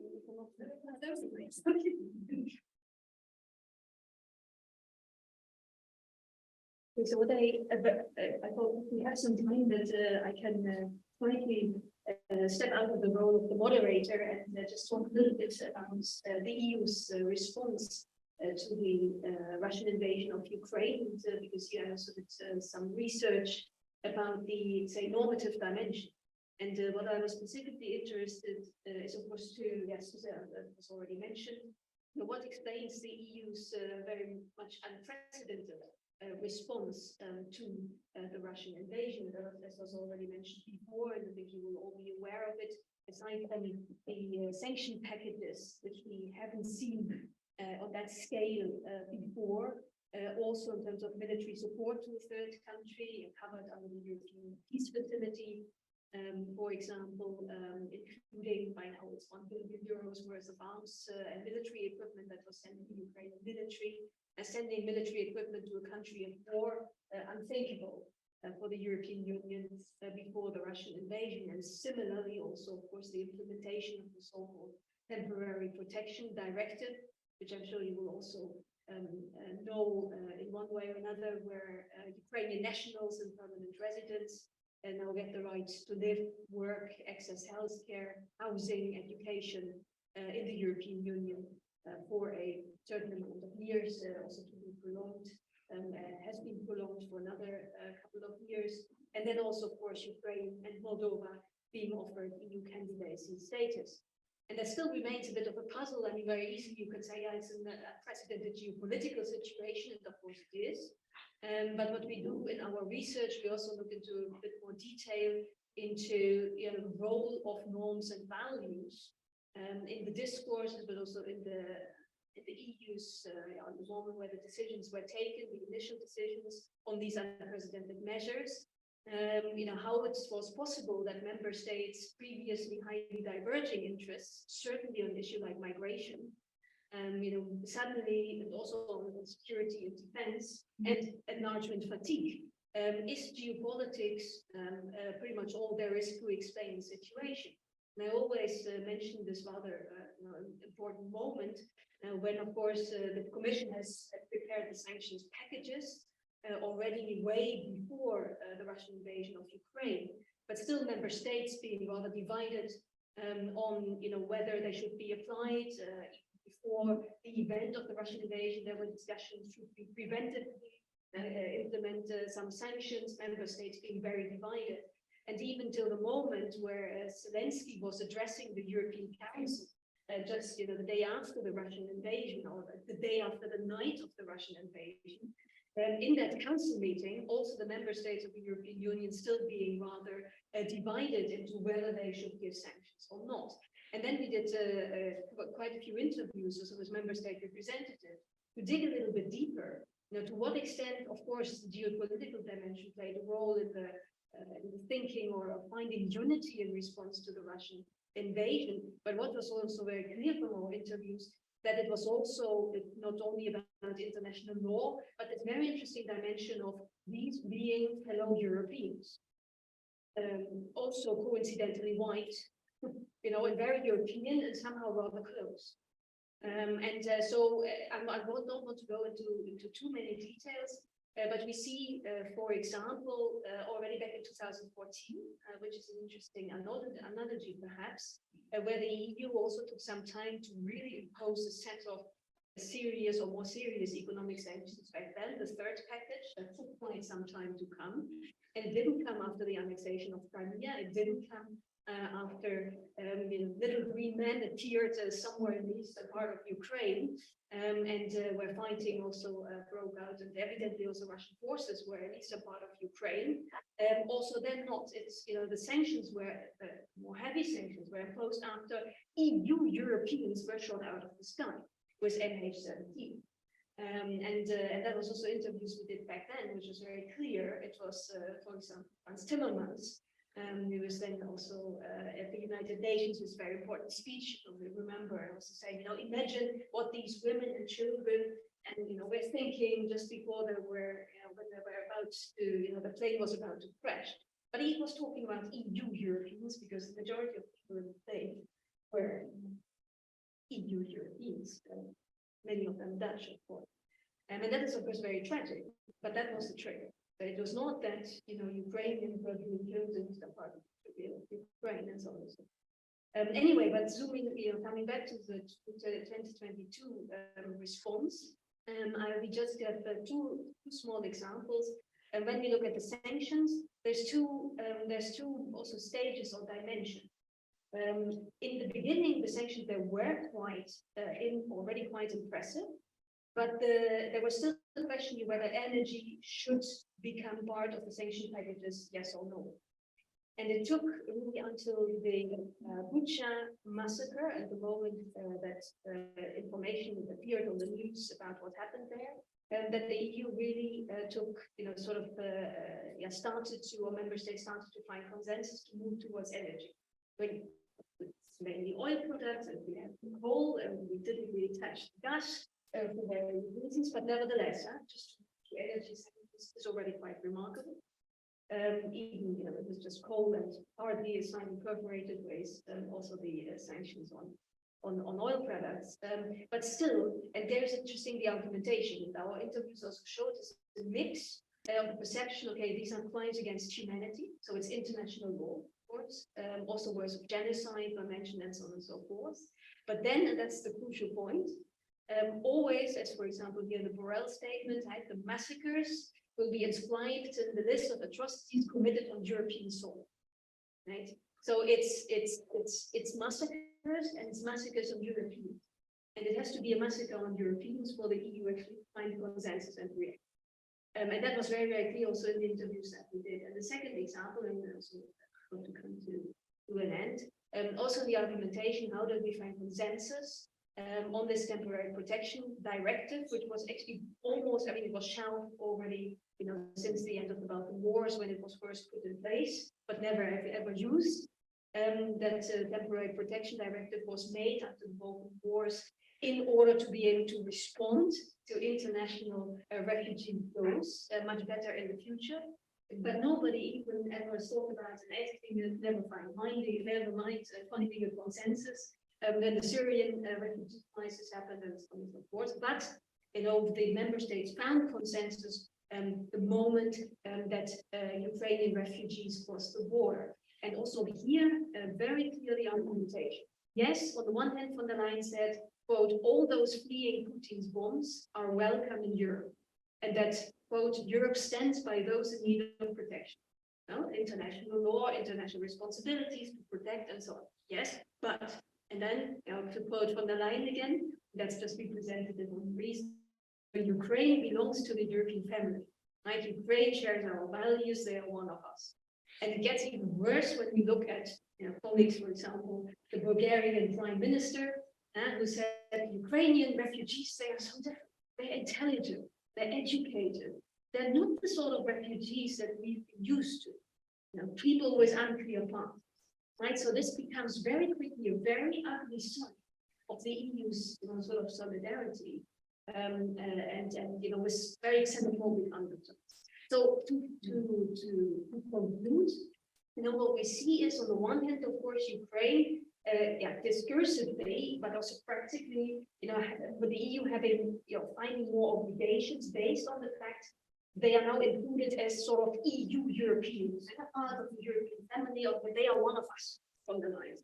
So something happened here, and that's of course quite positive for Ukraine. But on the other hand, you see this very dark, ugly undertones or other side of the EU's, new sort of identification, with your family and these values, and they're very exclusive. And there's a sort of a selected solidarity that really comes to the fore now. And what we can then maybe take on to the debate later on, that what one could argue is that the EU is even moving now with after the invasion of Ukraine, moving further away from its cosmopolitan commitment. I mean, if it ever had one, but still, question in terms of, does it want to define its identity in this new way, right? Or in a different way than other, like, typical state actors in international relations, because you always have that ambition. You want to be a different sort of actor. And we want to, promote these cosmopolitan values. We're not othering. Right? But of course, everybody who studied migration in the past, they have come to that conclusion before. But the EU is very well, capable of defining other in very traditional ways. But we see it come to the fore, and so I would argue consolidate. Also now after the Ukraine war, and that, I think, it's also a sign. If we're talking about emerging, global orders, or and said that we have these spheres of influence, or whatever you want to call it, and that everybody in these spheres of influence have their own, values, identity, and truth. And if you want to be slightly pessimistic, you can see the EU being quite busy with a process like this as well when it comes to its identity. But that is to be said. But thank you very much. And now we move. Thank you very much also to our. I will now move to the discussion and of course questions that you may have here in our present audience, but of course also questions behind me. You see us, our colleagues online. So I'm trying to keep an eye also on the chat in case you want to post a question in the chat, or perhaps easier if you raise a digital hand there. And at the moment I don't see any. So Vic, please. Yes, is it working? Like this? Yes. Here's microphone. Yeah. Thank you very much. And Nick, I'm still PhD candidate. So still have quite confident and bet I can answer this question.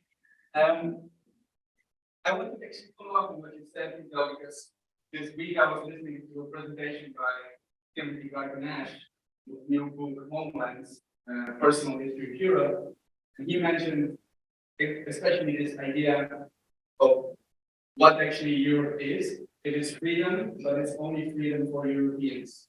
So the question is, maybe to the whole panel, do you think that these dark undertones, xenophobia and racism and chauvinism, are part of European Union, are part of values?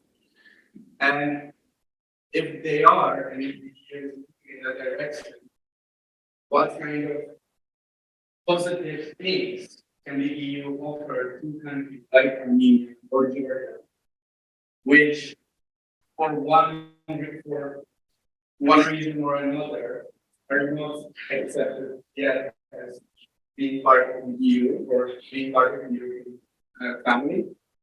And if it has the ambition to play, even in its region, story. Thank you. Can I go? Yeah, okay.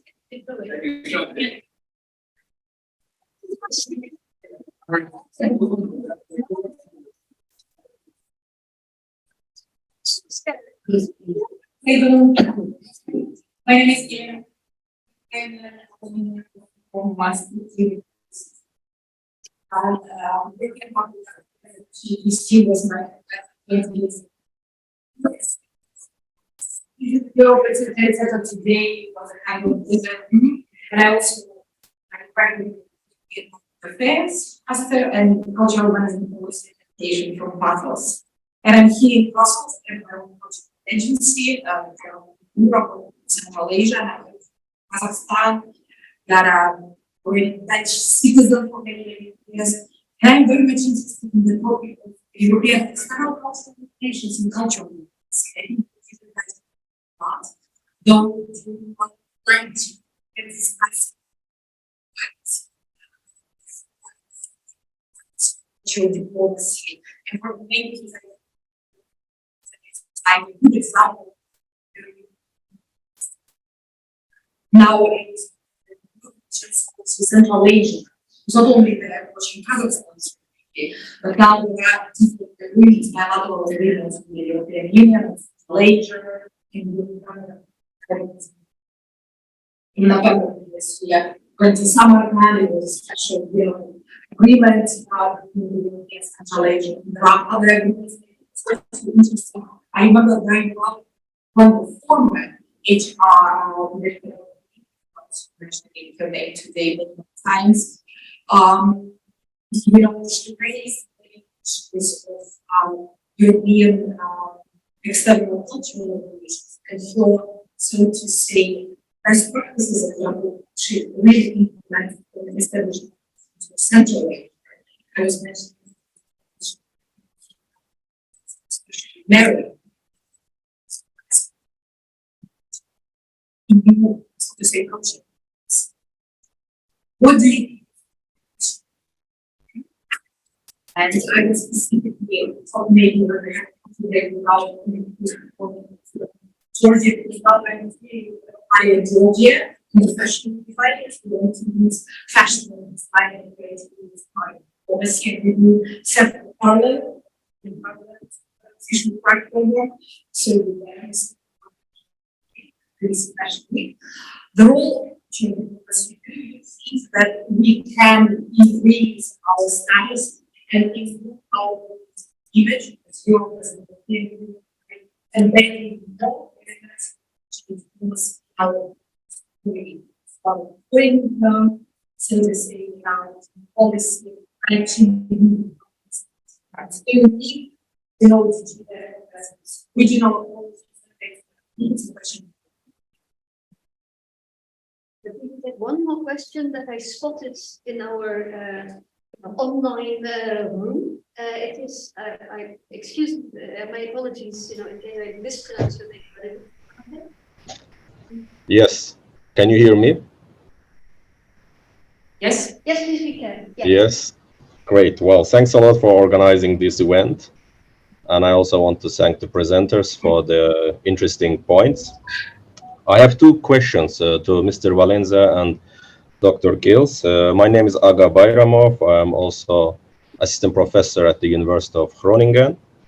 My question to Mr. Valenza is that he mentioned invasion of Ukraine right now, Russian invasion of Ukraine and unexpected or hopes from the Armenian government or the population because they didn't receive this kind of support in 2020. Well, as we know, Ukraine is invaded by Russia and there is this de facto or fake Donbas state. And when we look at the case of Armenia, Azerbaijan, we can also see, there is the separatist state also there called Artsakh. And according to the international law and the United Nations, 7 surrounding districts of Azerbaijan were occupied by Armenia. So in this case, don't you think that it is already the expected answer from the European Union? Because it would be ironically wrong to support Ukraine in the case of invasion, and in the case of another invasion, you support the invader. So that would be maybe mismatch here. And my question to Dr. Gils is more about the European values. I'm wondering how would you define the European values, especially the economic here integration values, because it's very interesting to see this low high dimension, but I'm wondering how it is possible that EU economic integration, let's say, value is low for WTO, but energy, transport, and other economic, I saw their points are high on the slides. I don't remember which, but there was also economic, because energy is also part of economy, transport is also part of economy. So I'm wondering, how would you distinguish these economic things? And the second thing about the interdependency between EU and Azerbaijan, because indeed you are right that after the invasion of Ukraine, EU's energy cooperation has started to increase between the Caspian Sea countries, particularly with Azerbaijan.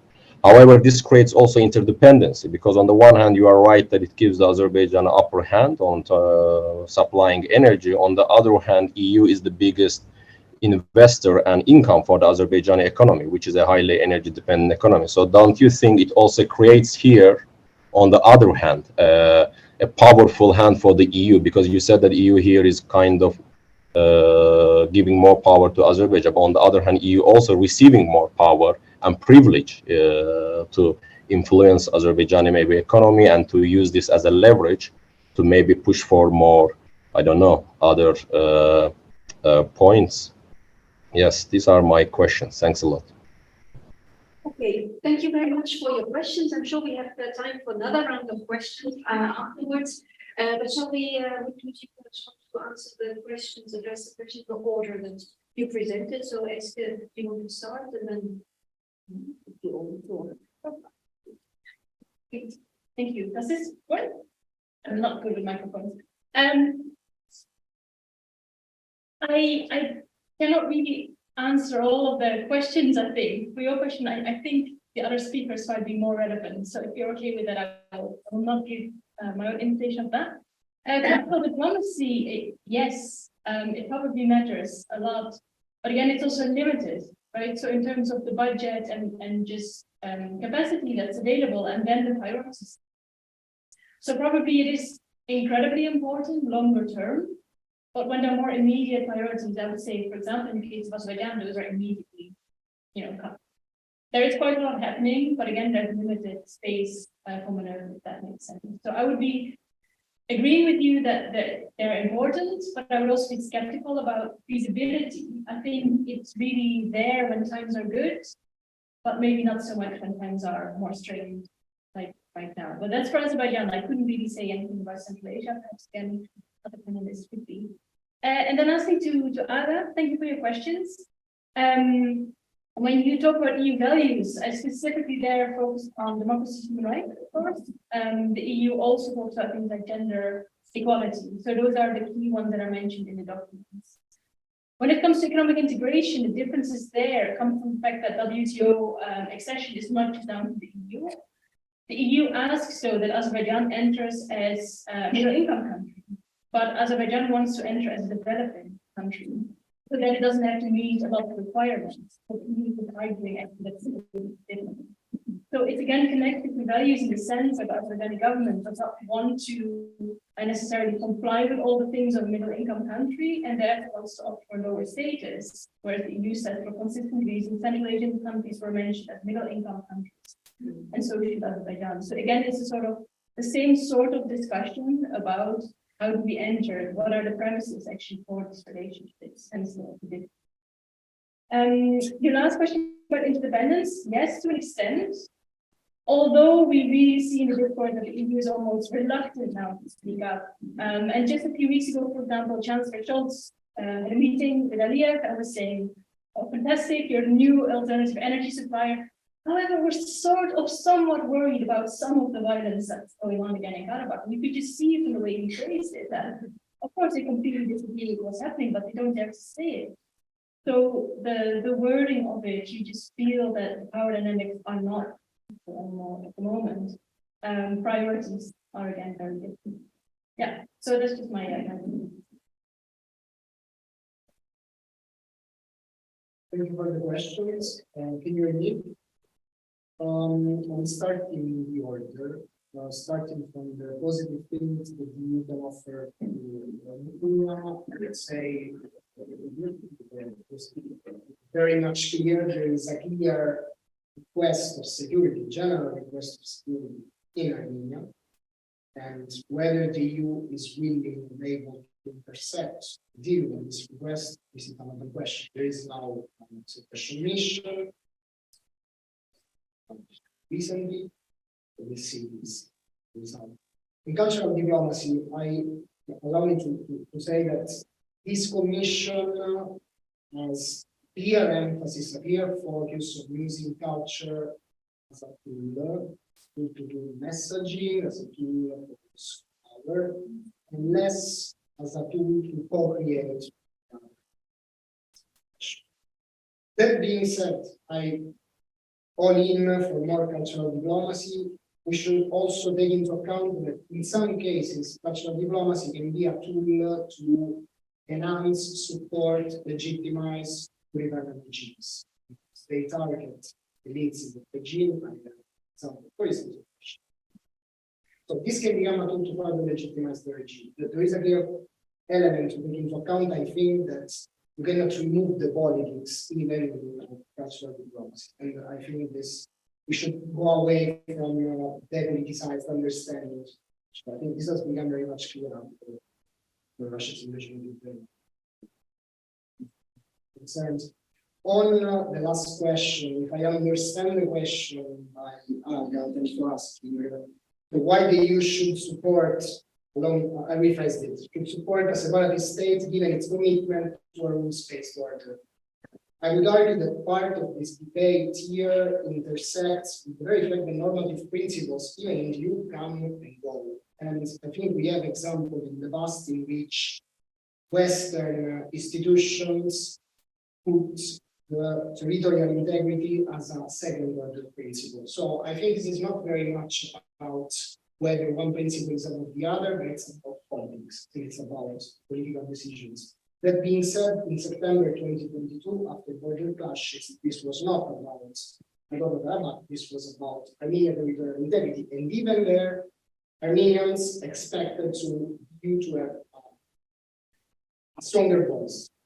But again, as I mentioned in my presentation, this is also a result of the fact that EU member states have very different views.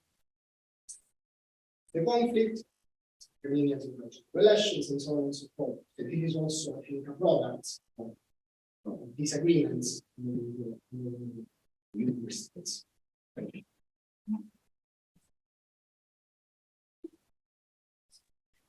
I was trying to remind yourself. First of all, I think in Georgia and Armenia in the last.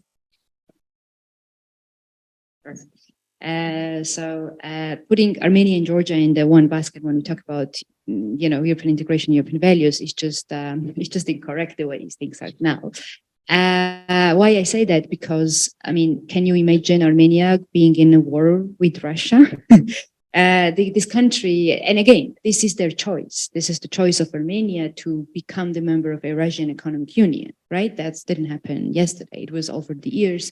It's their choice. And I think that very much comes from the slides that Domenico showed us. In Armenia, the number one was security dimension. And the Armenia always found Russia today, when Russia is invading Ukraine. Today, if you talk to Armenians, they still think Russia is the one who can guarantee their security. This is not exactly how it was during the war, and I think they were disappointed, but it's what we're seeing also in Armenia based on my observations. I didn't do the full field work there. Domenico is better expert here, but with interacting a lot of counterparts during the visits and all that, it's very difficult and it takes time to change the beliefs generations held vis-a-vis Russia. And that's what I kind of observe in this. In Georgia, obviously the country was in war, and as a matter of principle, Ukraine going into the war and really fighting for their democratic principles, quoting Ursula von der Leyen, this is the one that makes them belonging to the European family. And so in every speech you can see, including the State of the Union address by Ursula von der Leyen, Georgia is together with Ukraine and Moldova, and to quote her, the Union is not complete without you and the Balkan states. That's what she said during the last State of the Union address in October last year. So, and that's very, very clear from the European Union, where to put, who to put where. And this is why Georgia is into the enlargement basket and Armenia is like stick to the SEPA, which we still have to see. SEPA is, comprehensive economic agreement with Armenia, which has recently signed. And, we have to still see what it delivers, if anything. But so we can't, I mean, they're into different baskets. And so maybe if I was not clear what I meant to say with Georgia's, it was rather to bring Georgia as an example of a fragile democracy that is on the very path of European integration, right? By the end of the year, why Georgia didn't get a candidacy, that is a complete different story. The country was a front runner and scores much higher into the implementation of association agreements or the reforms than Ukraine or Moldova before the war. It's a different story, right? We have 3 criteria, Copenhagen criteria for the accession: political, economic, administrative. On economic administrative criteria, Georgia obviously scores higher than the rest.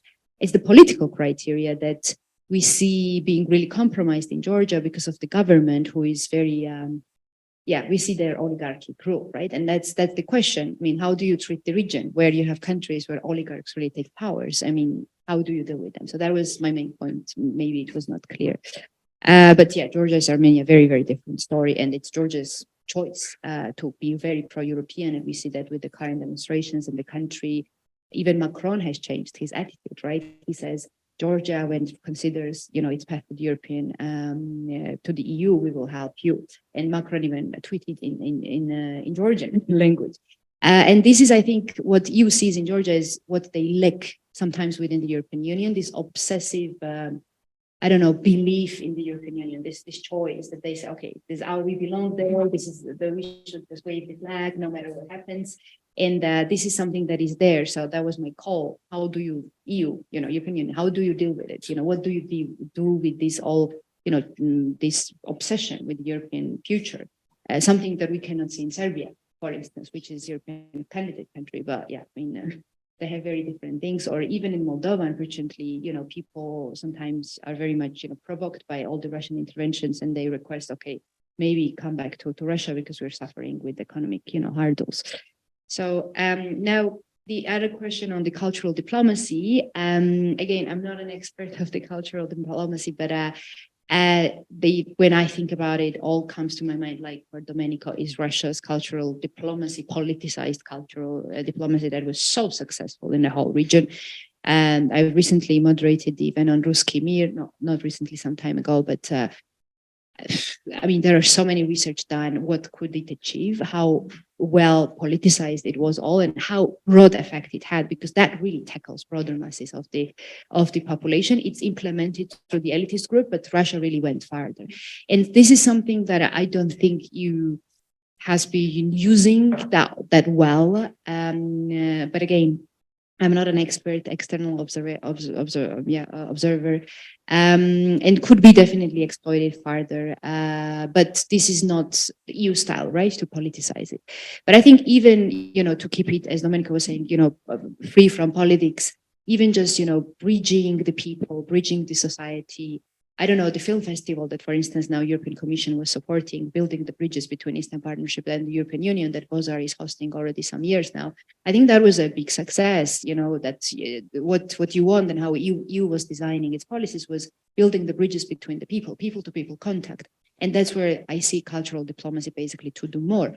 An example is also Europalia, that was so important for Georgia. I remember years back when it was, Georgia was selected for the Europalia 2024. And I'm happy to hear that it's progressing and you're very engaged. This year, okay, sure. This year starting. And so I'm very happy it's progressing, and will be great if there could be done more. I think I stop here because I don't think anyone for the rest of me. Yep. Thank you so much. Are there any more questions? I think we have time for another round of question and answers. Yes, please. You have the box. Yeah,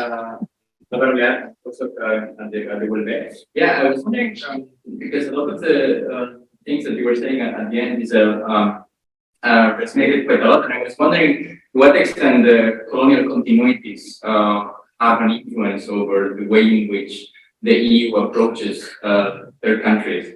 I feel like a lot of this, I mean, especially I was thinking of Borrell's speech on the garden and so on.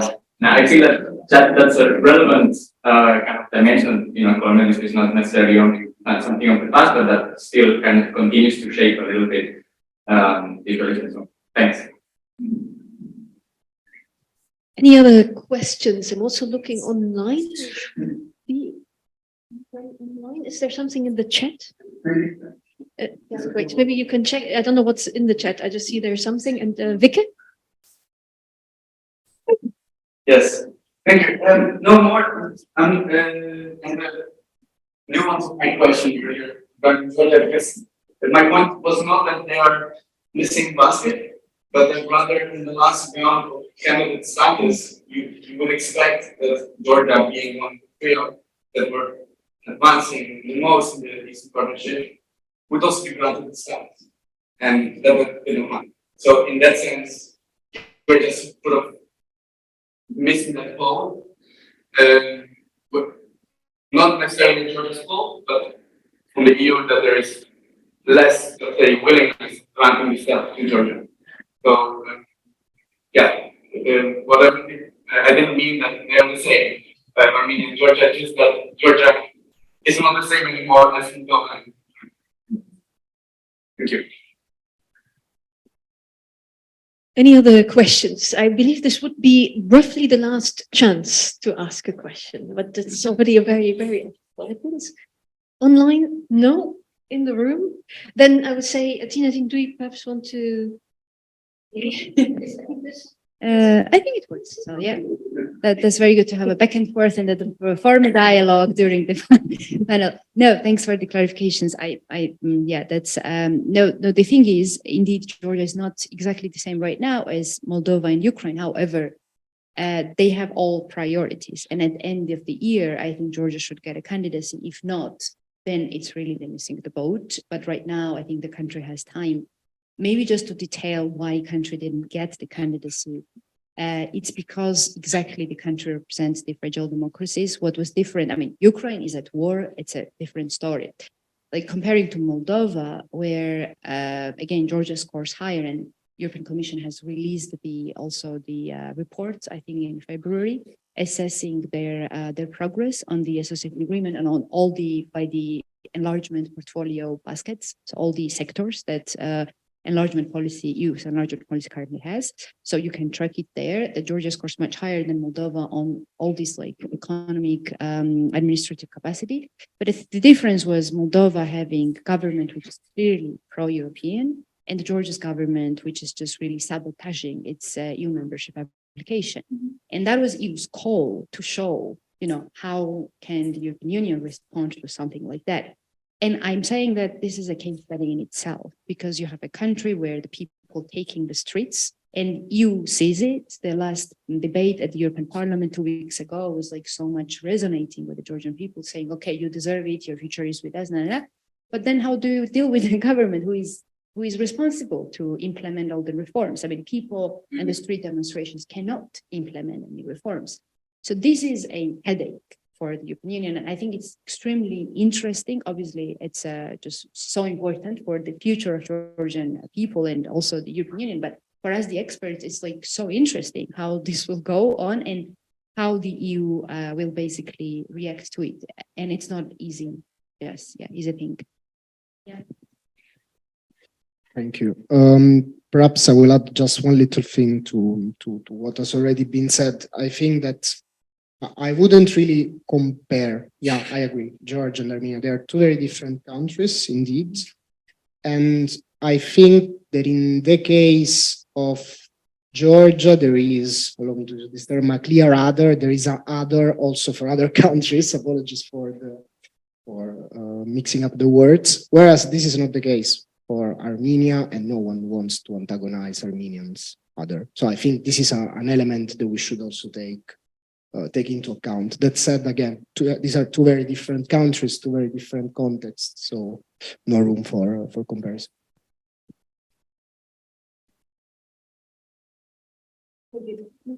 Nothing really. Okay.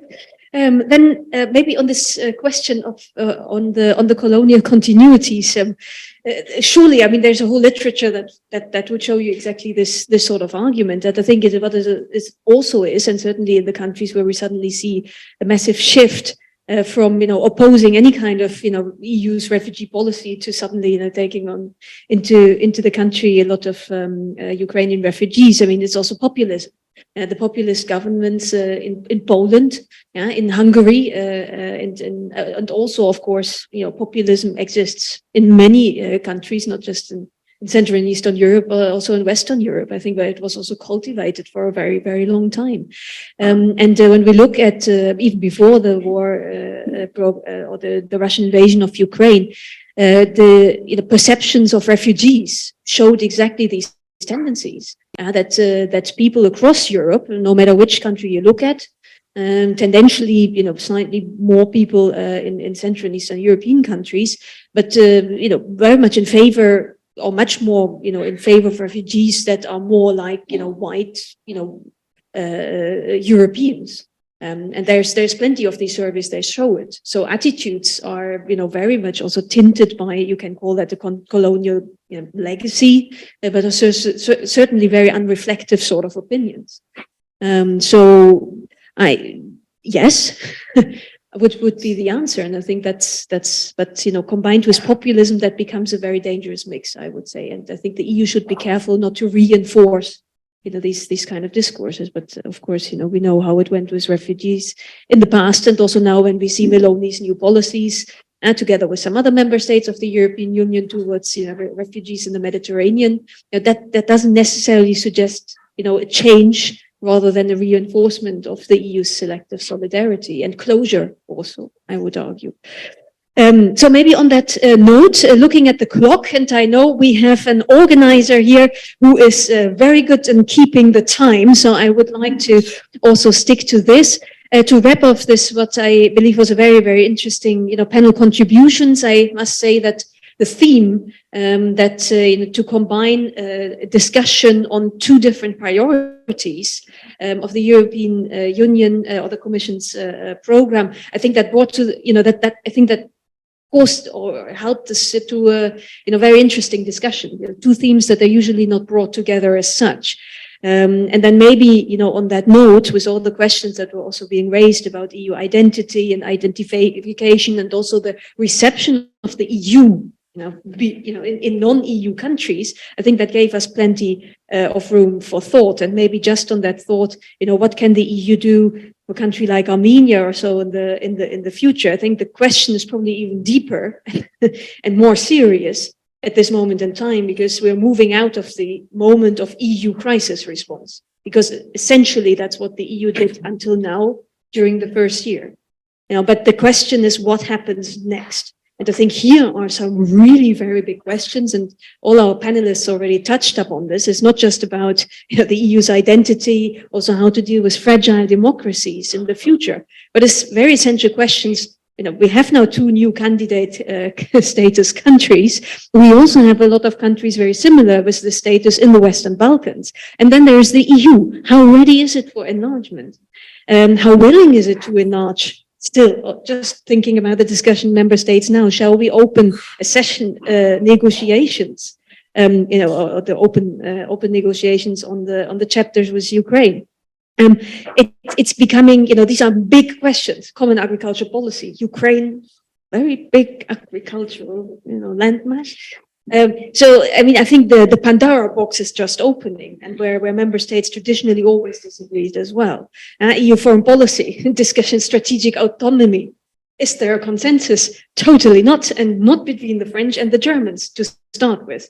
Right, so this is very, very problematic. Relationship with NATO also, and Europe, the EU's relationship with NATO. Who's doing what? What does that mean for European defense integration? And then, of course, the bigger question: if we see a polar world, multipolar orders, whatever you want to call it, and a country like Armenia, even now a country like Finland. Sweden, formerly neutral countries, there's very limited room now for countries not to make a choice which alliance they would like to belong to. If there's a choice at all, talking about the Russian offer, nobody can resist, right? And that is, I think that is also something that will come back as a question for countries, unfortunately, I would say, like Armenia. Also, I hope not, but potentially also for Georgia, and where this big question mark still looms. But that is very much, of course, something that we can't predict at this moment in time. So on that note, thank you so much for excellent contributions. Thank you so much also for very good questions from the audience in presence and online. And of course, finally, last but not least, a very big thank you to Felix and Melissa and you for again doing such an excellent. Thank you so much. And I don't know, when does your next panel start? I believe. Quarter of an hour. On that note.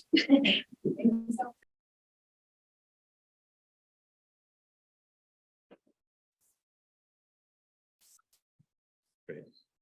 And I will spare you too many pleasantries and move straight into the topic of our panel, the profiles of our three excellent speakers today for this panel. So the panel is on the official name, Sustainable and Green Europe that is fit for the digital age, how to get there. So just a tiny little task relating to the twin transition. Of course, we know that discussions about sustainability are increasingly linked and even in some ways of speaking about them dependent on increased datafication and increased data surveillance. So these two topics of the digital transition and the green transition are deeply, deeply intertwined. We also spoke earlier, we heard earlier at the very beginning, but the EU emerging as a de facto global digital regulator. And of course, the question of how this impacts the world of work, the future of work within the EU is an absolutely top level policy issue.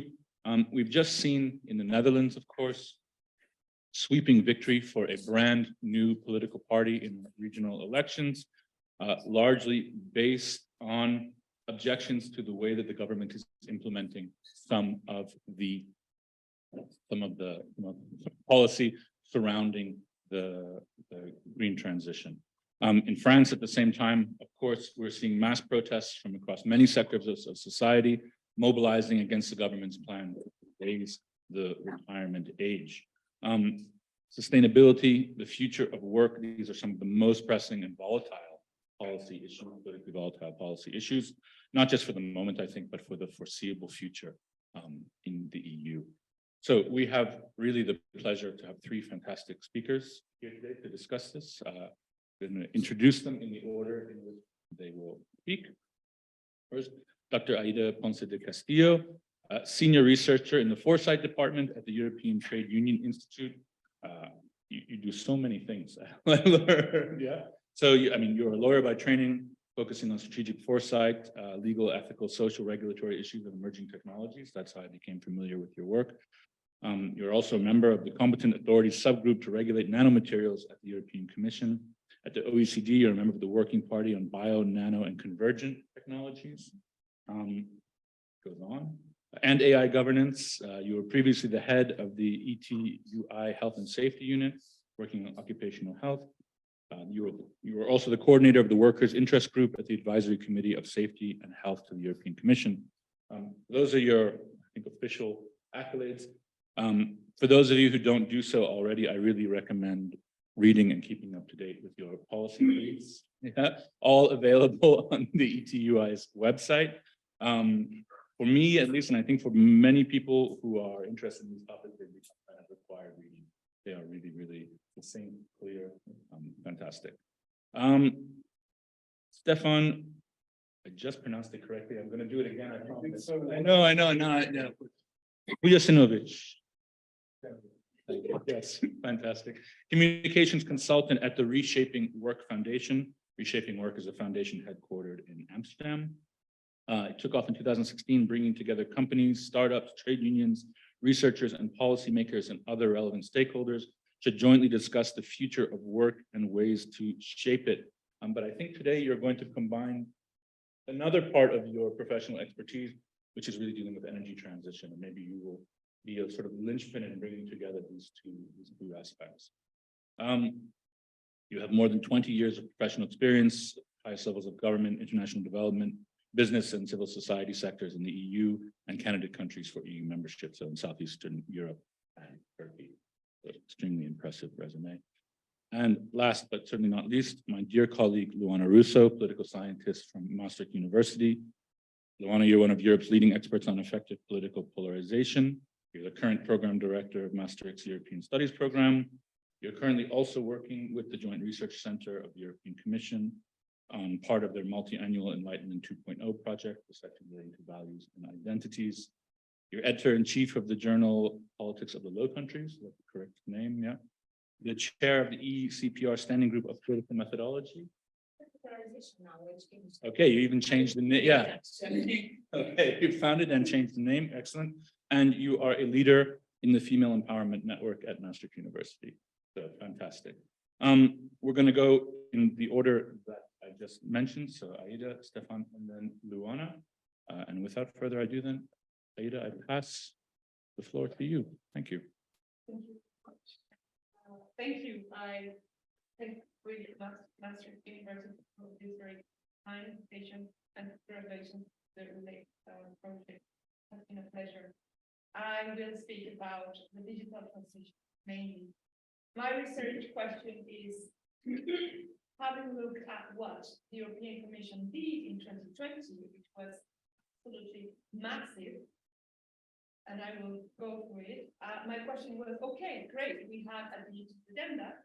So what has the digital agenda increased or improved social Europe? Yes or no? That was my research. So when I started to look at the digital agenda, I discovered, not suddenly, but more or less, that the European Commission in 2020, we were at the middle of the pandemic, issued more or less, well, 21 legislative initiatives, 21 in 2020, which for me was like, wow, how did they do that? It was massive. One of the top couple of these legislative initiatives, you might know them very well, are the Digital Services Act, which is a big thing regulating a platform, and the Digital Services Act, Digital Markets Services Act, both super big, complicated, new pieces of legislation. But also we have the Data Act or Data Governance Act. We have the AI Act, machinery regulation. We have the Digital Education Action Plan, the Skills agenda, the consumers digital agenda, the international aspect of the agenda, which is relationship with Africa, with NATO, with the OECD, and with the European Central Bank, the digital identity regulation. It was under, of course, the CHIPS Act and the semiconductors debate. It was a lot, to be honest, to be done in just 6 months. I suppose that the Commission prepared for this and strategically developed everything all at once. And in 2020, Commissioner von der Leyen just released the whole pact and just signaled that, well, it was very nice. So I was curious about what is in there that is related to social Europe. And maybe your question is, well, what is social Europe? Social Europe is a big concept in political science and for anyone who is dealing with democracy, with social issues, etc. The concept of social Europe has evolved since the European Union started. And in my understanding, I provide a new or a pitch into the concept of social Europe by understanding it as the space in which individuals are empowered to fully participate in society and live a fulfilling life in all their diverse persona. And the key word here is persona.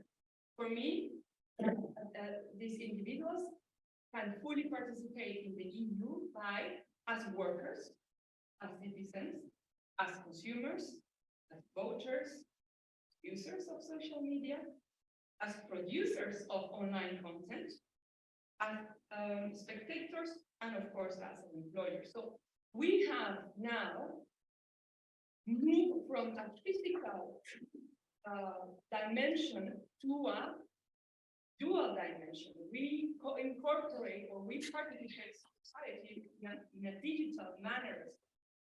And this is also a part of social Europe that should be recognized and guaranteed and protected by the EU institutions.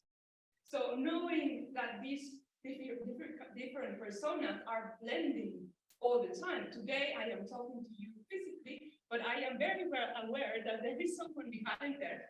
And I'm also present in the digital world. And I have some rights there that should be respected as well. Digital Services Act, etc., etc.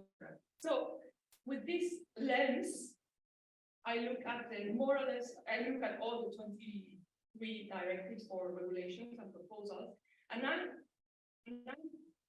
investigated how the Commission related or took the request or calls or suggestions for civil society organizations that were engaged directly with each one of the specific pieces of legislation.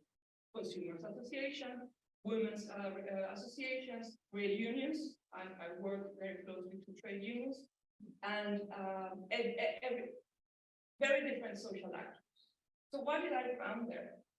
So basically, the digital agenda, the main premise or the main finding is that it was not designed to cover social issues. Of course, or not of course, but it was kind of obvious and sad at the same time to discover that, because it was very much geared to improve the single market or to improve the distribution capabilities. And within this narrative, the Commission didn't really, in my opinion, improve the rights that we already have for people in a digital world. The Commission's narrative all along these 23 pieces of legislation and initiatives has been around the notions of trust, of values, we can discuss what a view is, of ethics, of world AI, of altruism, data altruism, a new concept included here, like share your data for the common good. Why not? Give it to us, trust us, we will do it well. Okay, so despite this type of narrative, in encouraging citizens to be trust and worry, we are here for you just give us your data, there was nothing there to ensure them that their rights will be respected in a new digital reality, or that there will be different type of improved rights. And the legislative initiative process was really proposed few concrete ways to translate these concepts into reality, and just focus on the competition, on the technology development, of the innovation. Thank you. So, point number 2, when you see all the mapping of the different digital initiatives and regulations, you cannot see a very close interconnection between one and the other one. We have a very big package regulating digital platforms, Digital Services Act and Markets Act, but we also have a smaller piece of legislation that is called the Platform Work Directive, which regulates work when it's done through digital labor platforms. They are very big anyways. And some of them are very powerful. They are market leaders like Uber or Deliveroo in Europe. Why didn't the Commission link the Digital Services Act with the Platform Work Directive and tried to, just bring together the obligations under the Digital Services Act and with the obligations under the Platform Work Directive? I understand that there are two different legal bases there, but still, digital labor platforms have been proven to be very disruptive for the labor market. This is one of the lack of interconnectedness. Then there is also a lack of conversation between the digital agenda and the social agenda. In Europe, we also have a very important social agenda, some of it embedded in the European Pillar of Social Rights, which is a voluntary, very big initiative that has no mandatory component. It's just a voluntary issue. But there is absolutely no connection between both of them, which is, I think, quite sad. The digital agenda is one more time being set up to just build the infrastructure. The Commission says that Europe must be playing and setting the rules of the game in a geopolitical power, and that the other actors, so the other powers of the world, should be playing by the European rules. We understand that we are not technological players. We don't have a Silicon Valley. We don't produce microchips as Taiwan or as Japan do. And we don't have that. But we do have a legal framework and a strong social framework too. The narrative of the Commission is, okay, let's be strong on what we do well, legislation and social protection, so that the others can access our market and their products in our jurisdiction abiding to our rules, and at the same time, making them just be fair play. Can the Commission, if with this narrative, become a digital player at the same level of the other political regions of the world? We don't know. Let's shall see. Now, all of this kind of mapping gave me the diagnose that the Commission has a deep flaw on how it regulates the digital or technology governance, digital governance, and that it doesn't really fit for the social. It is highly dependent on voluntary commitments. There is very little stringent rules.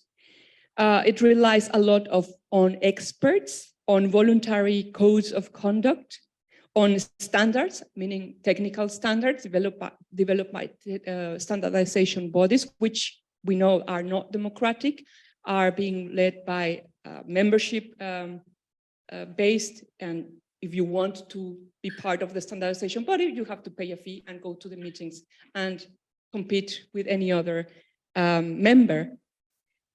And regulatory sandboxes. So the main principles that are foundational of the European Charter are principles of protection, social protection, prevention, precautionary principle.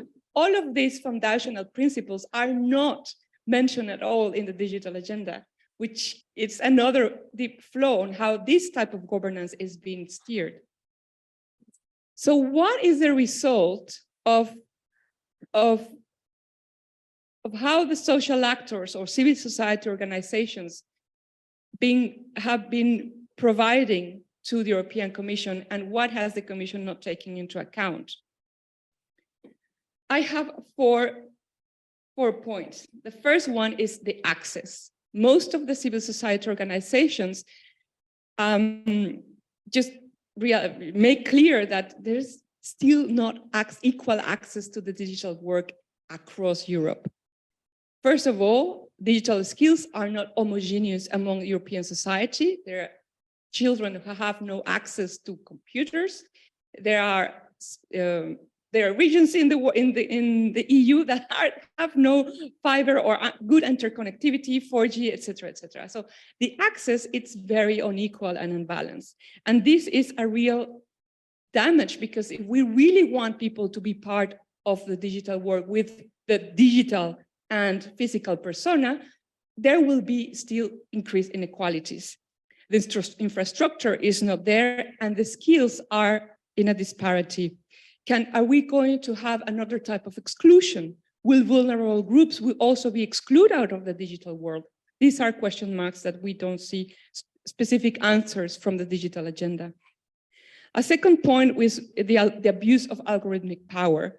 And by this, I will like to refer to the AI Act. Most of you know, it has been designed to be able to put products onto the market, but not really to scrutinize algorithmic power of the companies, of the algorithmic power behind the products themselves.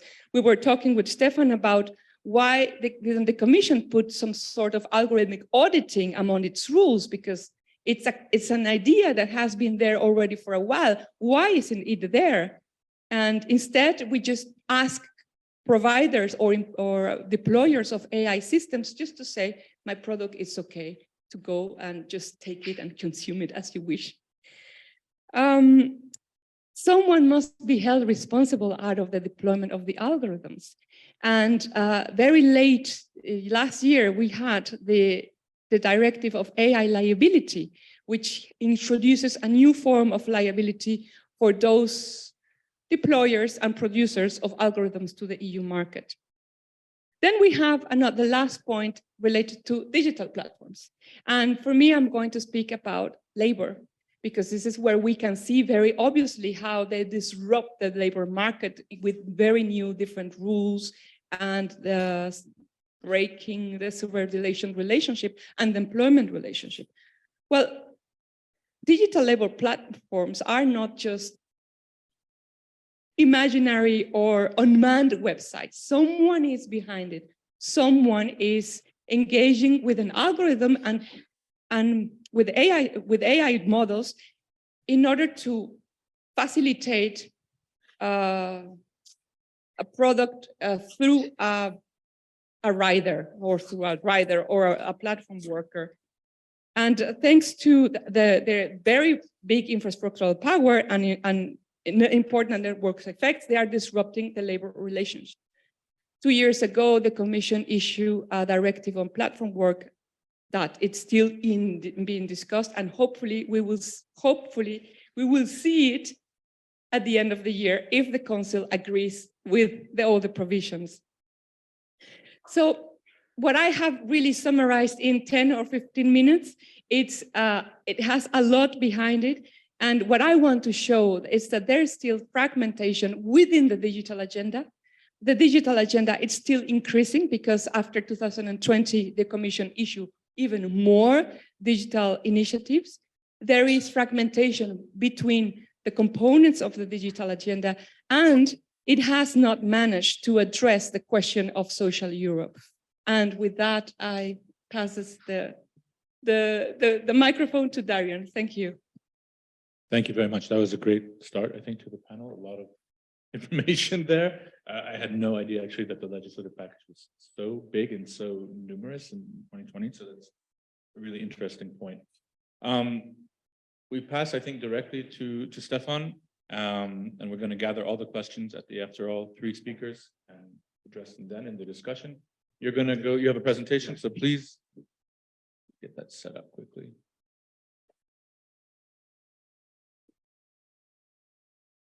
I'm sorry to say that I will add to the complexity of the challenges ahead of us by introducing this whole green agenda. So, and not the agenda, but the climate crisis that's kind of driving a lot of the change that's taking place.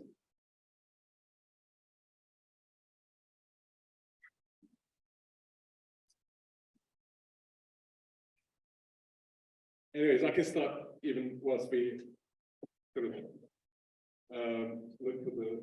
This is not mine, by the way. You need your mic. That's mine. Okay. I can just begin before I use the slides. Well, there are two transitions taking place at the same time. It's not just digital, it's also the green transition, and both are very fundamental, rather transformational, rather. They're kind of changing pretty much everything that we would connect to, however we used to do things, to status quo. So in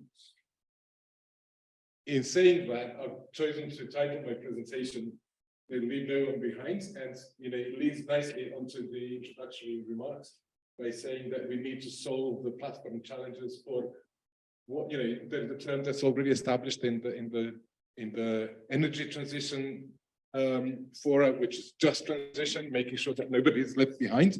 I propose that we introduce the same notion to the digital transition as well, to make sure that the entire twin transition is conducted in a manner that's just, inclusive, democratic, etc. So maybe I switch to this microphone now. No? Does this work?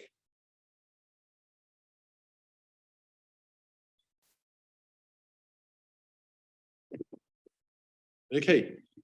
So I chose to open the presentation with a quote from a publication that's called "Towards a Green and Digital Future." It's the Joint Research Council's publication on the key requirements for a successful twin transition. it sets out the goal of unlocking the potential of both the digital and the green transitions in a way that that's governed by a proactive and integrated management. What does that mean? Well, we drive the two transitions with safety belt on. I'm just using these expressions to kind of avoid a lot of the vocabulary that may not be necessarily familiar to either one of the two camps. There's a language of the green transition and there's a language of the digital transition, and oftentimes, even though they depict the same things, it's just the terminology is different and there's a lack of understanding just because of the difference in terminology. So what are the key challenges? And I've kind of invented this kind of COGS system. You know, we need the green transition to happen very quickly. The kind of policy horizon is set on ensuring that Europe is a climate neutral continent, so by 2050. So there is actually time pressure in decarbonizing our energy systems, our transport systems, our agriculture, et cetera, et cetera. And at the same time, we heard about some of the digital priorities. And the interesting thing is that the digital agenda actually acts as an enabler for the green transition. So what I've added to this is this scope, which I'm calling the just transition, which is to make sure that neither of the two, the term that will be used throughout is leaving no one behind. And I will explain why this awareness is important and, you know, what the risk is of people not having access and participation in the two transition. At the heart of the green transition, and if you know the stuff, you know, if you're from the green transition camp, you know, be patient. If you hear things you know already, and vice versa. If you're from the digital camp, be patient. But I'm having to kind of bring the two together. So at the heart of the green transition, that is what we call the 3Ds. And that basically talks about decarbonization, decentralization, and digitalization. What does that mean in practice? It basically means making sure that there are no emissions from the way we produce, store, distribute, and use energy to begin with, but also that relates to, like I said, other sectors like transport and agriculture to begin with. What that also means in practice is that there will be decentralization happening in the energy sector, because we will move from producing energy in, you know, few places which produce massive amounts of energy to a, you know, distributed system where all of us become producers of energy. You can, you know, see around the Brussels rooftops the multitude of solar panels. So to add to the personas that you talked about, there's a new persona. We also need to be able to participate as producers of energy. That's not something that's a tradition, you know, and I'll introduce, for those who may not have come across this term, prosumers. Actually, that's the persona that we take, because we both we both produce and consume energy. And in the green transition camp, we use the term prosumers, because with our solar panels, we don't just satisfy our needs for energy, we kind of contribute to balancing the entire system. That's not necessarily enough for our energy needs, but we kind of offset our consumption of energy. So the term prosumers is one of these language things, but it's an added persona that needs to be allowed to participate in the digital transition. So decentralization, and the last one is digitalization. And the reason I kind of, you know, will not dwell on digitalization is because you just gave us the introduction. And in the energy sector, one of the clearest, you know, examples is actually this emergent business model of what we call the platform economy. And platforms as a business model, as a digital infrastructure for connecting people for a variety of purposes, customers and suppliers of goods, social media platforms. There's a whole variety of digital platforms which have been designed to connect people with different objectives in mind. So digitalization will be part of this process as well. I can't resist, you know, delaying something that I think came from being inspired from the earlier sessions today.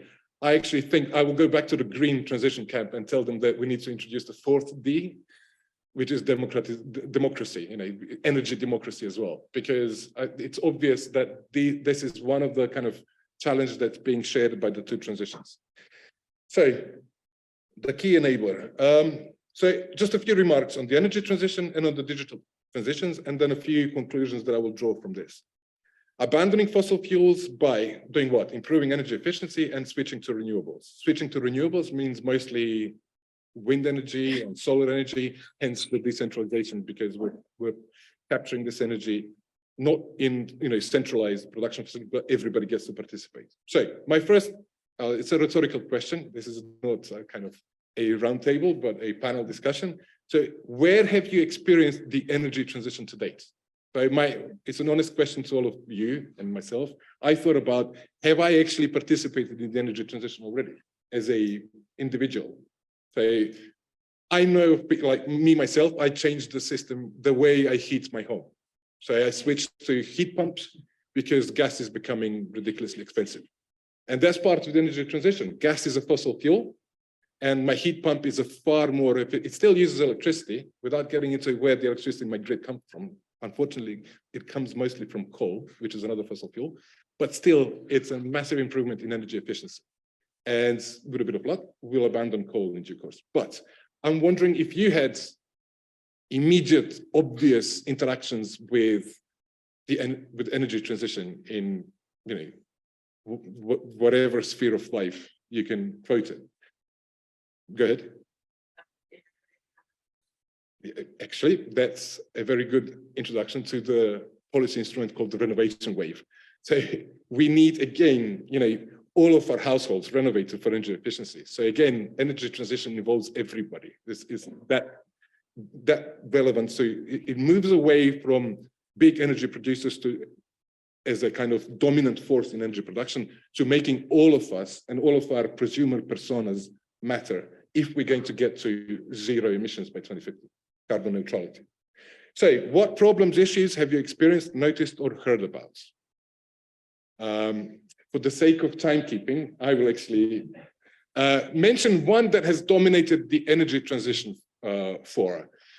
Part of this is abandoning fossil fuels. Right now in the Union, there's about 250,000 people still employed in coal mines, for instance.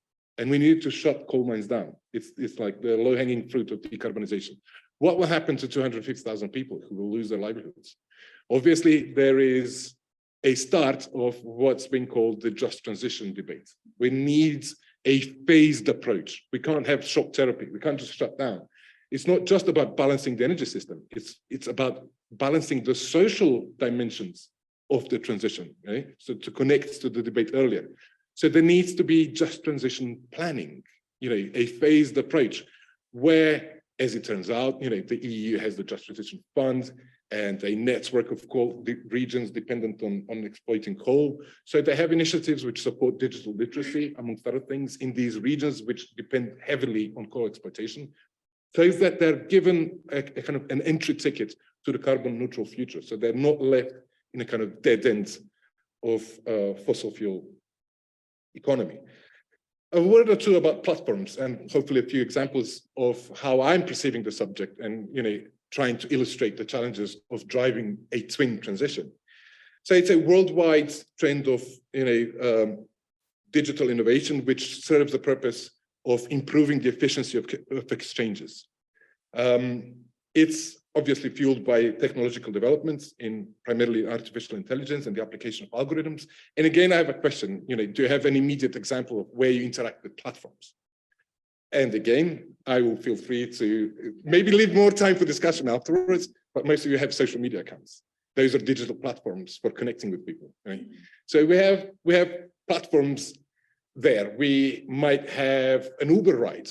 So those are platforms, so ride-hailing platforms. You might have a deliverer, courier deliver something to your doorstep. So we will have a different kind of application of digital platforms that we already are fairly used to interacting. And again, what problems, issues do you know about or have you experienced already? Well, one of the main ones was actually mentioned already, and I think I would reinforce that one because I think it's key.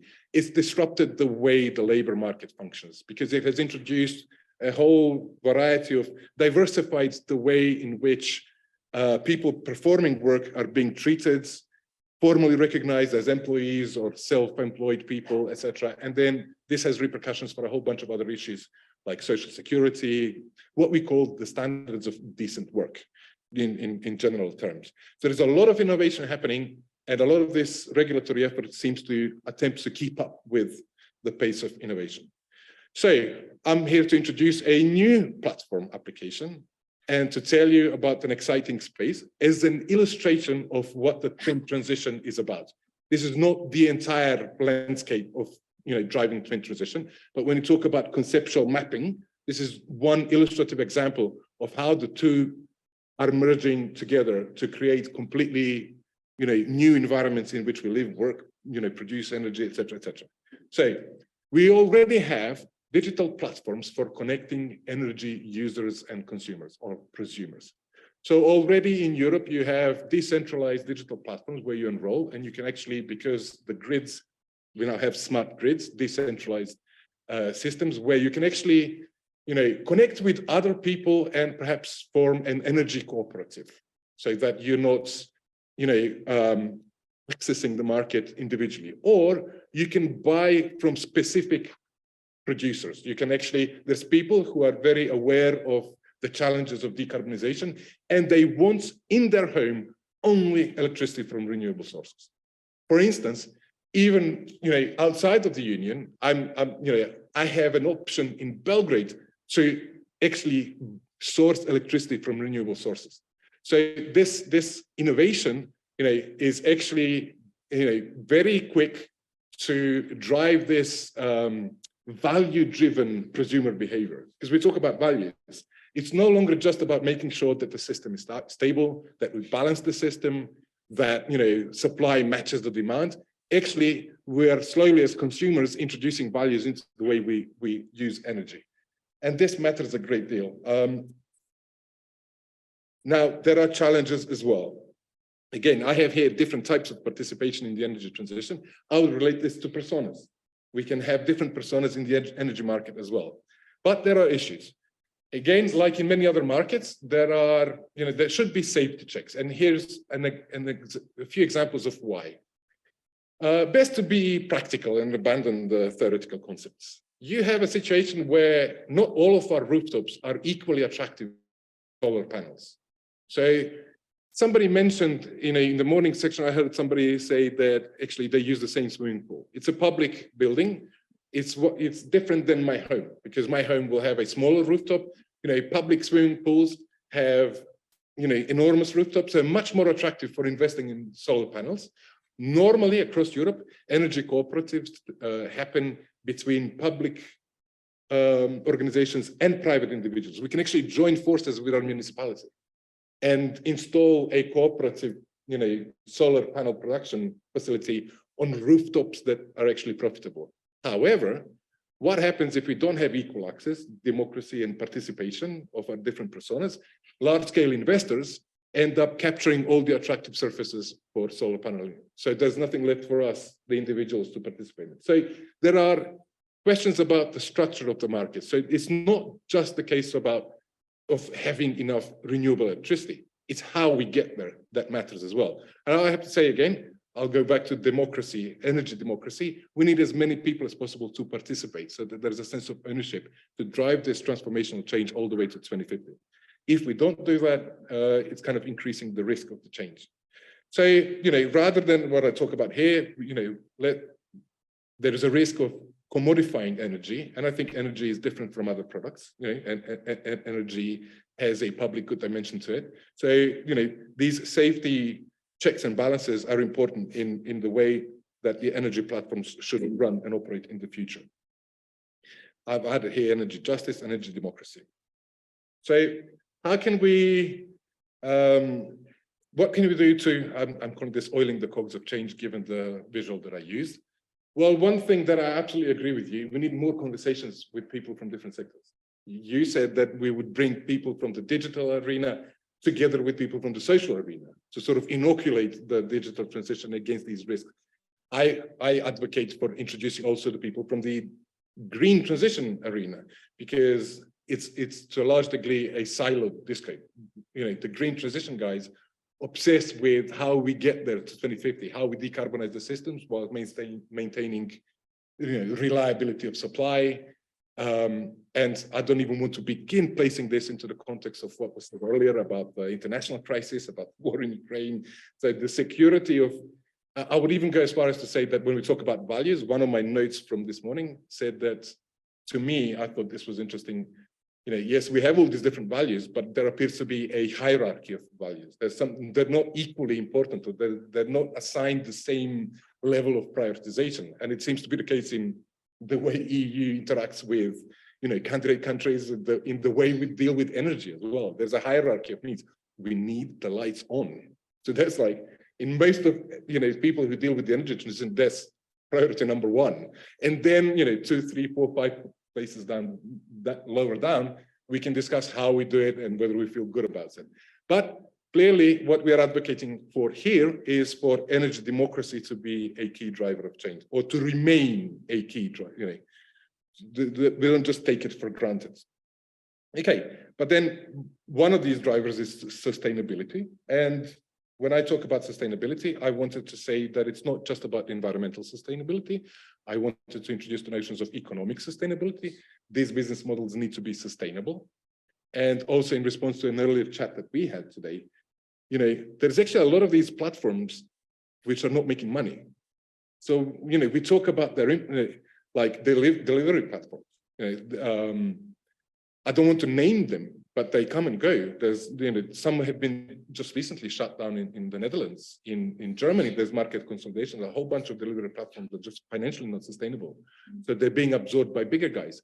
So yes, initially, you know, there's a quest for market share, very aggressive sort of marketing tactics. But, you know, the test of time means also passing the economic sustainability, social sustainability, like the social license to operate. People are, you know, becoming more and more aware and picky about the products and services that they choose. So there is a compromise between different kinds of sustainability also as a driver of this change. So I'm drawing to a close, and I want to inspire you and myself, I have to be honest, because this is still an emerging topic, in thinking about what does all this mean for the future? Let's say we meet again 1 year from now. You know, this is a very dynamic area. And, you know, I was just like speaking to myself, also thinking about the fact that, you know, there'll be people who have experience in trade unions participating in the Just Transition dialogue. I thought about, you know, platform cooperatives, you know, in the energy sector, they're very common. There's nothing controversial about, you know, energy cooperatives.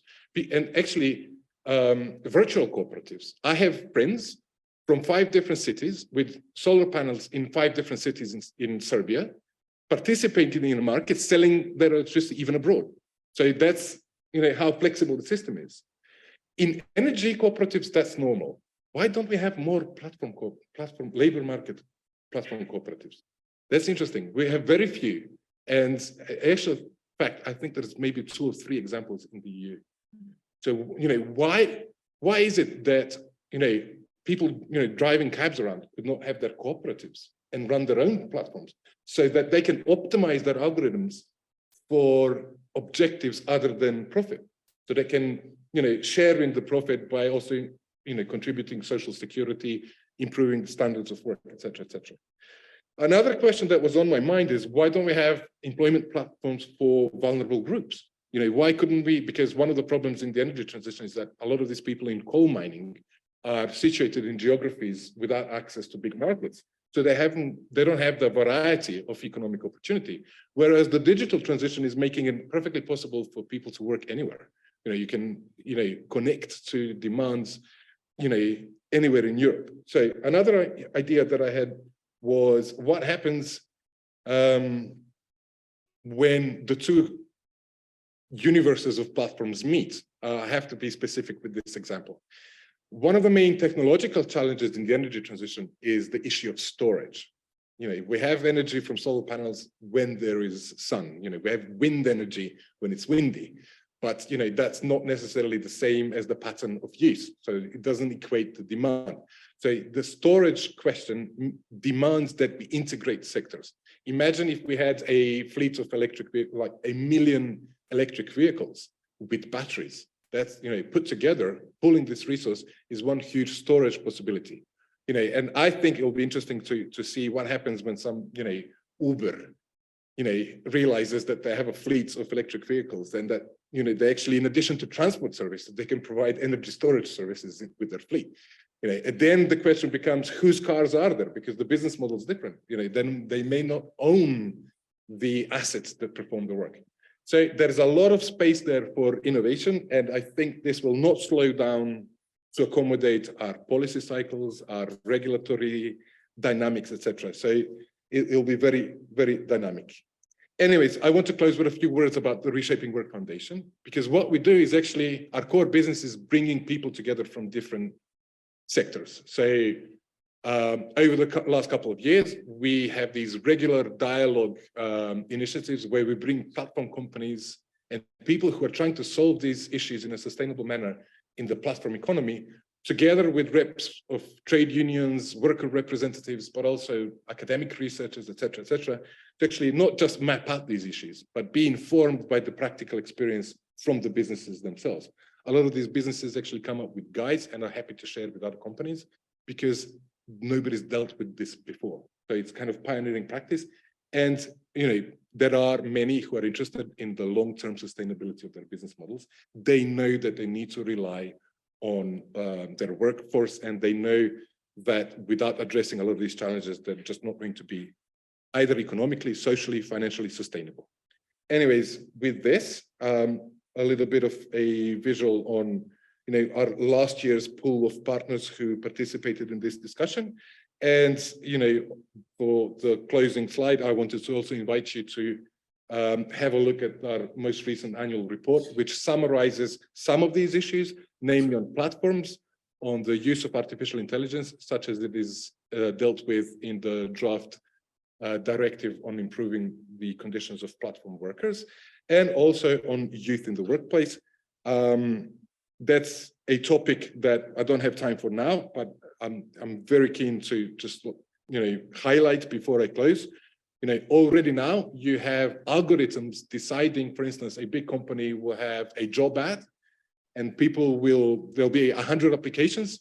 There will not be a human involved in shortlisting candidates. There will be an algorithm deciding which 10 people get shortlisted. So we are already there, and I think being proactive and pursuing this debate is a must. I want to close by actually saying that, coming back to the fourth D, I got to understand from today that we shouldn't take democracy for granted, not in the political democracy department, but also in workplace democracy, and as it turns out, in energy sector democracy as well. If we want to make sure that everybody participates, we need to drive the twin transition safely. That's a good place to stop. Fantastic. Thank you so much, Stefan.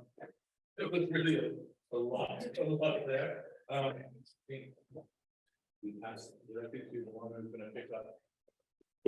That's better. We passed directly to Luana, who's going to pick up on some of these questions about the politics and political ramifications of some of these transformations, and I think specifically how it is that we might go about trying to investigate them.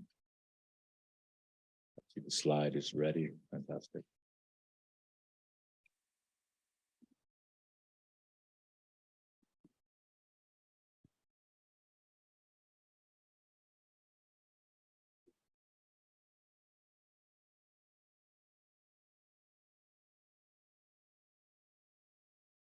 Okay, let's go. Bear with me another 15 minutes. I know that I'm the last speaker, so it's hard for everybody, also for me. So I'm going to talk about, as Daria was saying, something that is related, but also quite different, I have to say, from what we talked until now. And this is a project that we are conducting in FASOS. For those of you that don't know, actually, we're very proud about the fact that you're super interdisciplinary. And this is a super interdisciplinary project, because I am myself basically, I would say a political methodologist. There's Darian there, a philosopher, and Tone, also a colleague of ours, is a political economist. So we're got together trying to understand how technology influences negative political effect.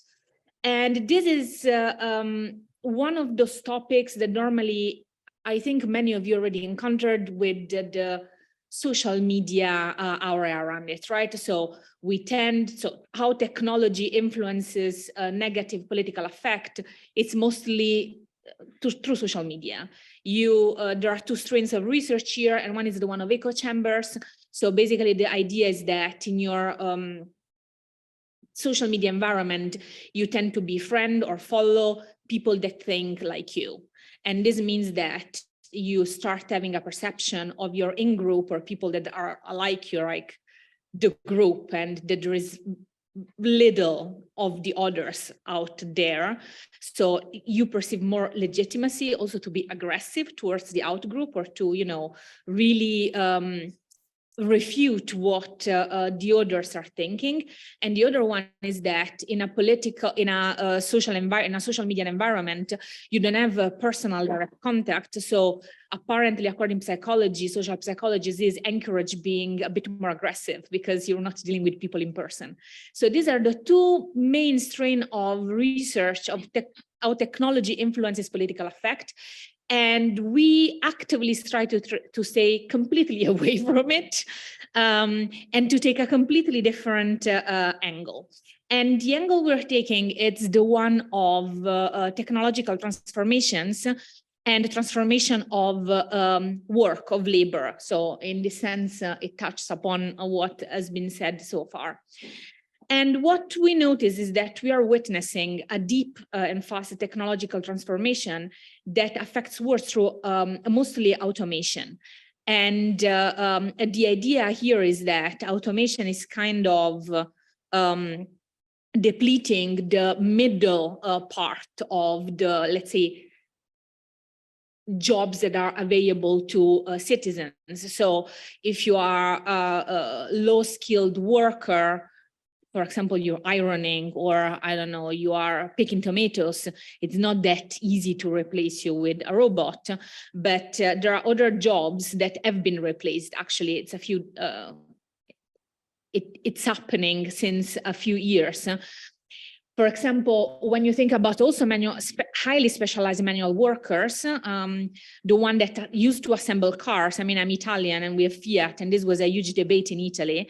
At a certain point, they needed less and less because robots were doing the job faster, better, cheaper. And there's also, you can think of the person at the cash register. I think that whoever of you went to a Deleuze or to Albertin lately, you can self-scan. It means that that kind of job, it's reducing and eventually probably disappearing completely. And more interesting, actually last Saturday, I was having lunch with a friend of mine, and he's a programmer, he's an ICT person. And I mean, that was the job that when I studied at least was supposed to be the one in which you have the career, super safe job, we need ICT people. And this terrified is going to lose his job over ChatGPT, because ChatGPT is an amazing programmer, writes code like fantastic code or without error in minutes. So these are jobs, these are figures that are going to maybe, if not disappear, reduce drastically, already reduced. And what this mean for society, what this means for people as citizens, or as people that needs to make a life, it means that they are going to be normally pushed down their competences, because it's way more difficult, especially at a certain age, but in general, to level up and to do a job that it's more conceptual. The easier thing to do when something like that happens to you is to be pushed down and do something that it's under your level of skills. This will create disappointment, this will create frustration, this will create less good salaries. So fear, maintaining family, maintaining yourself, put money aside. And this is something that policy makers and scholars are really aware of. Actually, this infographic that you see here, it's from 2013. So it's 10 years that we know that this is happening. Now we know, how can I say, we're a bit more aware because of the AI things that we're witnessing. But these are, for example, countries in which technological advances are really taking a toll on this kind of middle level jobs. And the thing is that also citizens are aware of this. So this is, for example, a survey This is citizen perception. And you can see that in France, 40% of people are concerned about this. In Germany, 22%, in Spain, 60%. So these are high numbers. This means that the moment in which something is happening and citizens are aware of that, you are going to have repercussion at the societal level. So what we're trying to do here is that we are trying to understand what are going to be the political ramifications of this. And yeah, we sat down, and this was actually not an easy puzzle to try to solve and to think through. And in the beginning, we thought, okay, let's start from the obvious. So automation is causing labor polarization. So these middle jobs are disappearing. And we thought, okay, this is likely going to increase affective polarization and maybe more specifically negative partisanship. Now, for those of you that are not completely familiar with the jargon, because for me it's my bread and butter of every day. Affective polarization is the feeling of hostility that you have towards your political outgroup, and negative partisanship is really a negative identity. And many of us have it, some of us don't. But when you think about a party that you think, oh, Jesus, for those I will never vote ever, never happen. I really don't like them. I don't want to do anything to do with them. That's negative partisanship. And we thought, okay, when you are in a society that is experiencing Spain, Portugal, Italy, high labor polarization, this will create this effect. This will create divisions. This might then push things like negative partisanship, because you need to play a blame game. You need to blame somebody that is not doing their job. And that's likely to be your political outgroup in the form or the party that you like the least. So what we did is that we filled in a survey, and this was part of the survey. In the survey, there were many more elements, and we filled it in Belgium and the Netherlands. And I'm not going to, this does not seem the audience that is going to enjoy technicalities about my regression models, but basically what we found is that the negative impact of technology, the use of technology, the influence of technology was not significant on causing negative partisanship unless we interacted with age. So the older people got, the more technology pushed towards negative partisanship. And there are several patterns that we could think of here, but of course one is that, clearly when you are older, it's way more difficult to find another job at your skill level. It's very difficult to get through education again, trainings again. So normally this will give this sense of frustration that we were talking about. Anyhow, this is not the clean pictures that we were hoping for. So we thought now that we needed to start thinking better about this puzzle and think of which elements can be there that help us getting, because these coefficients are pretty low. So getting us having a better picture. And the limits that we found in this, that we faced in this study is that, first of all, we were trying to this thing of polarization of market labor, but also of feelings, of political feelings. It's a longitudinal process, so it happens through time. But when we're fielding something in this moment, it's what we called cross-sectional. You're not getting the process, you're getting the attitudes in that moment. So that's definitely a problem with this kind of data collection. And the other one is that for a bunch of reasons, we had to field in Belgium and the Netherlands, which are not great cases. Probably if we put the field in Greece or in Portugal or in Italy, we would find something different. But Belgium and the Netherlands are actually doing quite okay. So now we're still thinking, we're thinking of where we should field, what else we should put in there. Do we need to change the dependent variable? So let's go back to our initial thought. Automation causes polarization, causes label polarization, which in turn causes this negative effect in terms of negative partisanship. And we thought, okay, maybe there is something else in the middle. Maybe we're not finding a very strong effect on a negative partisanship because we're missing some elements. And the other thing is that maybe negative partisanship, it's really not the kind of negative political effect we want to investigate, because it's true, there's a lot of literature about it, super hype topic. But that's not exactly where we want to put the finger on.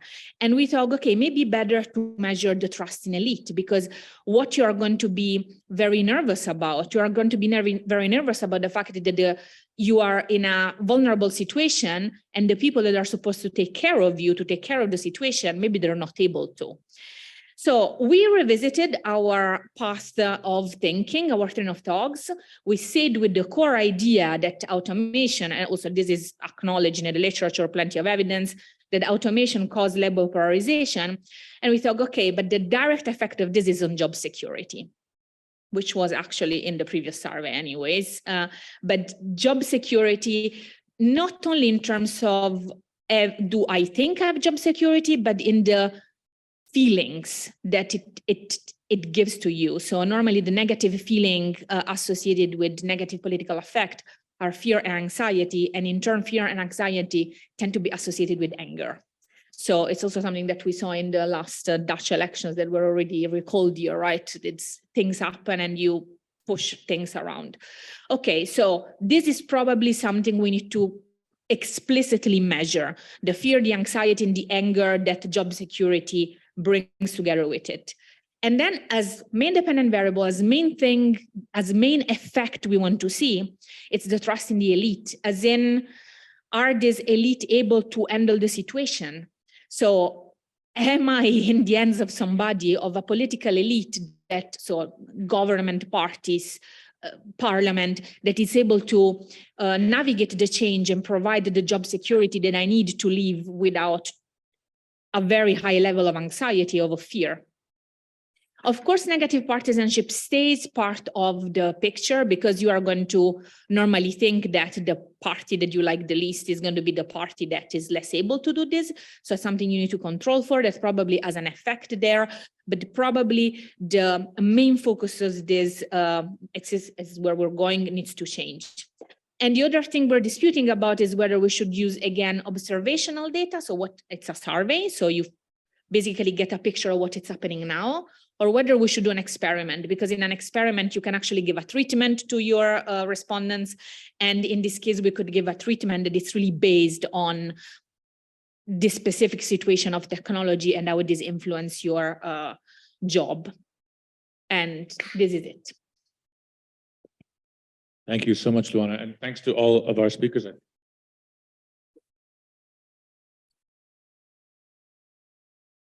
I think we can open the floor directly now for some questions. I have some questions, but maybe I will try to be not abusing my position as chair quite yet, and see if there are any questions. I think there's the famous cube that we can throw around. Do we have any questions from the audience at this point?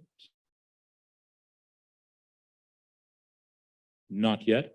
I will kick it. I'm not abusing my position anymore. I'm just using it. I mean, maybe this is a question I think, especially for Aida, a little bit for Stefan as well, on more the reshaping work than on the green transition side. I mean, you both spoke about digital platforms and specifically digital labor platforms being disruptive of the labor market. And I wanted to ask, so kind of a two-part question. I mean, how disruptive are these platforms that we're seeing now actually being of the labor market? Because if we look at the number of people, the percentages actually employed or self-employed and working with these platforms, it still seems pretty low.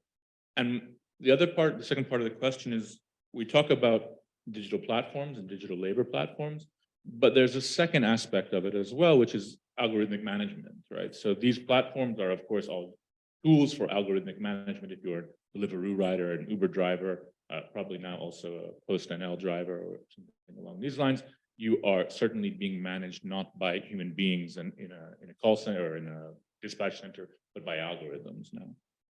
But of course, this form of algorithmic management, or various forms of algorithmic management, are not just present on digital labor platforms, but are becoming more and more prevalent throughout the labor market, or throughout the world of work, we might say.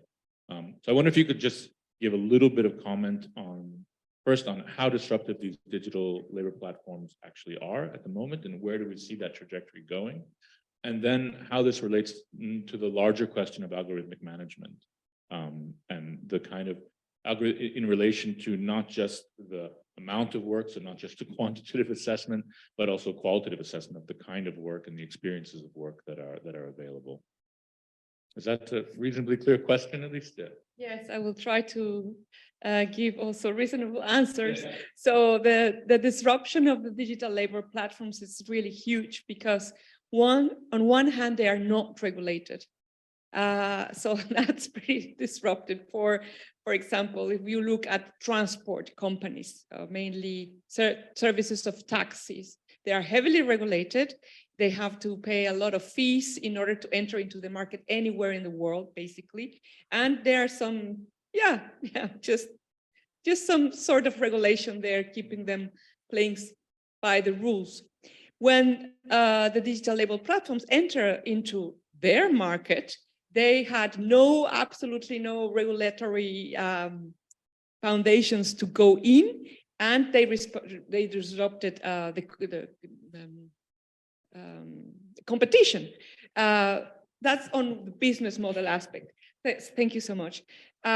Also, their business models is very new because they are based on technology or on algorithms that are the engine of the platform themselves. The third aspect of how they disruptive are how much they disrupt employment world or the world of work is because they bring a very different way of organizing labor. And again, we have most of all of countries of the world labor law, which reduces to, I'm sorry for the labor lawyers, regulating the relationships between employers and employees and sometimes the states. And again, this provides some obligations for the employers and obligations and rights for the employee. Digital label platforms are not employers in a way. They don't behave as such, or sometimes they claim that they are not employers because they have a just unilateral relationship with the driver who does not have job security because it's not usually under a contract, it's not usually having a secure acknowledge of I'm getting a minimum wage every month or every week. They don't have holidays or social security guarantees, and they don't pay taxes, I think. Anyways, so it's disruptive. And the platforms claim that they are just self-employed without really having a self-employed status. So that's the big disruption. And this is why today in the EU, we have such a huge dispute between how to regulate it. And the Commission has proposed to have a directive that is only to improve the working conditions of people working in digital label platforms. So we have to read the title very well. It's to improve the working conditions. It doesn't mean, or it doesn't include, the regulation of the business model of the digital label platform. That's out of scope. It's a labor law employment-related directive, and labor law doesn't regulate business models. So that's out of the question. And we have two big chapters in this directive. One related to discussing whether a driver or a rider is an employee or a self-employed, which is what is recognized in any country in the EU. The other chapter is about how algorithm management works and giving the rider or the worker enough rights to try to have more transparency or knowledge about the algorithm, at least knowing that he is being or she is being managed by an algorithm. The directive, which is a labor law directive, it's the first time that we see regulating technology and AI in labor, so it's absolutely great. It doesn't go that as far as the GDPR, so it basically, the legislature transposed or copy-pasted in a way the rights that we already have under GDPR into a labor law directive with some adjustments. And this is what we now have as algorithm management dispositions. Are these dispositions enough to protect the worker. They are certainly a step, but I'm not sure if with all these new rights, an individual will be facing a digital level platform and say, show me your algorithm, and I want to contest the decision. I'm not sure. Let's try, and first, fingers crossed that the directive will be passed and approved by member states. Second step is, can we use the dispositions in the directive? Can I ask the platform, give me the algorithm, and I want to know why you didn't give me that job, or why you are paying me less than my other colleagues? Could we do that? In response to your question on estimating the size of disruption, the size of the challenge. So maybe I will start with a few numbers. The Commission estimates that currently there is roughly around 20 million people around the European Union making money through digital and working through digital. Out of these 20 million people, we appreciate the nature of it.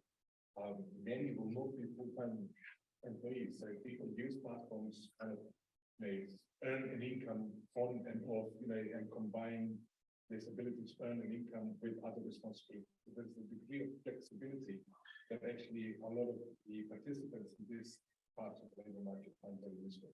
Out of the 20 million now are estimated to grow, just to give an impression of the growth projections. This number is estimated to grow to 45 million in 2 years' time, by 2025. So this is a growing sector. And that actually says that a lot of people are finding value in these parts.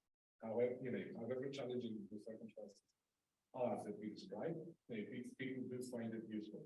Of the 20 million that I mentioned, earning some kind of income through digital platforms now, only, and I'm sorry if I'm 5 or 6 million. I'm not sure if I'm, pardon? 5.5, there you go, we're almost there. 5.5 million people perform work that's, we call it on location. These delivery runs, the ride-hailing platforms, etc. The remaining majority of people who work on digital platforms actually perform work in an online setting. So this will be people doing, performing design services online. So there isn't a physical meeting of the customer and the labor. So just looking at that maps out, the size of what we're talking about, the applicability. And then what is the nature of the disruption? And I would just contrast how work used to look in a more traditional setting and what the platform model has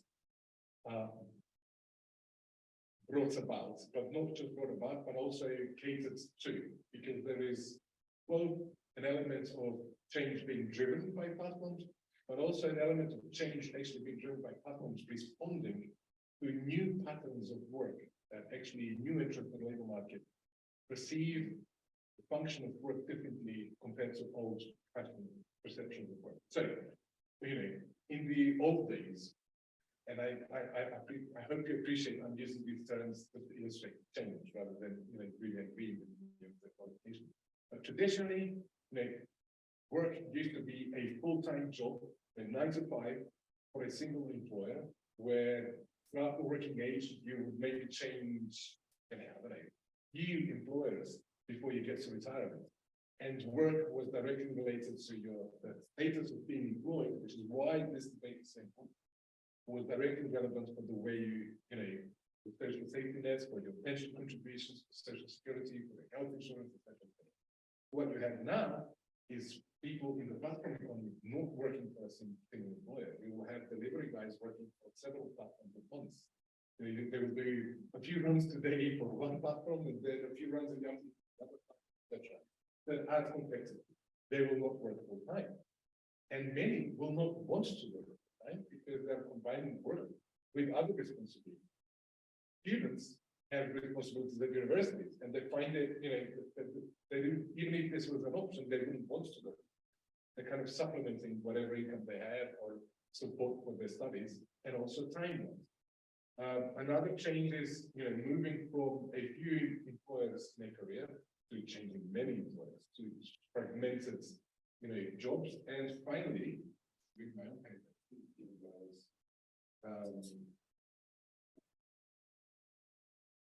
yeah, we're moving from a different kind of appreciation of what governs one's ability to access work. We're moving from more traditional forms. We used to advertise our degrees in CVs, our experience, etc. And now with platforms, algorithms assign tasks according to customer reviews. So the way that the platform economy works, basically disrupting the labor market in many dimensions. And I will close this part of my comments by saying that there is also a change in, I hesitate to say this because in a way it's stereotypical view, but when it comes to new entrants in the labor market, younger generations of workers, they have a different set. I've spoken to platform operators who share with us the concern that actually a lot of younger workers will abandon platforms if they're forced into full-time implementation. So there's different kind of drivers. These days, a lot of younger entrants actually put, when I say hierarchy of values, they put flexibility on top. I want to work for 2 days this week, then I want to travel Spain and visit friends, or I'll have whatever, a study trip somewhere, and then I'll go back to my platform maybe the first week of next month, etc. So flexibility seems to grow in importance, and clearly, this is not going to be a universally applicable approach. One of the reasons why we struggle with this is the fact that the regulatory processes fail to be as diversified. That when you regulate something, you want to codify a phenomenon and have clear maps of the issue that you're trying to solve and the tools that you're going to apply. Whereas here we're talking about a whole diversification that's difficult to replicate in regulation. Thank you. It is on, okay. I want, Stefan, I want to ask you something else. I mean, in your experience, so connection to the trade unions, Aida, and also in your experience with reshaping work, but also in relation to the green transition, are you seeing the kind of, or let me rephrase, what kind of political ramifications are you seeing, or what kind of political ramifications are being predicted, discussed within the trade union movement, for example, or within the networks that you are involved in, Stefan? So how, I mean, this is a little bit of a selfish question because, of course, I'm also involved with Luana in this research that she just presented. But I'm interested in understanding how these political changes are being seen from these other perspectives. Luana, you raised your hand. Maybe you want to. Yeah. Both of you were talking. I had this thought that were very political. For example, when you said, "Yeah, when this algorithm tells me this thing, and then can this thing be enforced?"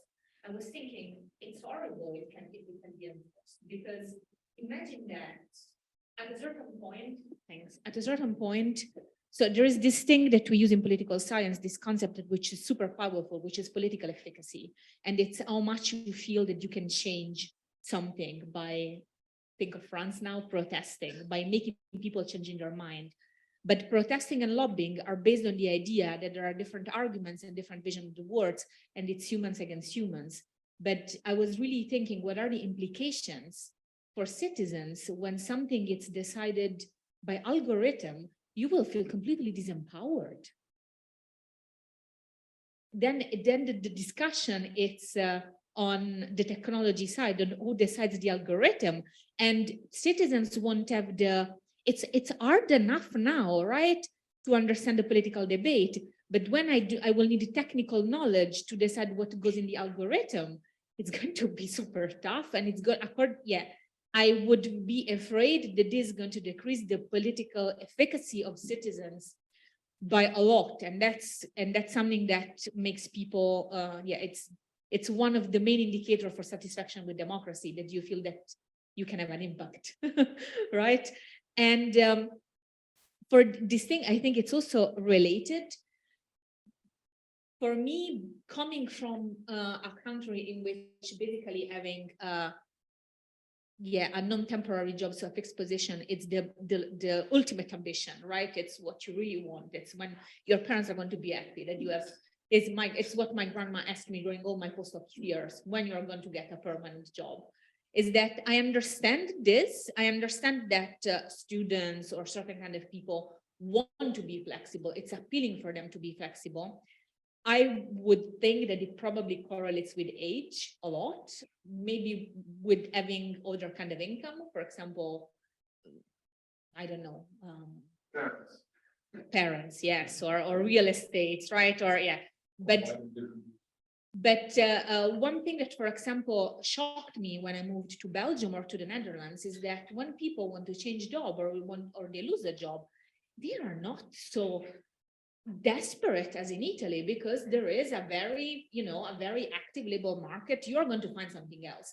So I think that this thing that you are describing now, of course, has advantages, disadvantage, needs to be regulated, but probably needs less regulation and can be more advantages, and you can let it be a bit in a country in which the unemployment rate is not devastatingly high, like, for example, in South European countries. So I think that the thing that you're describing, it's so inherently context dependent that it's definitely something that at the European level needs to be taken into account. You don't want to slow down, but you also don't want to create two different tracks. But yeah.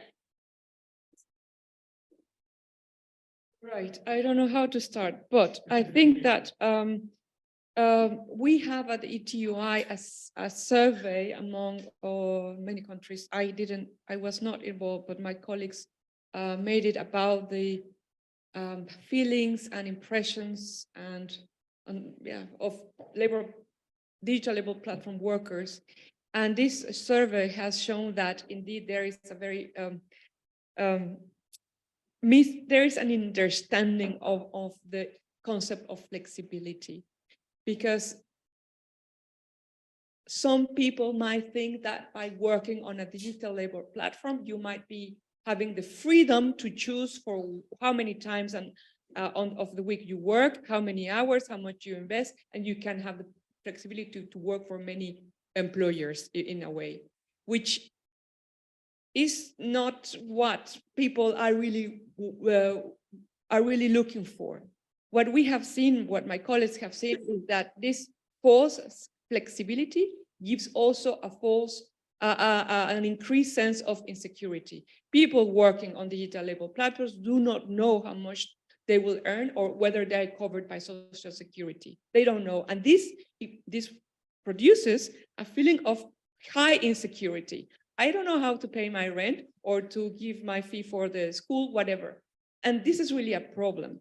They also do not know if they have an accident riding a bike or a car, they will be covered by the employer. They have no idea about that. And we have seen 2 weeks ago or 3 weeks ago, a rider in the UK almost died in delivering food in a building.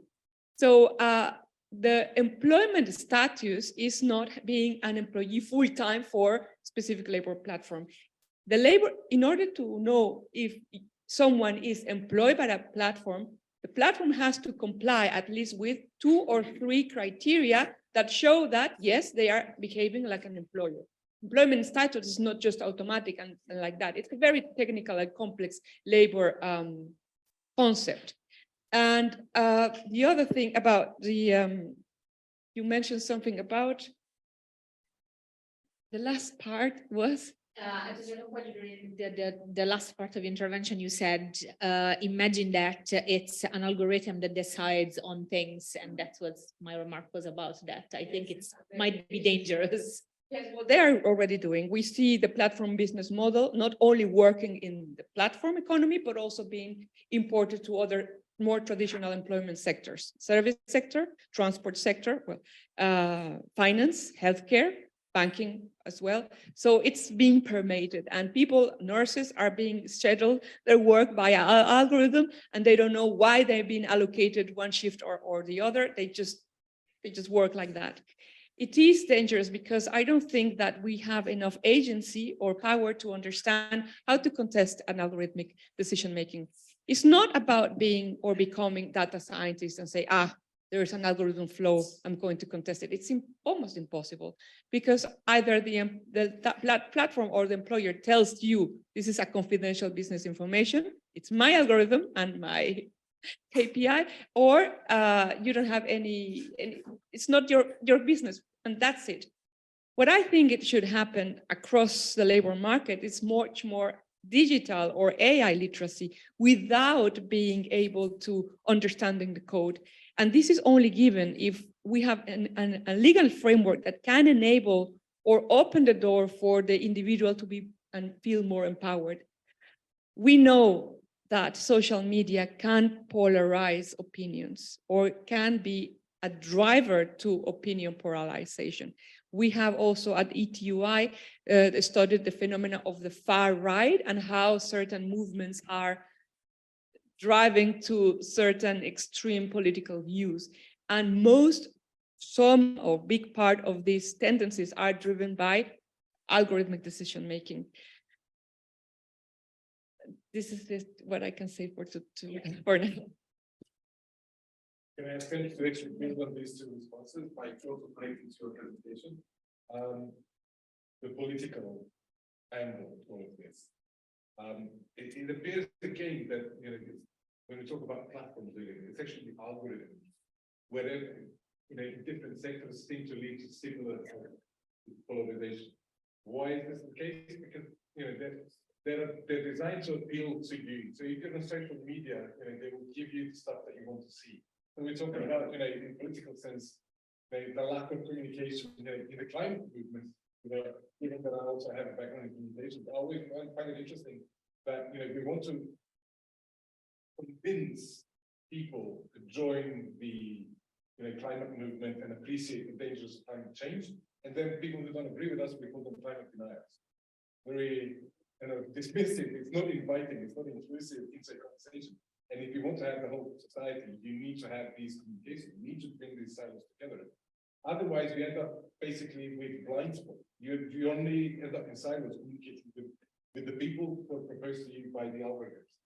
In similar fashion, even in the energy algorithms for platforms, let's say we all wanted just the renewable energy, and the grid now potentially is technically capable of doing that, but we don't have the capacity to supply it.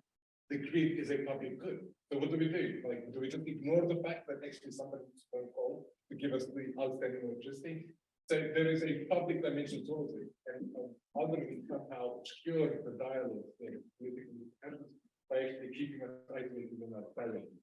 And just one last point to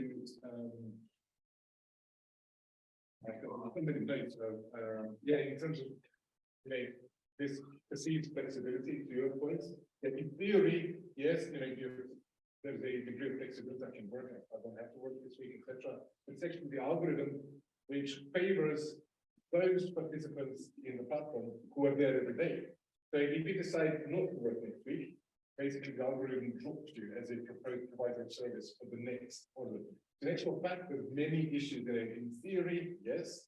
In practice, algorithms end up basically, again, your point calling for a more insightful, informed approach to make sure that participation is the value there. And also, you mentioned earlier, in our annual report, which is a result of all the discussions with various players, we actually call for algorithm transparency to apply not just to platform economy, but actually to all employment settings, because algorithms are already implemented in what's called a regular employment setting. So this digital transition is going beyond just the digital platform. So speaking of silos and communication, I think we have three very different backgrounds and perspectives here, and yet I think we could go on and on and on with our communication. So really stimulating and great discussion. Thank you three all so much for being here. And I think now it's time to wrap up the conference. So I invite Professor Neuhold. Yeah. Very quickly, and it's time to break the thing. Thank you again. I'll give you a.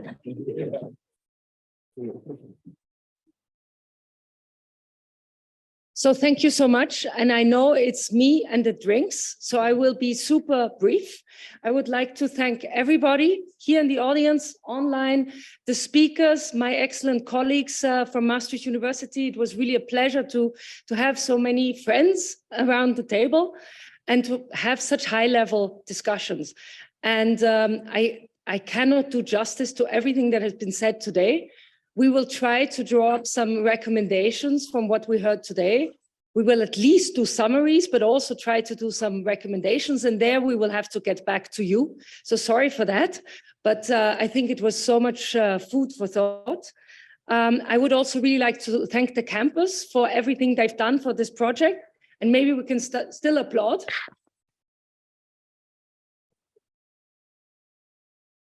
And let's just call them by their names. So I see Felix right here, Corina there, Melissa downstairs. And Tatiana has already left the campus, but she also was instrumental in the Relay project.